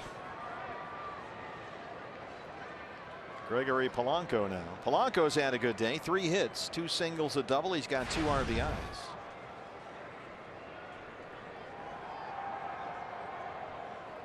He went after that pitch like Rodriguez went after the water cooler last year.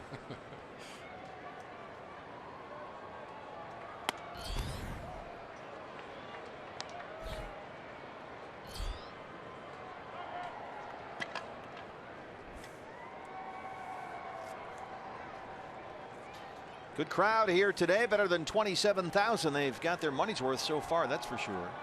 A wild ball game.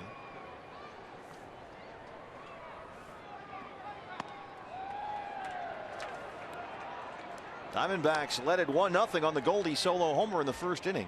Pirates got 3 in the third. Diamondbacks answered with 3 more in the home half of the third. They led 4-3, and then Pittsburgh a 5-run fourth. It was 8-4 for a while, but then the Diamondbacks 2 in the 8th and 2 in the 9th. They tied it on the Goldie 2-run homer, bottom 9, his second home run today, and now here we are in the 11th inning. 3-0 now on Polanco, and you see Daniel Hudson and Marvin Hudson, no relation, little exchange there.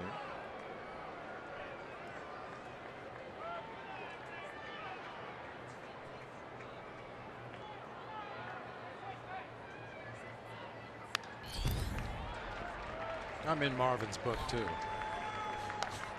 Why am I not surprised? That's the question. He got me at Shea Stadium. Very hot afternoon game at Shea, and he missed a call at second base. I came out to argue, and very calm, just walked out there and kind of put my hands above my head. Boy, Marvin, are you all right? I'm worried about you. It's hot out here. I can't think of another reason for you to miss that call as badly as you did. Oh, man. That's all it took? Well, yeah. A little more than that. A little more. Well, you were just showing concern, that's all. Yeah, worried about you. Polanco hurt himself that time. Just did get a piece of it, but he's shaken up. And here comes the trainer.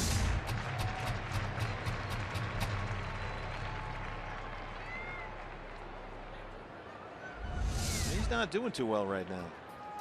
Clint Hurdle out there as well. Hard to tell where that got him. He hurt his shoulder, maybe? Like they're checking his shoulder, possibly. Sometimes when you get fooled on a pitch and you try to extend your swing, that's when you hear about those oblique injuries or rib cage muscle pulls. Yeah. But it looked like they were checking his shoulder. I don't think the ball hit him. Yeah, he grabbed that right shoulder.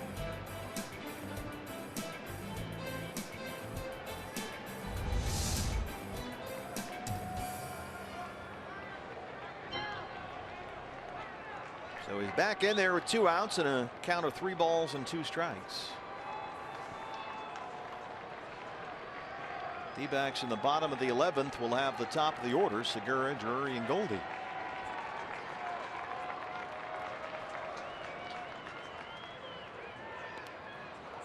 And he bounces that one for ball 4.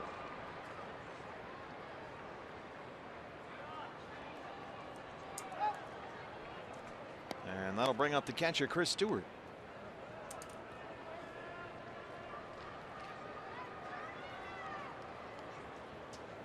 Catcher, Chris Stewart. Stewart had an RBI single as part of that 5-run Pittsburgh fourth. He's 1 for 5.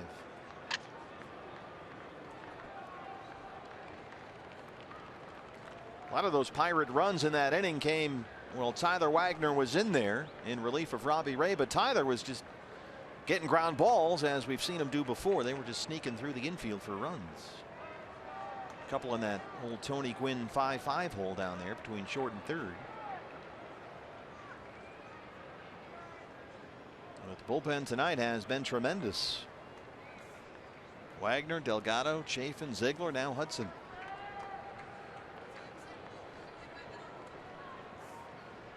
And Pittsburgh has not scored a run since that 5-run fourth inning.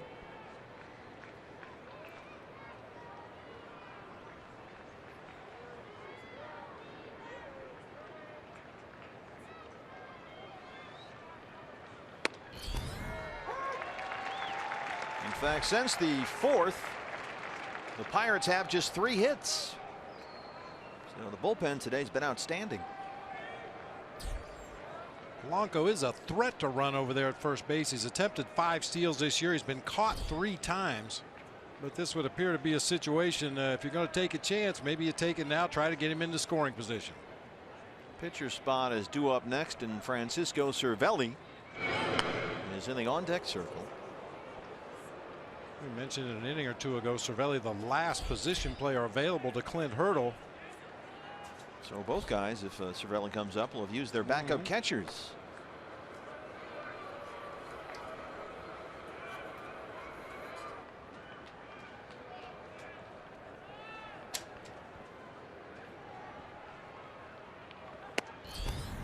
Missed at 95, a ball and a strike on Chris Stewart.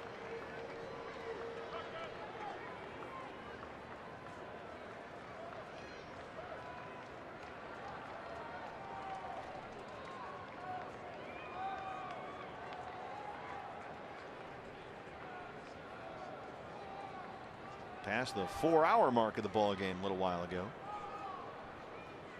Nick Ahmed has to race over there, and they get the force out on Polanco. Segura, Drury, Goldie, bottom 11 on the way.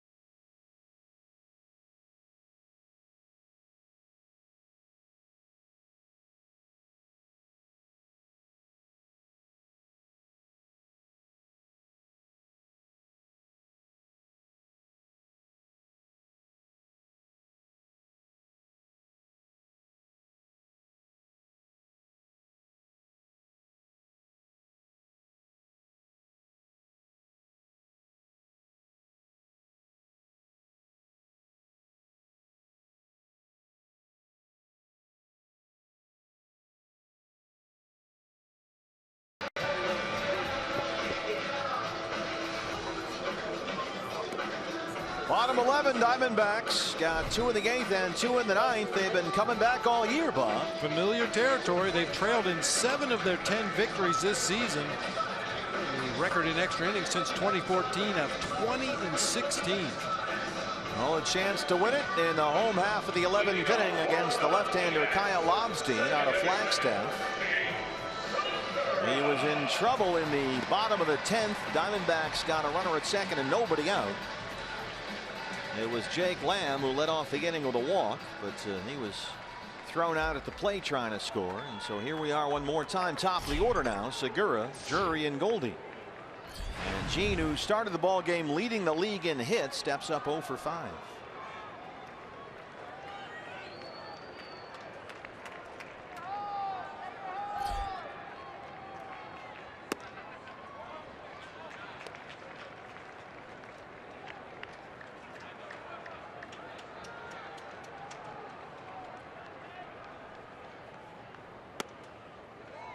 2-0.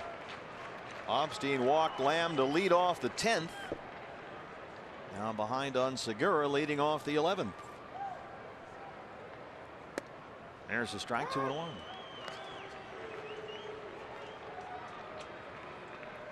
Looking for another dramatic win all over the 7 kingdoms of the Diamondback Nation here. In the hole for Freese. That was a Game of Thrones reference here. I figured that. They've been playing the Game of Thrones music here all day long. Well, even the Legends race along the warning track had a Game of Thrones theme to it today. The big heads were racing through Westeros. King's Landing. Brandon Drury has doubled, singled, and scored a run, 2 for 5.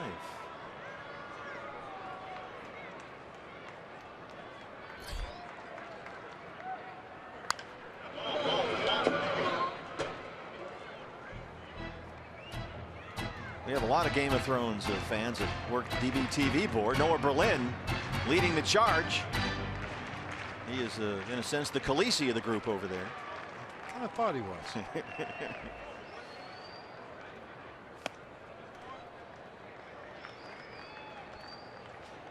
Everybody's excited about that show. I got to find out what happens with Jon Snow. You want me to tell you? Do you know, or are you on the internet scouring for the theories? No, I don't. You don't. I haven't seen a minute of that show.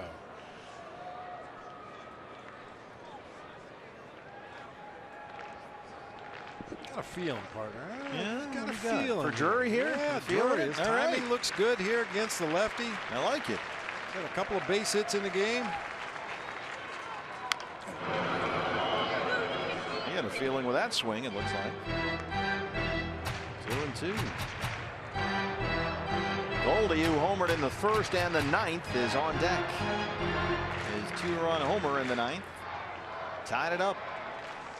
Of course, that feeling could be radiating off of Goldie. Base hit, fair ball, down the right field line. Polanco over to cut it off. Drury going to have to hustle, and he is in there. Well, BB, I won't fight that feeling anymore. His 3rd hit. Wasn't anticipating an opposite field double, but you definitely take it. Well, kind of a risky go there by Brandon Drury. Polanco with a big arm in right field, but his throw is way offline. Yeah, Polanco did a good job racing over there. Play the ball. Drury in head first. He's the winning run. 1 away. Guess what? They're going to walk Goldie with first base open and work to Yasmani Tomas. Well, you can't blame him. Goldie has homered twice today. A solo shot in the 1st. And then a 2-run homer in the 9th off Mark Melanson that tied at 8-8. That guy has caught both home runs.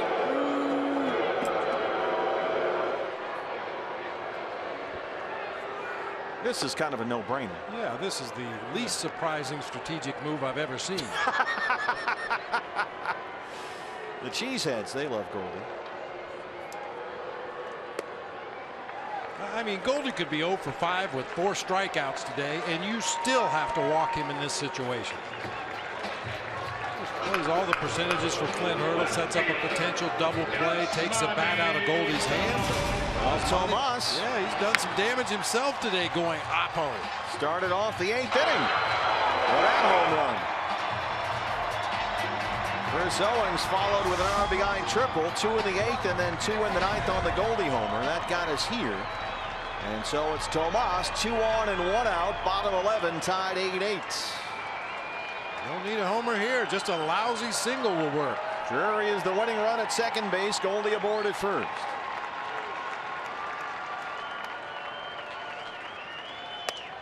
Ball 1. Yasmani also singled and scored in the 3rd. He had a walk-off hit earlier this year to beat the Cubs. The first of his career.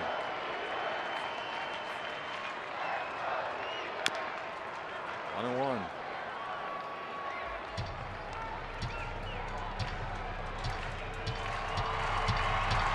Baxter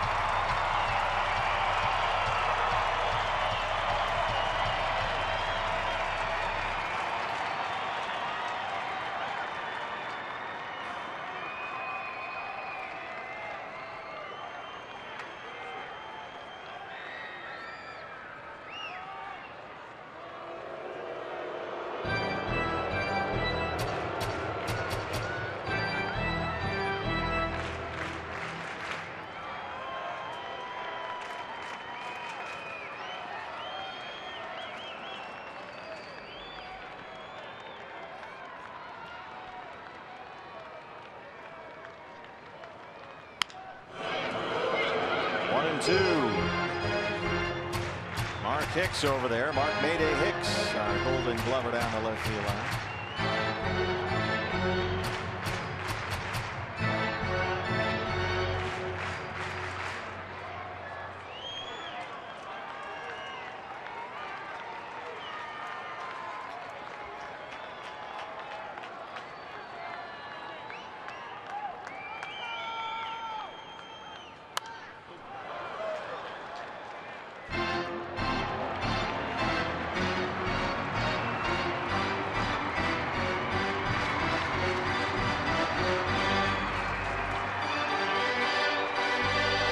Osmanian Devil.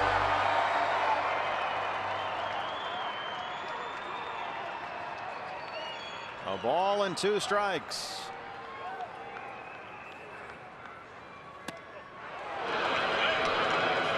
He struck it out, 2 down.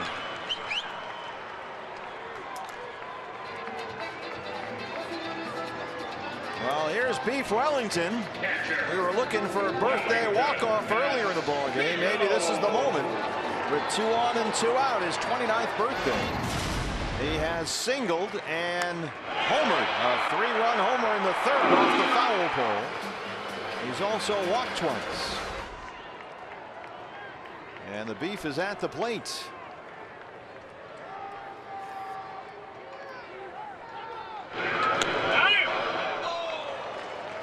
A little too close for comfort there with Harrison sneaking in behind Drew.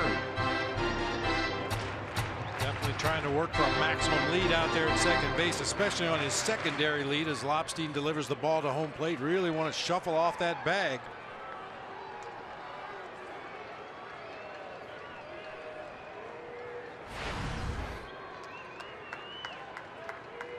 Six of his last 8 hits have been homers.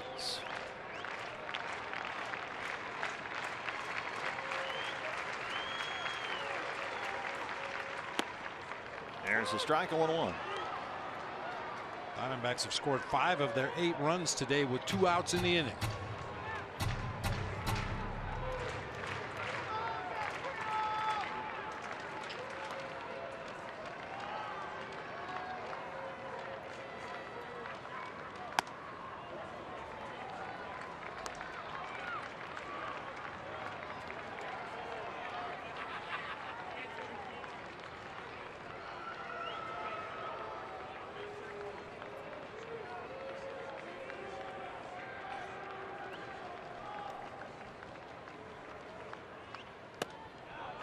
Two and 1.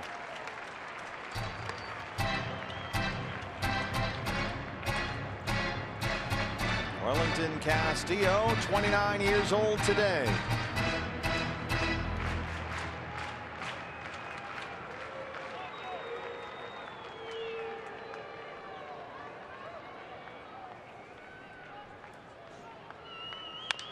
A bouncer to Freeze at 3rd. He collects it.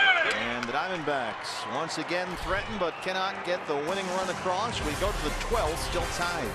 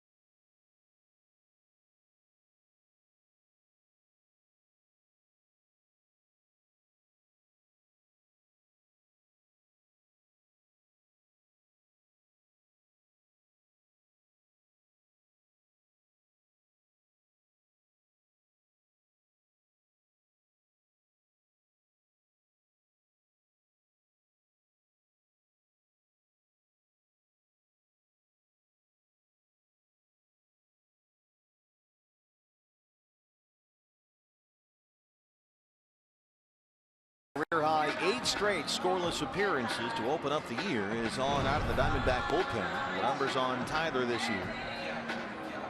2-0 so far. Opponent sitting only $1.60 against him. The Diamondback bullpen today, Bob, has been outstanding. Well, you go back to the beginning of the 5th inning. They pitched 7 innings, given up 3 hits, and struck out 10 Pirate batters in that stretch. Tyler Wagner came on for Robbie Ray and then on down the line. Yeah, tough break for Wagner. You know, he, as we said, got the ground balls he was looking for. Unfortunately, they found holes, but another tremendous job by the D-backs bullpen today. Pirates since that 5th inning have only 3 hits. And the pitcher spot leads it off for the Pirates, and Francisco Cervelli is off the bench to take the at-bat here to start the 11th inning against Tyler Clippard. Cervelli .310. He's got 3 extra base hits and 1 hit in the series. And an RBI single Friday night.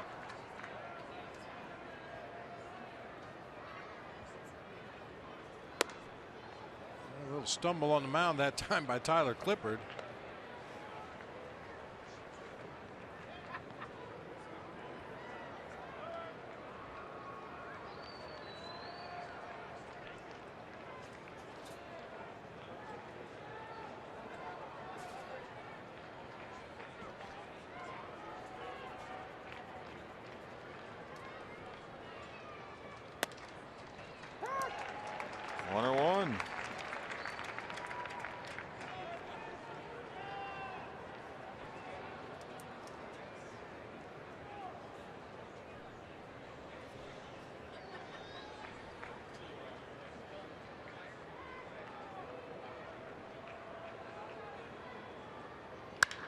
Base hit. Cervelli knocks it into center.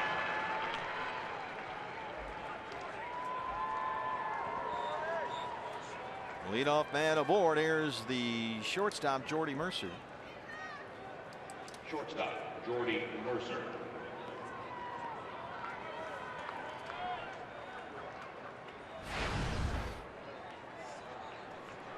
Mercer singled in the 2nd and the 4th. He has scored a run.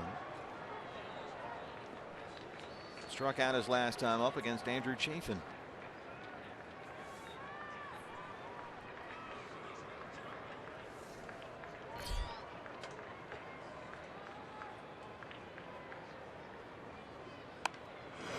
Wants that one foul.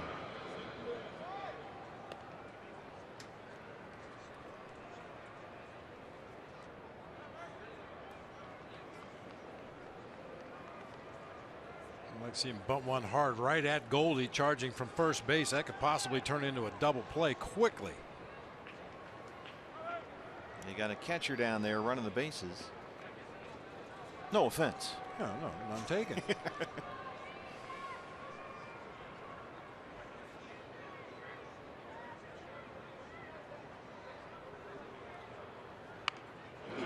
Hits it down. Clippard's on it. He's got 1 play. Segura recovers, and they move Cervelli along.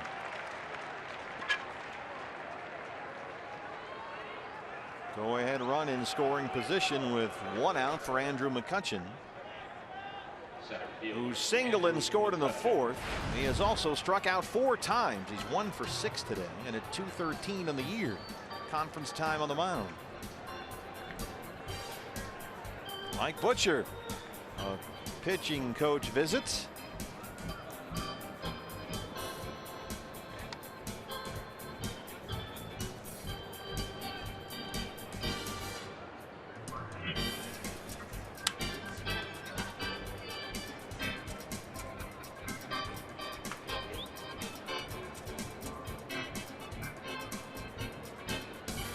So here we go. I know this guy's been slumping, but boy, he just, when you talk about being due, he makes you nervous. One of the best hitters in the game.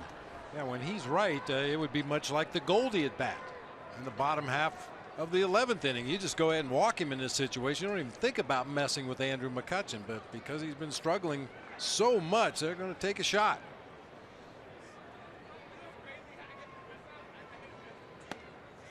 And I'm sure they're going to pitch him very carefully. Watch for Wellington Castillo to set up off that outside corner. First pitch curveball well wide.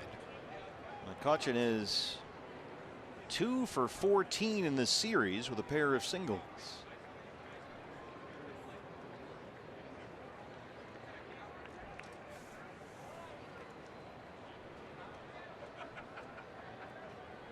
Play on at second. Segura sneaks in there, and Clippard almost throws it into right field.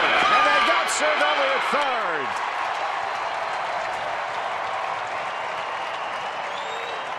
An errant throw there by Tyler Clippard, but Segura got just enough of it to deflect it, keep it nearby, and they're able to get Cervelli. Well, that's one of those plays that won't show up on a box score, but Jean Segura just getting leather on that ball, knocking it down. I think Ahmed there to back up the play, and a perfect throw over to third base. Nicely done. Wow. So 2 outs now, base is empty, and it's 2-0 on McCutchen. D-backs caught a break there big time.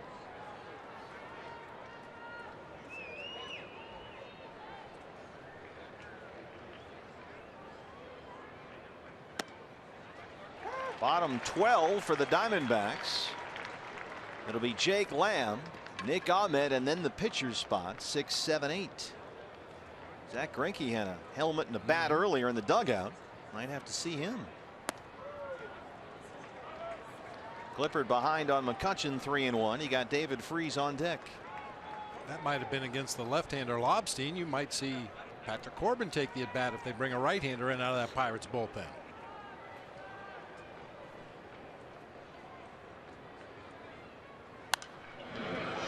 In the seats, and it's 3-2.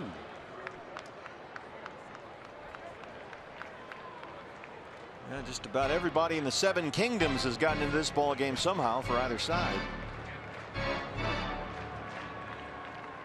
Starting to run out of bodies here in the 12th inning.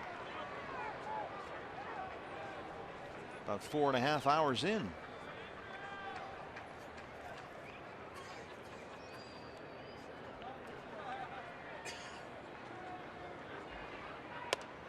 Missed upstairs, a 2-out walk to McCutchen, and they'll work to Freese.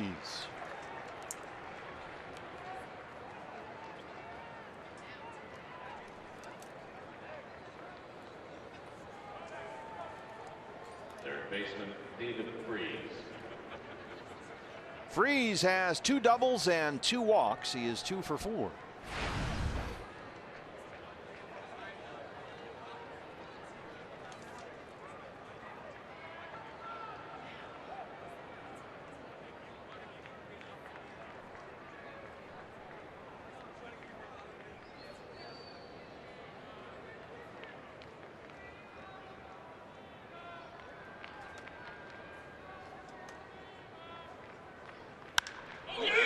Smashed toward the pole in right center, and it's big trouble. McCutchen's on the run. They're going to wave him in. Here's the relay from Segura, and it is not in time. David Freese, an RBI double, his 3rd double today, and it's 9-8 Pirates.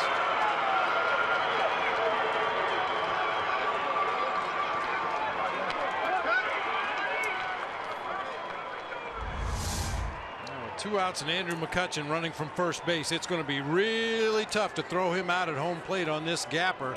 Nice job by David Peralta. Plays it perfectly off the wall. Got it quickly back to Segura, but Andrew McCutchen with that sprinter speed never broke stride from first base and scores on that double by David Freese. That is the first run given up this year by Tyler Clippard. So the 2-out walk comes back to bite him. Freese, the RBI double, makes it 9-8. And here's Starling Marte. He has walked, single twice, and double. He's scored 2 runs.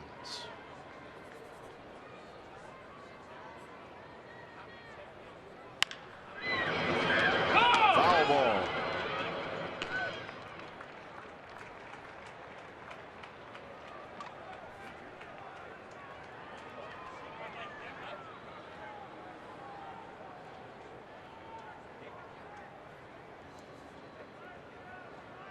Neftali Feliz Warming up for the Pirate bullpen. He's ready to go. They've already used their closer, Mark Melancon. Melancon gave up the 2-run homer to Goldie in the bottom of the 9th inning that tied it up.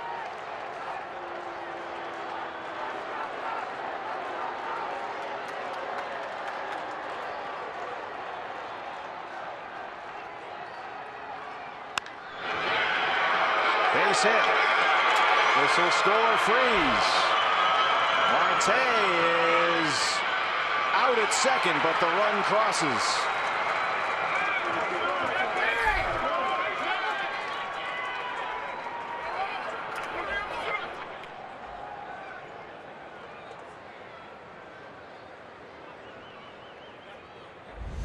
Clint Hurdle wants a moment. Did he get the tag down?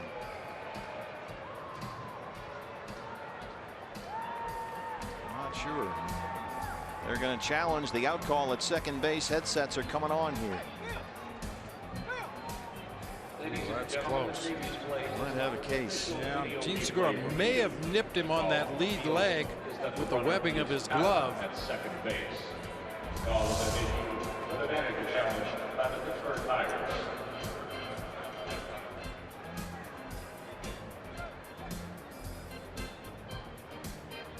Bill Welke, the crew chief, having a word with Clint Hurdle.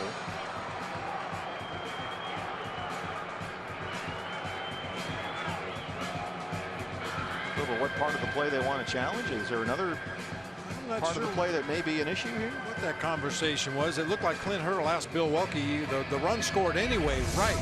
And Welke shook his head yes as you get another look here. Oh yeah. Looks like he may have gotten the tag on the outside of that right foot just before he made contact with the base. Of course, I'm looking with biased eyes.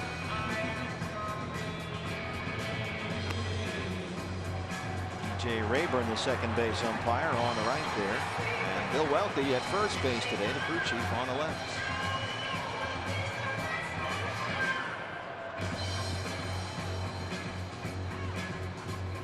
Either way, the run scores. So it's another 2-run deficit for the Diamondbacks, who came from 2 down in the 9th to tie it up and send it to extra innings. And all these Pirates runs coming with 2 outs in the 12th. A walk to McCutchen, the double by Freeze, now the RBI by Marte. This is not a challenge, it's an umpire review. Hurdle lost his challenge earlier in the ballgame.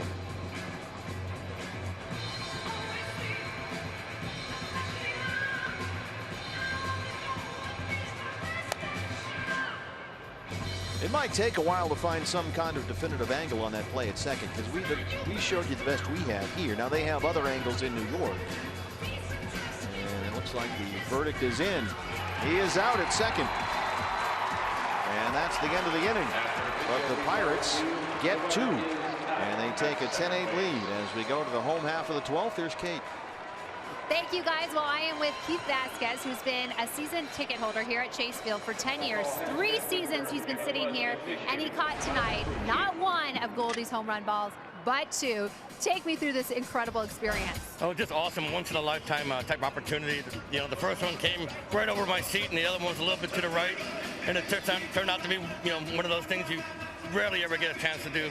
And I've been dying for a Goldie home run for the last 3 years. Yeah, there's many people who want a Goldie home run ball, and you get to walk away with 2 of them. And I know you've talked to some members of the Diamondbacks organization. Are they going to do anything for you with this incredible? They're having both balls, so to come home with 2 souvenirs. That's a pretty good souvenir. Hopefully you'll come home with a walk-off win to talk about too. But sitting in these seats, have you been able to track down any other home run balls? Yeah, I got a Geraldo Parra and a Didi Gregorius home run. And the Didi I caught, the Parra I picked off the ground, so it's all good. Take me through both of these home run balls. That first one, Polanco was right here. What was that whole, how did that I was talking with the usher, and I came running over, and he was right by my seat, and Polanco just gave me a look. And on the second one, he stared me down a second time. Now, guys, Keith was showing me, you can see Polanco's footprints all the way out here. And then the second one, I mean, were people giving you a hard time? They wanting you to share the wealth? Yeah, next time they said they're going to block me a little bit more, but it was all in good fun. And how will you share this experience with your friends, telling them about this game? Yeah, it's awesome. I'm going to have to give one of the balls to my roommate. He's been here, and so I'm going to give him one of the 2 balls. I wasn't going to give him just the 1 ball, but now I got 2, so I have to give 1 up. All right, that's the type of sharing we like to hear. Let's go back up to you guys as we set the stage for what we're hoping is a very dramatic Diamondbacks comeback. And on the mound for the Pirates, it's the former Rangers closer, the right-hander Neftali Feliz, who got 2 big outs in the 6th inning in Friday's game, his 11th appearance of the year, and a very good 2.16 ERA.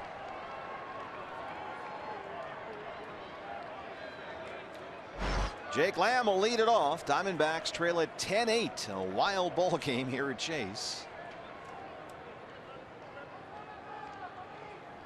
Jake 0 for 1 with a walk, and that's ball 1. D-backs got 2 in the 8th and 2 in the 9th to tie it and force extras, but the Pirates have come back with 2 in the top of the 12th. 1-1 on Lamb. Lamb, Ahmed, and the pitcher spot here. 6, 7, 8 in the Arizona 12th.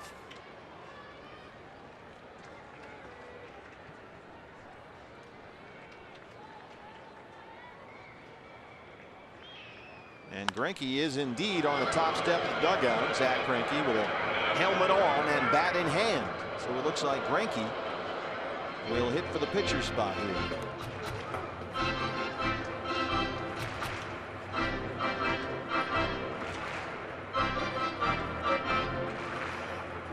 He is tomorrow night's starting pitcher, as the Diamondbacks will welcome in the St. Louis Cardinals for the first of 4 beginning tomorrow night. Zach Greinke and Jaime Garcia.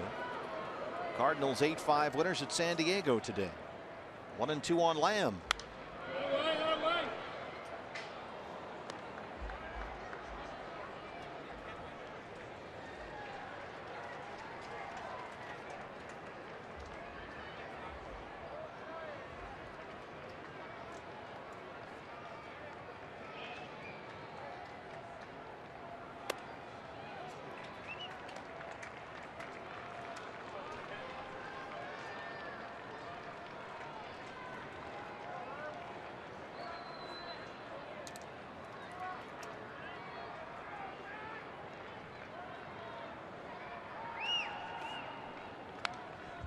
Well, this is certainly not unfamiliar ground for Neftali Feliz, who had 40 saves for the Rangers back in 2010, 32 saves the following year. He's been an all-star closer.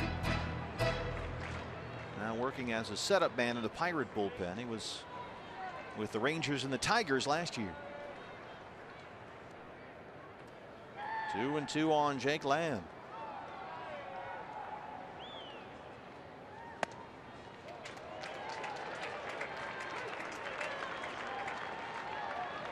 Diamondbacks got a walk for a base runner to lead off the 10th. They had a 1-out walk in the 11th. That was intentional. 3-2 on Lamb to open up the 12th. Ball 4. Tying run at the plate. Nobody out. It's Nick Ahmed.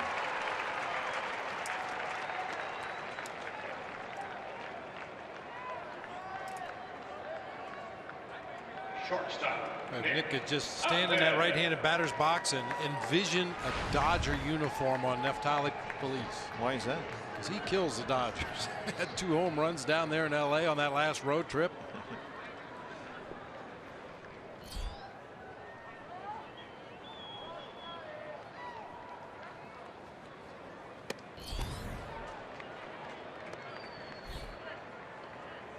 Nick 0 for 3 today, a walk and a sacrifice bunt.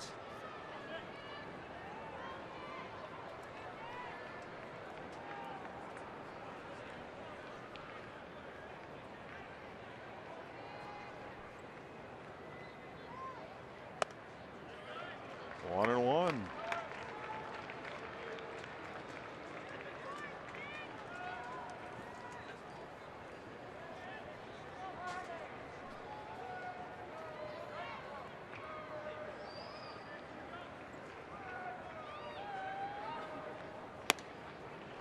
And there for a strike, 1-2.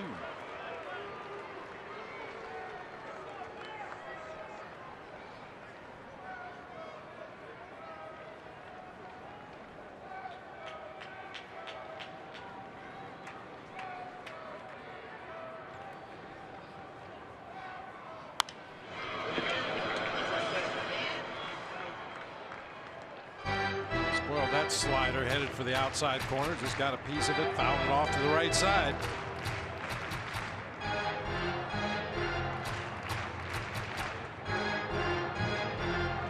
Diamondbacks have had their chances to win the ball game, had the winning run in scoring position in both the 10th and 11th, and couldn't get the run home.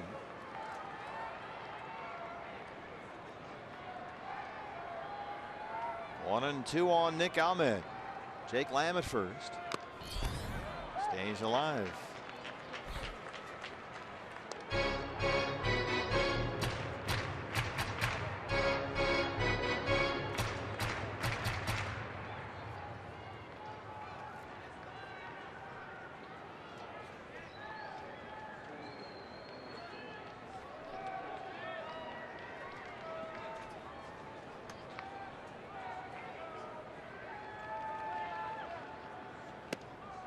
Two and two. Evan Marshall has started throwing in the Diamondback bullpen in case the D-backs are able to extend the ball. They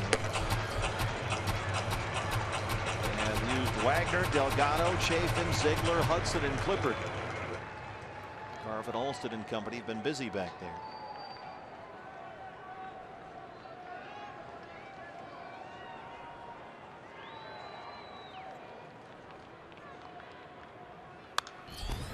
In the radio booth. That one almost hit the moral compass, Mike Ferrin. Throw the compass off. He dodged behind a cookie. There's any left. Yeah, I was going to say there's a few over there left, not many. The Cindy Brunson cookies go fast up in this booth.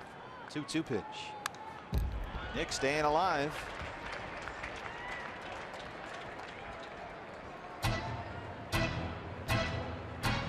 Imagine, Bob, in a situation like this, a guy's out there trying to close and get the save. The more pitches you can make him throw, the better off you're going to be. These guys aren't used to throwing a lot of pitches. Yeah, possibility of making a mistake. The more you run that pitch count up, already 16 pitches from Feliz, and he hasn't even retired a hitter yet in this inning. A walk to Lamb, long 2-2 count on Ahmed. And it's full 3-2. Chipping away here. Zach Greinke is on deck. He will hit for the pitcher. He went 3-2 on Lamb and lost him to lead off the inning. Now 3-2 on Nick with Greinke coming up.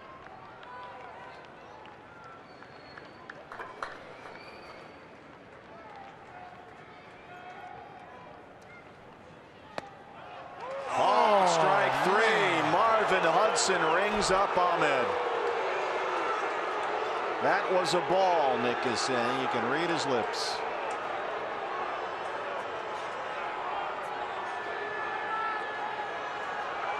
And Nick has been ejected.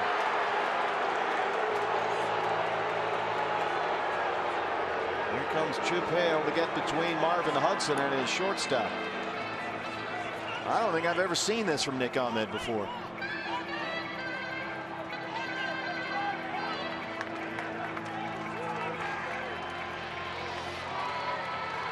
Good grinding at bat there. Nick had a real good idea of what pitches were in the zone, what pitches were out of the zone.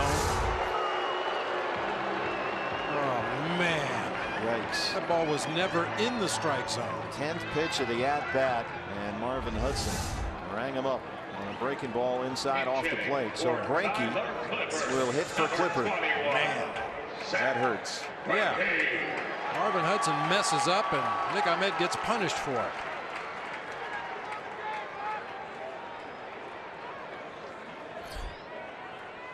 And Ahmed got ball four, which he should have got there. You could have Greinke bunt the runners over. Absolutely. Changes something everything going there. Tying runs in scoring position with one out. And if Greinke could get the bunt down instead, it's a whole different ball game now. But Zach is a hitter up there, 3 for 7 this year.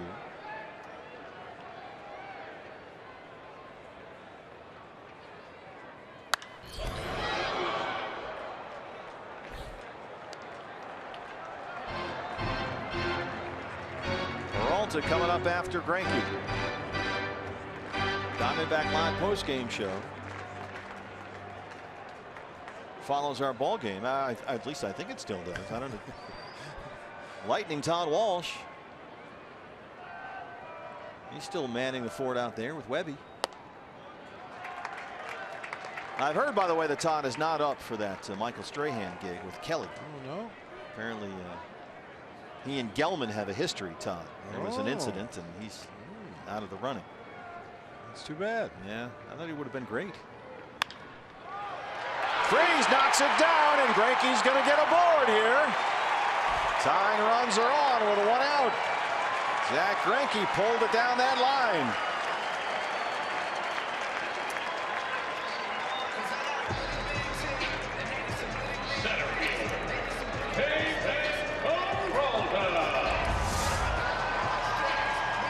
He's playing well off the line. Had to make a diving attempt there. Can only knock it down and keep it out of the corner.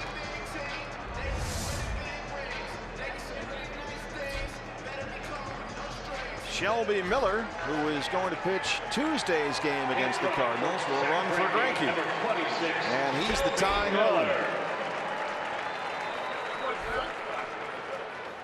Everybody pitching in today. Peralta now.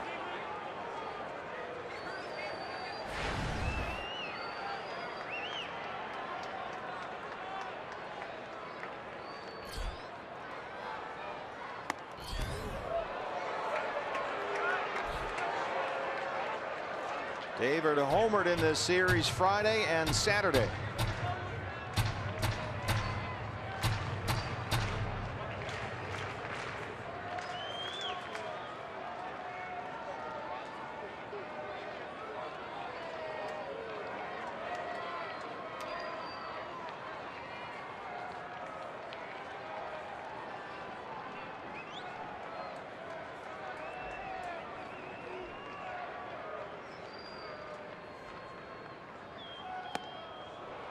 One and one.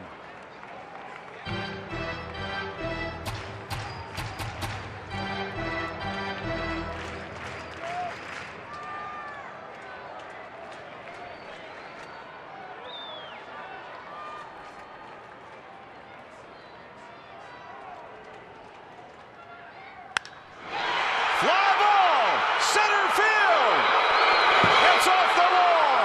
Here comes Lamb. They will stop Miller at third. It's a double for Peralta. 10-9 ball game.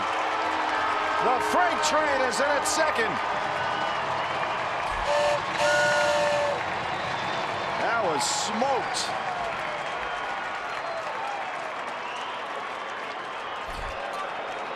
Ed Williams not going to take any chances. He put the brakes on Shelby down there at third. It's an RBI double for Peralta. Ringing double. Off the wall out there in straightaway center field. See Andrew McCutchen shading over to the gap in left center a little bit. No way he's going to catch up to that ball. Shelby Miller with a slight stumble around second base. I don't think Matt Williams is going to take any chances with him anyway. And once again, as Ray Searage goes out to the mound, the Diamondbacks have the winning runs in scoring position. They have had this opportunity in both the 10th and 11th. Now again in the 12th. Second and third, 1 out.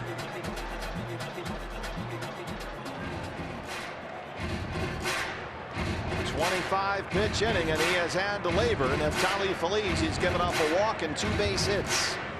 He's got Shelby Miller at third as the tying run. David Peralta at second as the winning run. 1 out. And the National League hits leader steps in. It's Gene Segura, who is 0 for 6 today.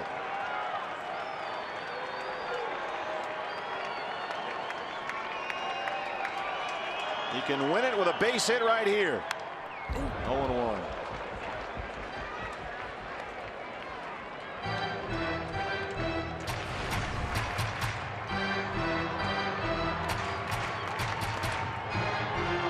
Thinking about if you can only tie the game, and you would certainly settle for that if you had to, who plays shortstop?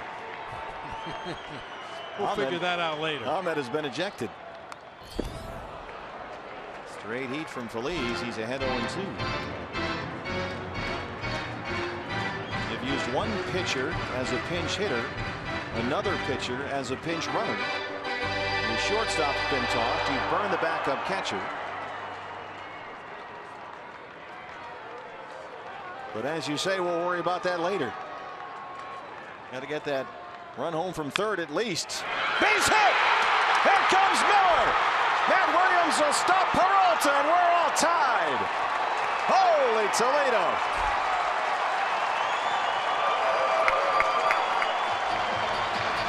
Well, Segura 0 for 6, waited until the 12th, but he gets the tying run home.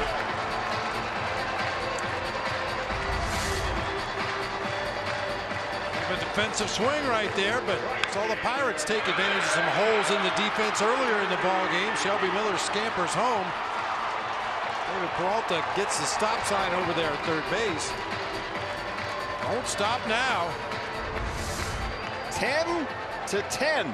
The Diamondbacks with 2 in the 8th, 2 in the 9th, then down 2 again, 2 more in the 12th. And here we go. Brandon Drury, winning run at third, 1 out.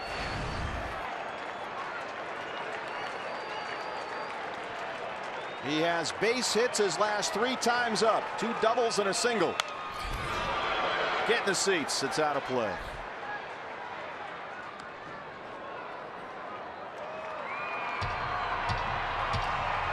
Pirates have the infield in. Goldie, who tied it in the bottom of the 9th with his second home run today, is on deck. 1 out.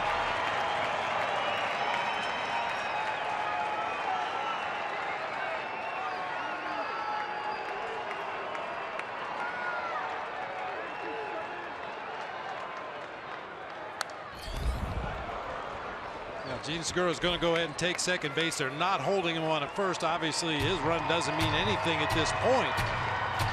But if you get to second base, it eliminates any possibility of a double play. If Josh Harrison would field a ground ball to his right up the middle of the field, might be able to step on the bag and turn 2. So take that base.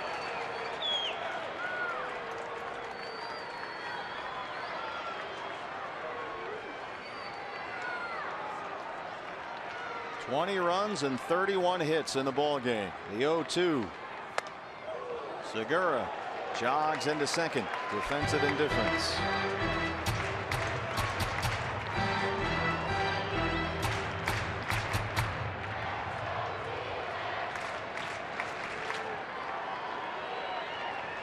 Trying to get David Peralta home from third. Time is called now by the third base umpire down there, Clint Fagan. The weighted donut rolled out of the on-deck circle up close to home plate. A little housekeeping over there by Goldie. Everything okay.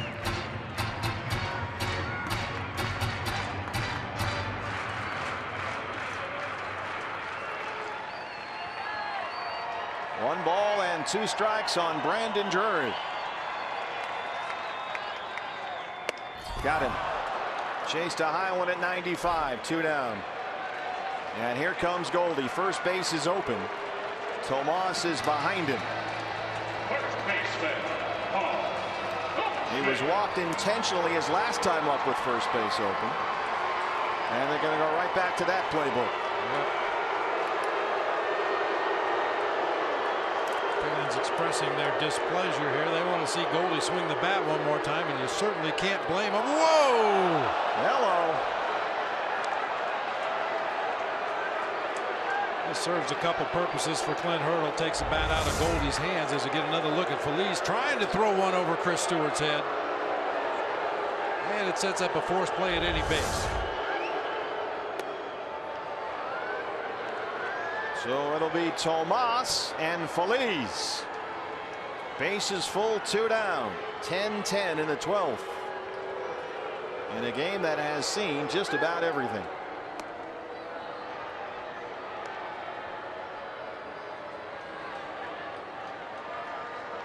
Yasmani Tomas today, 2 for 6, a single and a home run. He has struck out in his last 2 at bats. And they're loaded. A 36-pitch 12th inning for Neftali Feliz, who came on with a 2-run lead. But now it's 10-10. Bases full, 2 down. Feliz and Tomas. Winning run 90 feet away. Tomas had a walk-off single earlier this year to beat the Cubs. Peralta at third. Segura at second. Goldie at first. Infield is back for the Pirates with 2 outs. Swing and a miss, 0-1.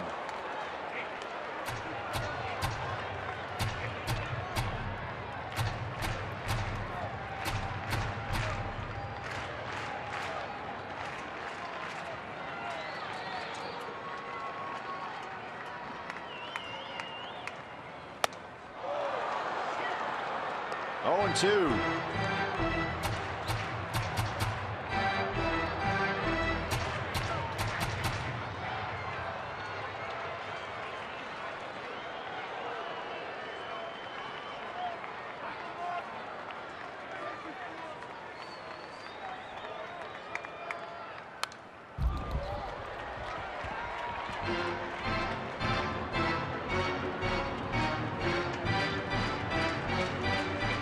Sunday night game may be over by the time we finish this one. It'd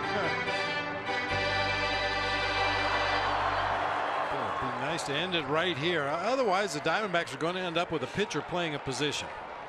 Their shortstop has been ejected. The 0-2 to Tomas. Got him. Diamondbacks leave them loaded, but once again, they get 2 more runs, and we will go to the 13th, tied at 10.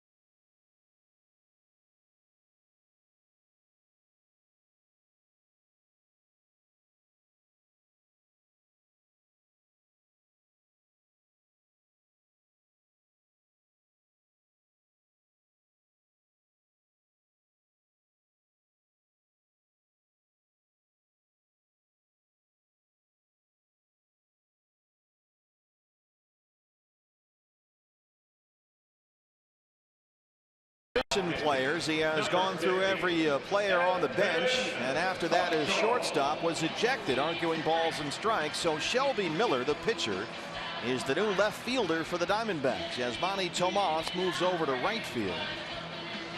Brandon Drury, who's been all over the field, will now take over at second, and Gene Segura replaces Ahmed at shortstop. When the music stops, grab a position. Man, an unbelievable. Drury started the game in right field, went to third base, went back out to right field. Now he's at second, and Shelby Miller is in left. Evan Marshall is the new pitcher, the 8th pitcher used by the Diamondbacks here this afternoon. So here we go, 13th inning now, 10-10, and Josh Harrison leads it off.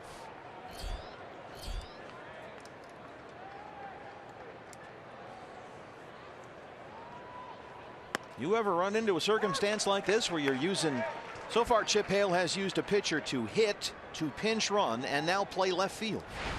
Never had to go to this length. No. I wouldn't imagine. We had Brian Anderson in our starting rotation, a guy that was athletic enough to play outfield if necessary. And believe it or not, Greg Swindell was another guy that. Tomas won't get there. That's a fair ball. Harrison takes the turn. He's in at second.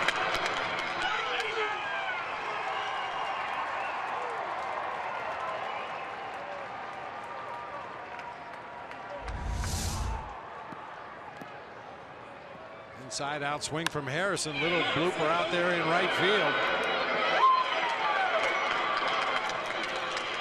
Well, he plays it cleanly, and good thing Harrison can really motor. He was thinking 3.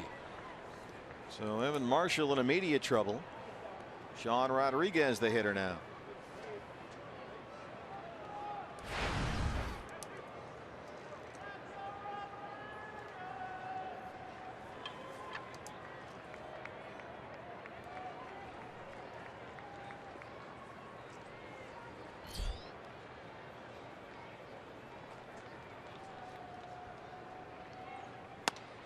In there for a strike, 0-1.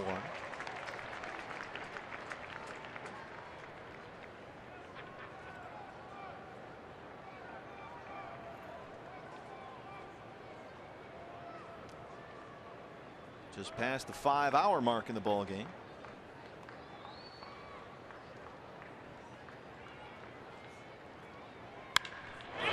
That is blasted over the head of Miller and off the wall. Shelby does a good job to play the carom. Rodriguez is in at second with an RBI double.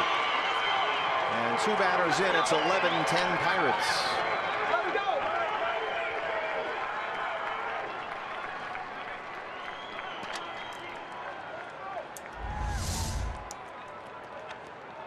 Middle of the plate breaking ball that time for Rodriguez. He hit it like he knew it was coming. Shelby Miller plays the carom well.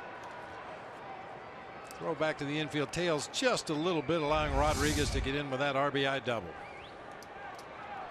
Brings up Gregory Polanco. So once again the Diamondbacks will have to come from behind. They came from 2 down in the 9th to tie it and 2 down in the 12th to tie it.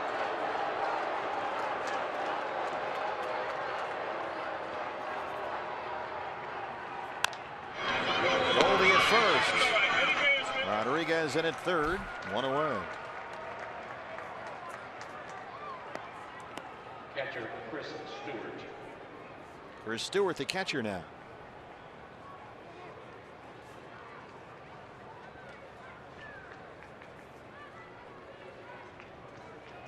"19 hits for the Pirates, 14 for the Diamondbacks.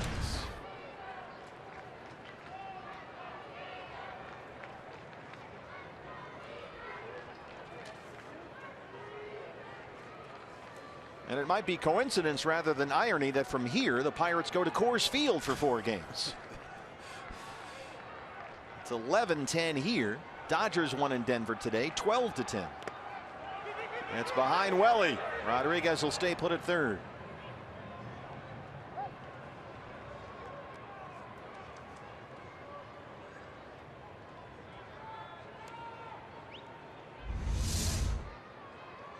Spikes a fastball. Well, he just knocks it down as best he can. Fortunately, it stays close enough to home plate that Rodriguez can't risk scoring.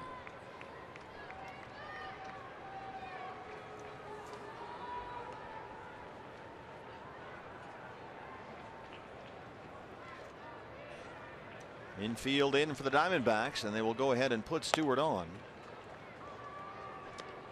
With 1 out. And the pitcher spot up next, and the pitcher, or a pitcher I should say, Jonathan Neese, with both sides out of position players, will take the at bat.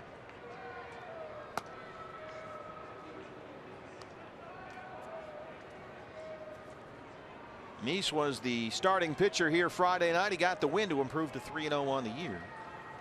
That game was 8-7. It's nothing compared to this one. It was a pitcher's duel. He thought that was crazy. Yeah, of course, with a pitcher taking the at bat right here, only 1 out in the inning, you got to be careful of a possible safety or suicide squeeze bunt.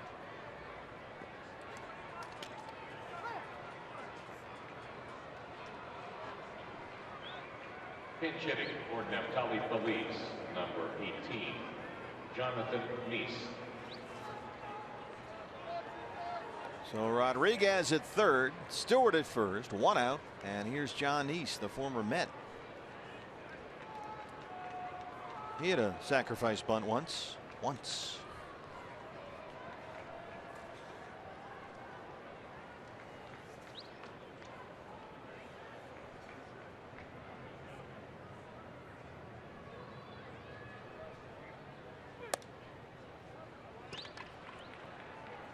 No sign of a bunt here. Middle infield is back. Goldie holding Stewart on the bag at first. And Lamb close to the bag at third. outfield is in for the Diamondbacks, playing very shallow here. With the pitcher Nice in the batter's box.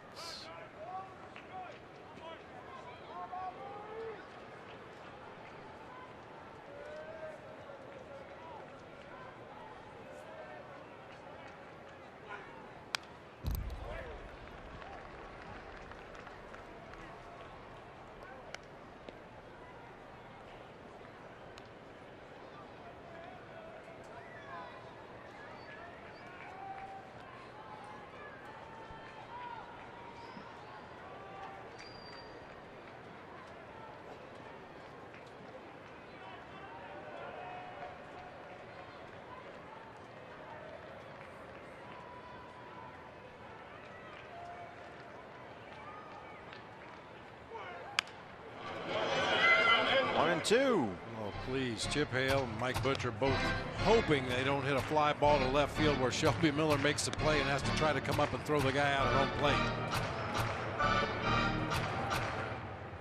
Oh, we know he's got a good arm. He was down there throwing a bullpen session again today, working with Mike Butcher and Garvin Alston. He's going to start Tuesday's game here against the Cardinals. One of his former teams. 1-2 on Nice.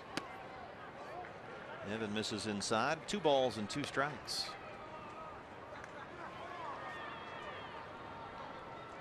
Diamondbacks in the bottom of this inning will have Wellington Castillo, Jake Lamb in the pitcher spot 2 up. And Shelby Miller, who's the left fielder, bats behind the pitcher spot. So you've got theoretically 2 pitchers coming up in that inning. Flirting with a fly ball to Miller, but once again it's out of play.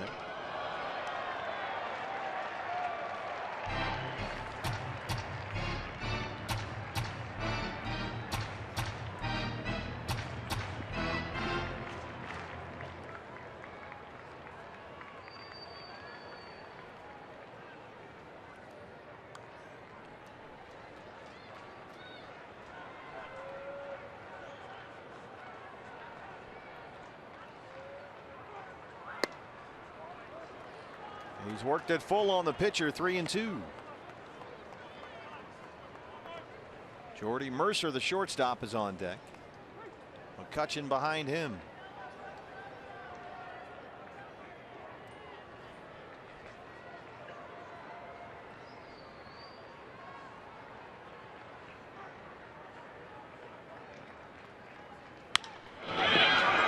Foul ball.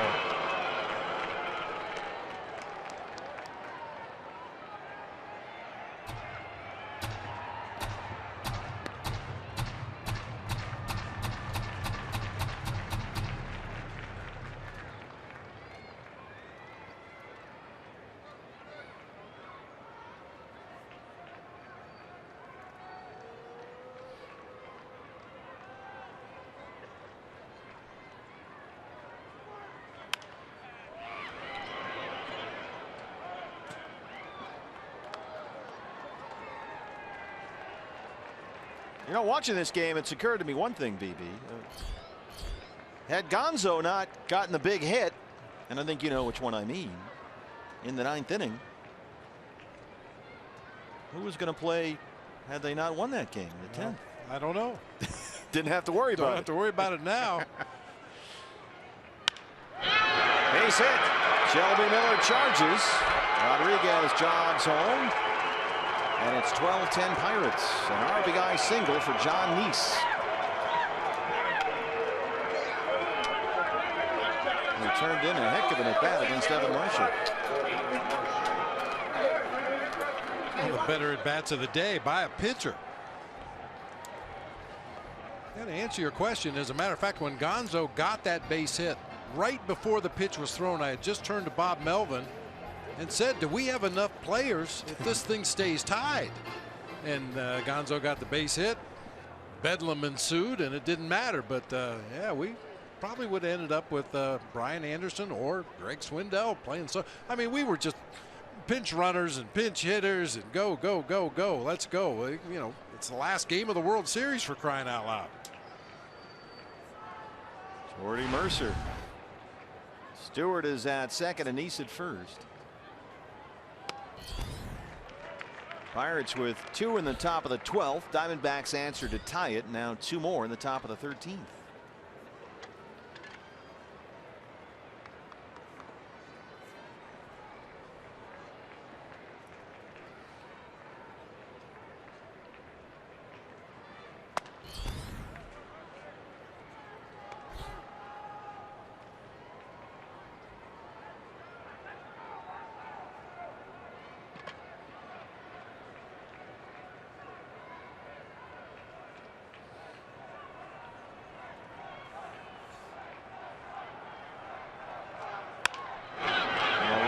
Segura. And Drury turns it. And once again, the Diamondbacks will have to come from 2 down to keep this thing going. Bottom 13 on the way.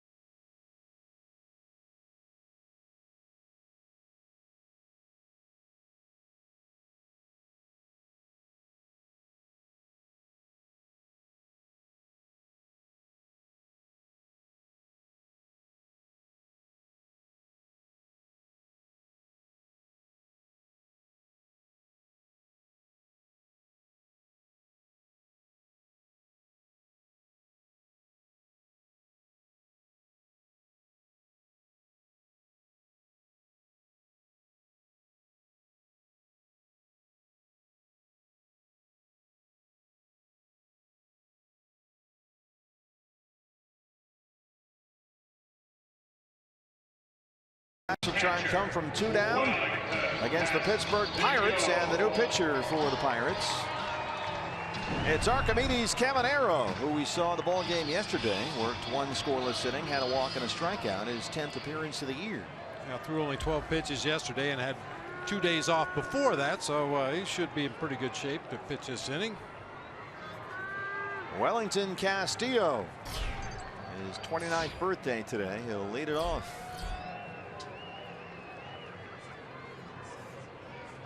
Castillo a 3-run homer in the 3rd.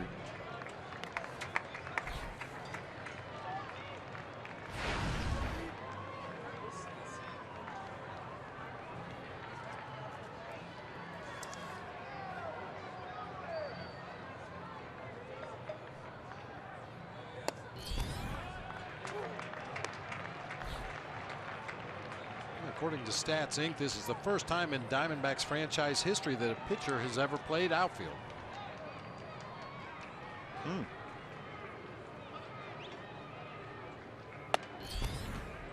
2-1.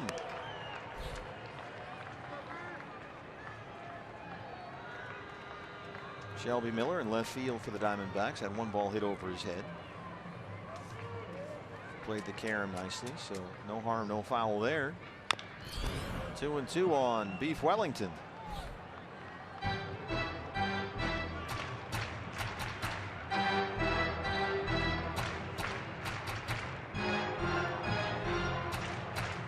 Diamondbacks have had their chances. They had the winning run in scoring position in the 10th, 11th, and the 12th.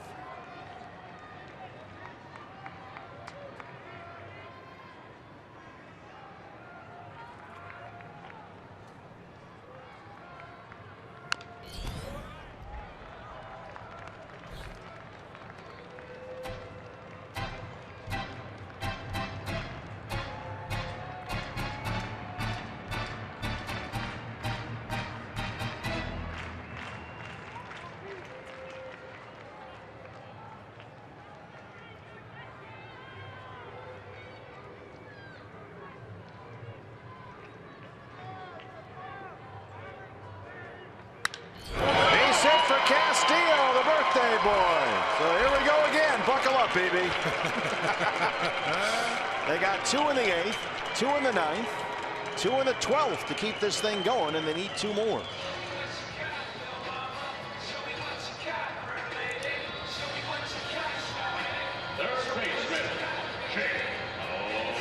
Wellington Castillo with 3 hits and 2 bases on balls on his birthday today. Here's Jake Lamb, who has had a couple of key walks late in the ball game. He walked in the 10th and in the 12th. And walk in the 12th inning, he had some really good swings during the course of that at bat before ultimately taking ball 4. Now, if you're thinking about an extended rally here, keep in mind the pitcher spot is due up next, and Patrick Corbin is in the on-deck circle. He would hit for Evan Marshall, and then behind Patrick, you've got your left fielder, which is now Shelby Miller. So there are 2 pitchers coming up behind Jake Lamb here.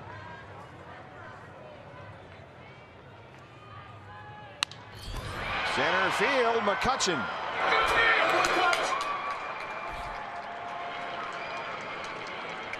He ran through all the position players trying to win the ball game, and then after that happened, Nick Ahmed got himself ejected on a horrible strike 3 call by Marvin Hudson.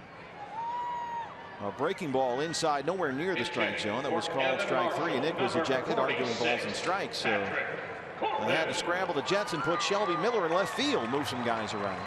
So Corbin hits for Marshall here, 1 on, 1 out. And Miller on deck.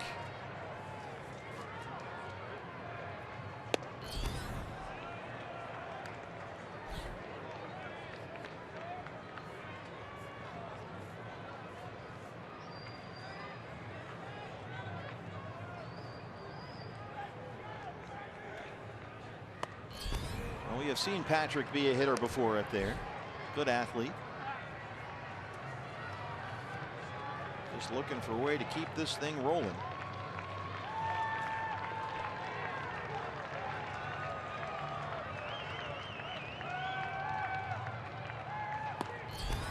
He waves at strike 3.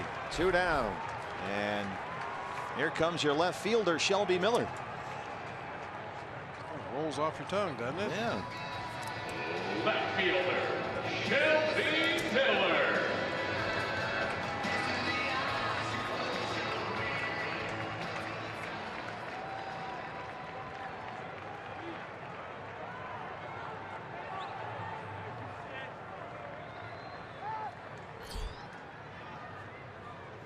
Shelby Miller was a very good athlete in high school. In Texas, he went to Brownwood, Texas High School, and was an all-district wide receiver on the football team, and he was an all-state punter, which is no small feat in Texas.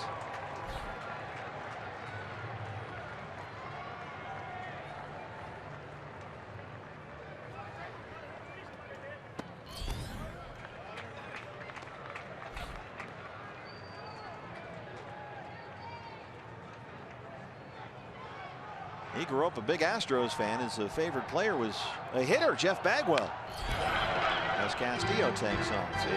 Like to watch some of the Astros pitchers, Roger Clemens, Roy Oswalt, guys like that, but he said Bagwell's my dude, man. And he has homered off former Diamondback great Matt Reynolds in the career.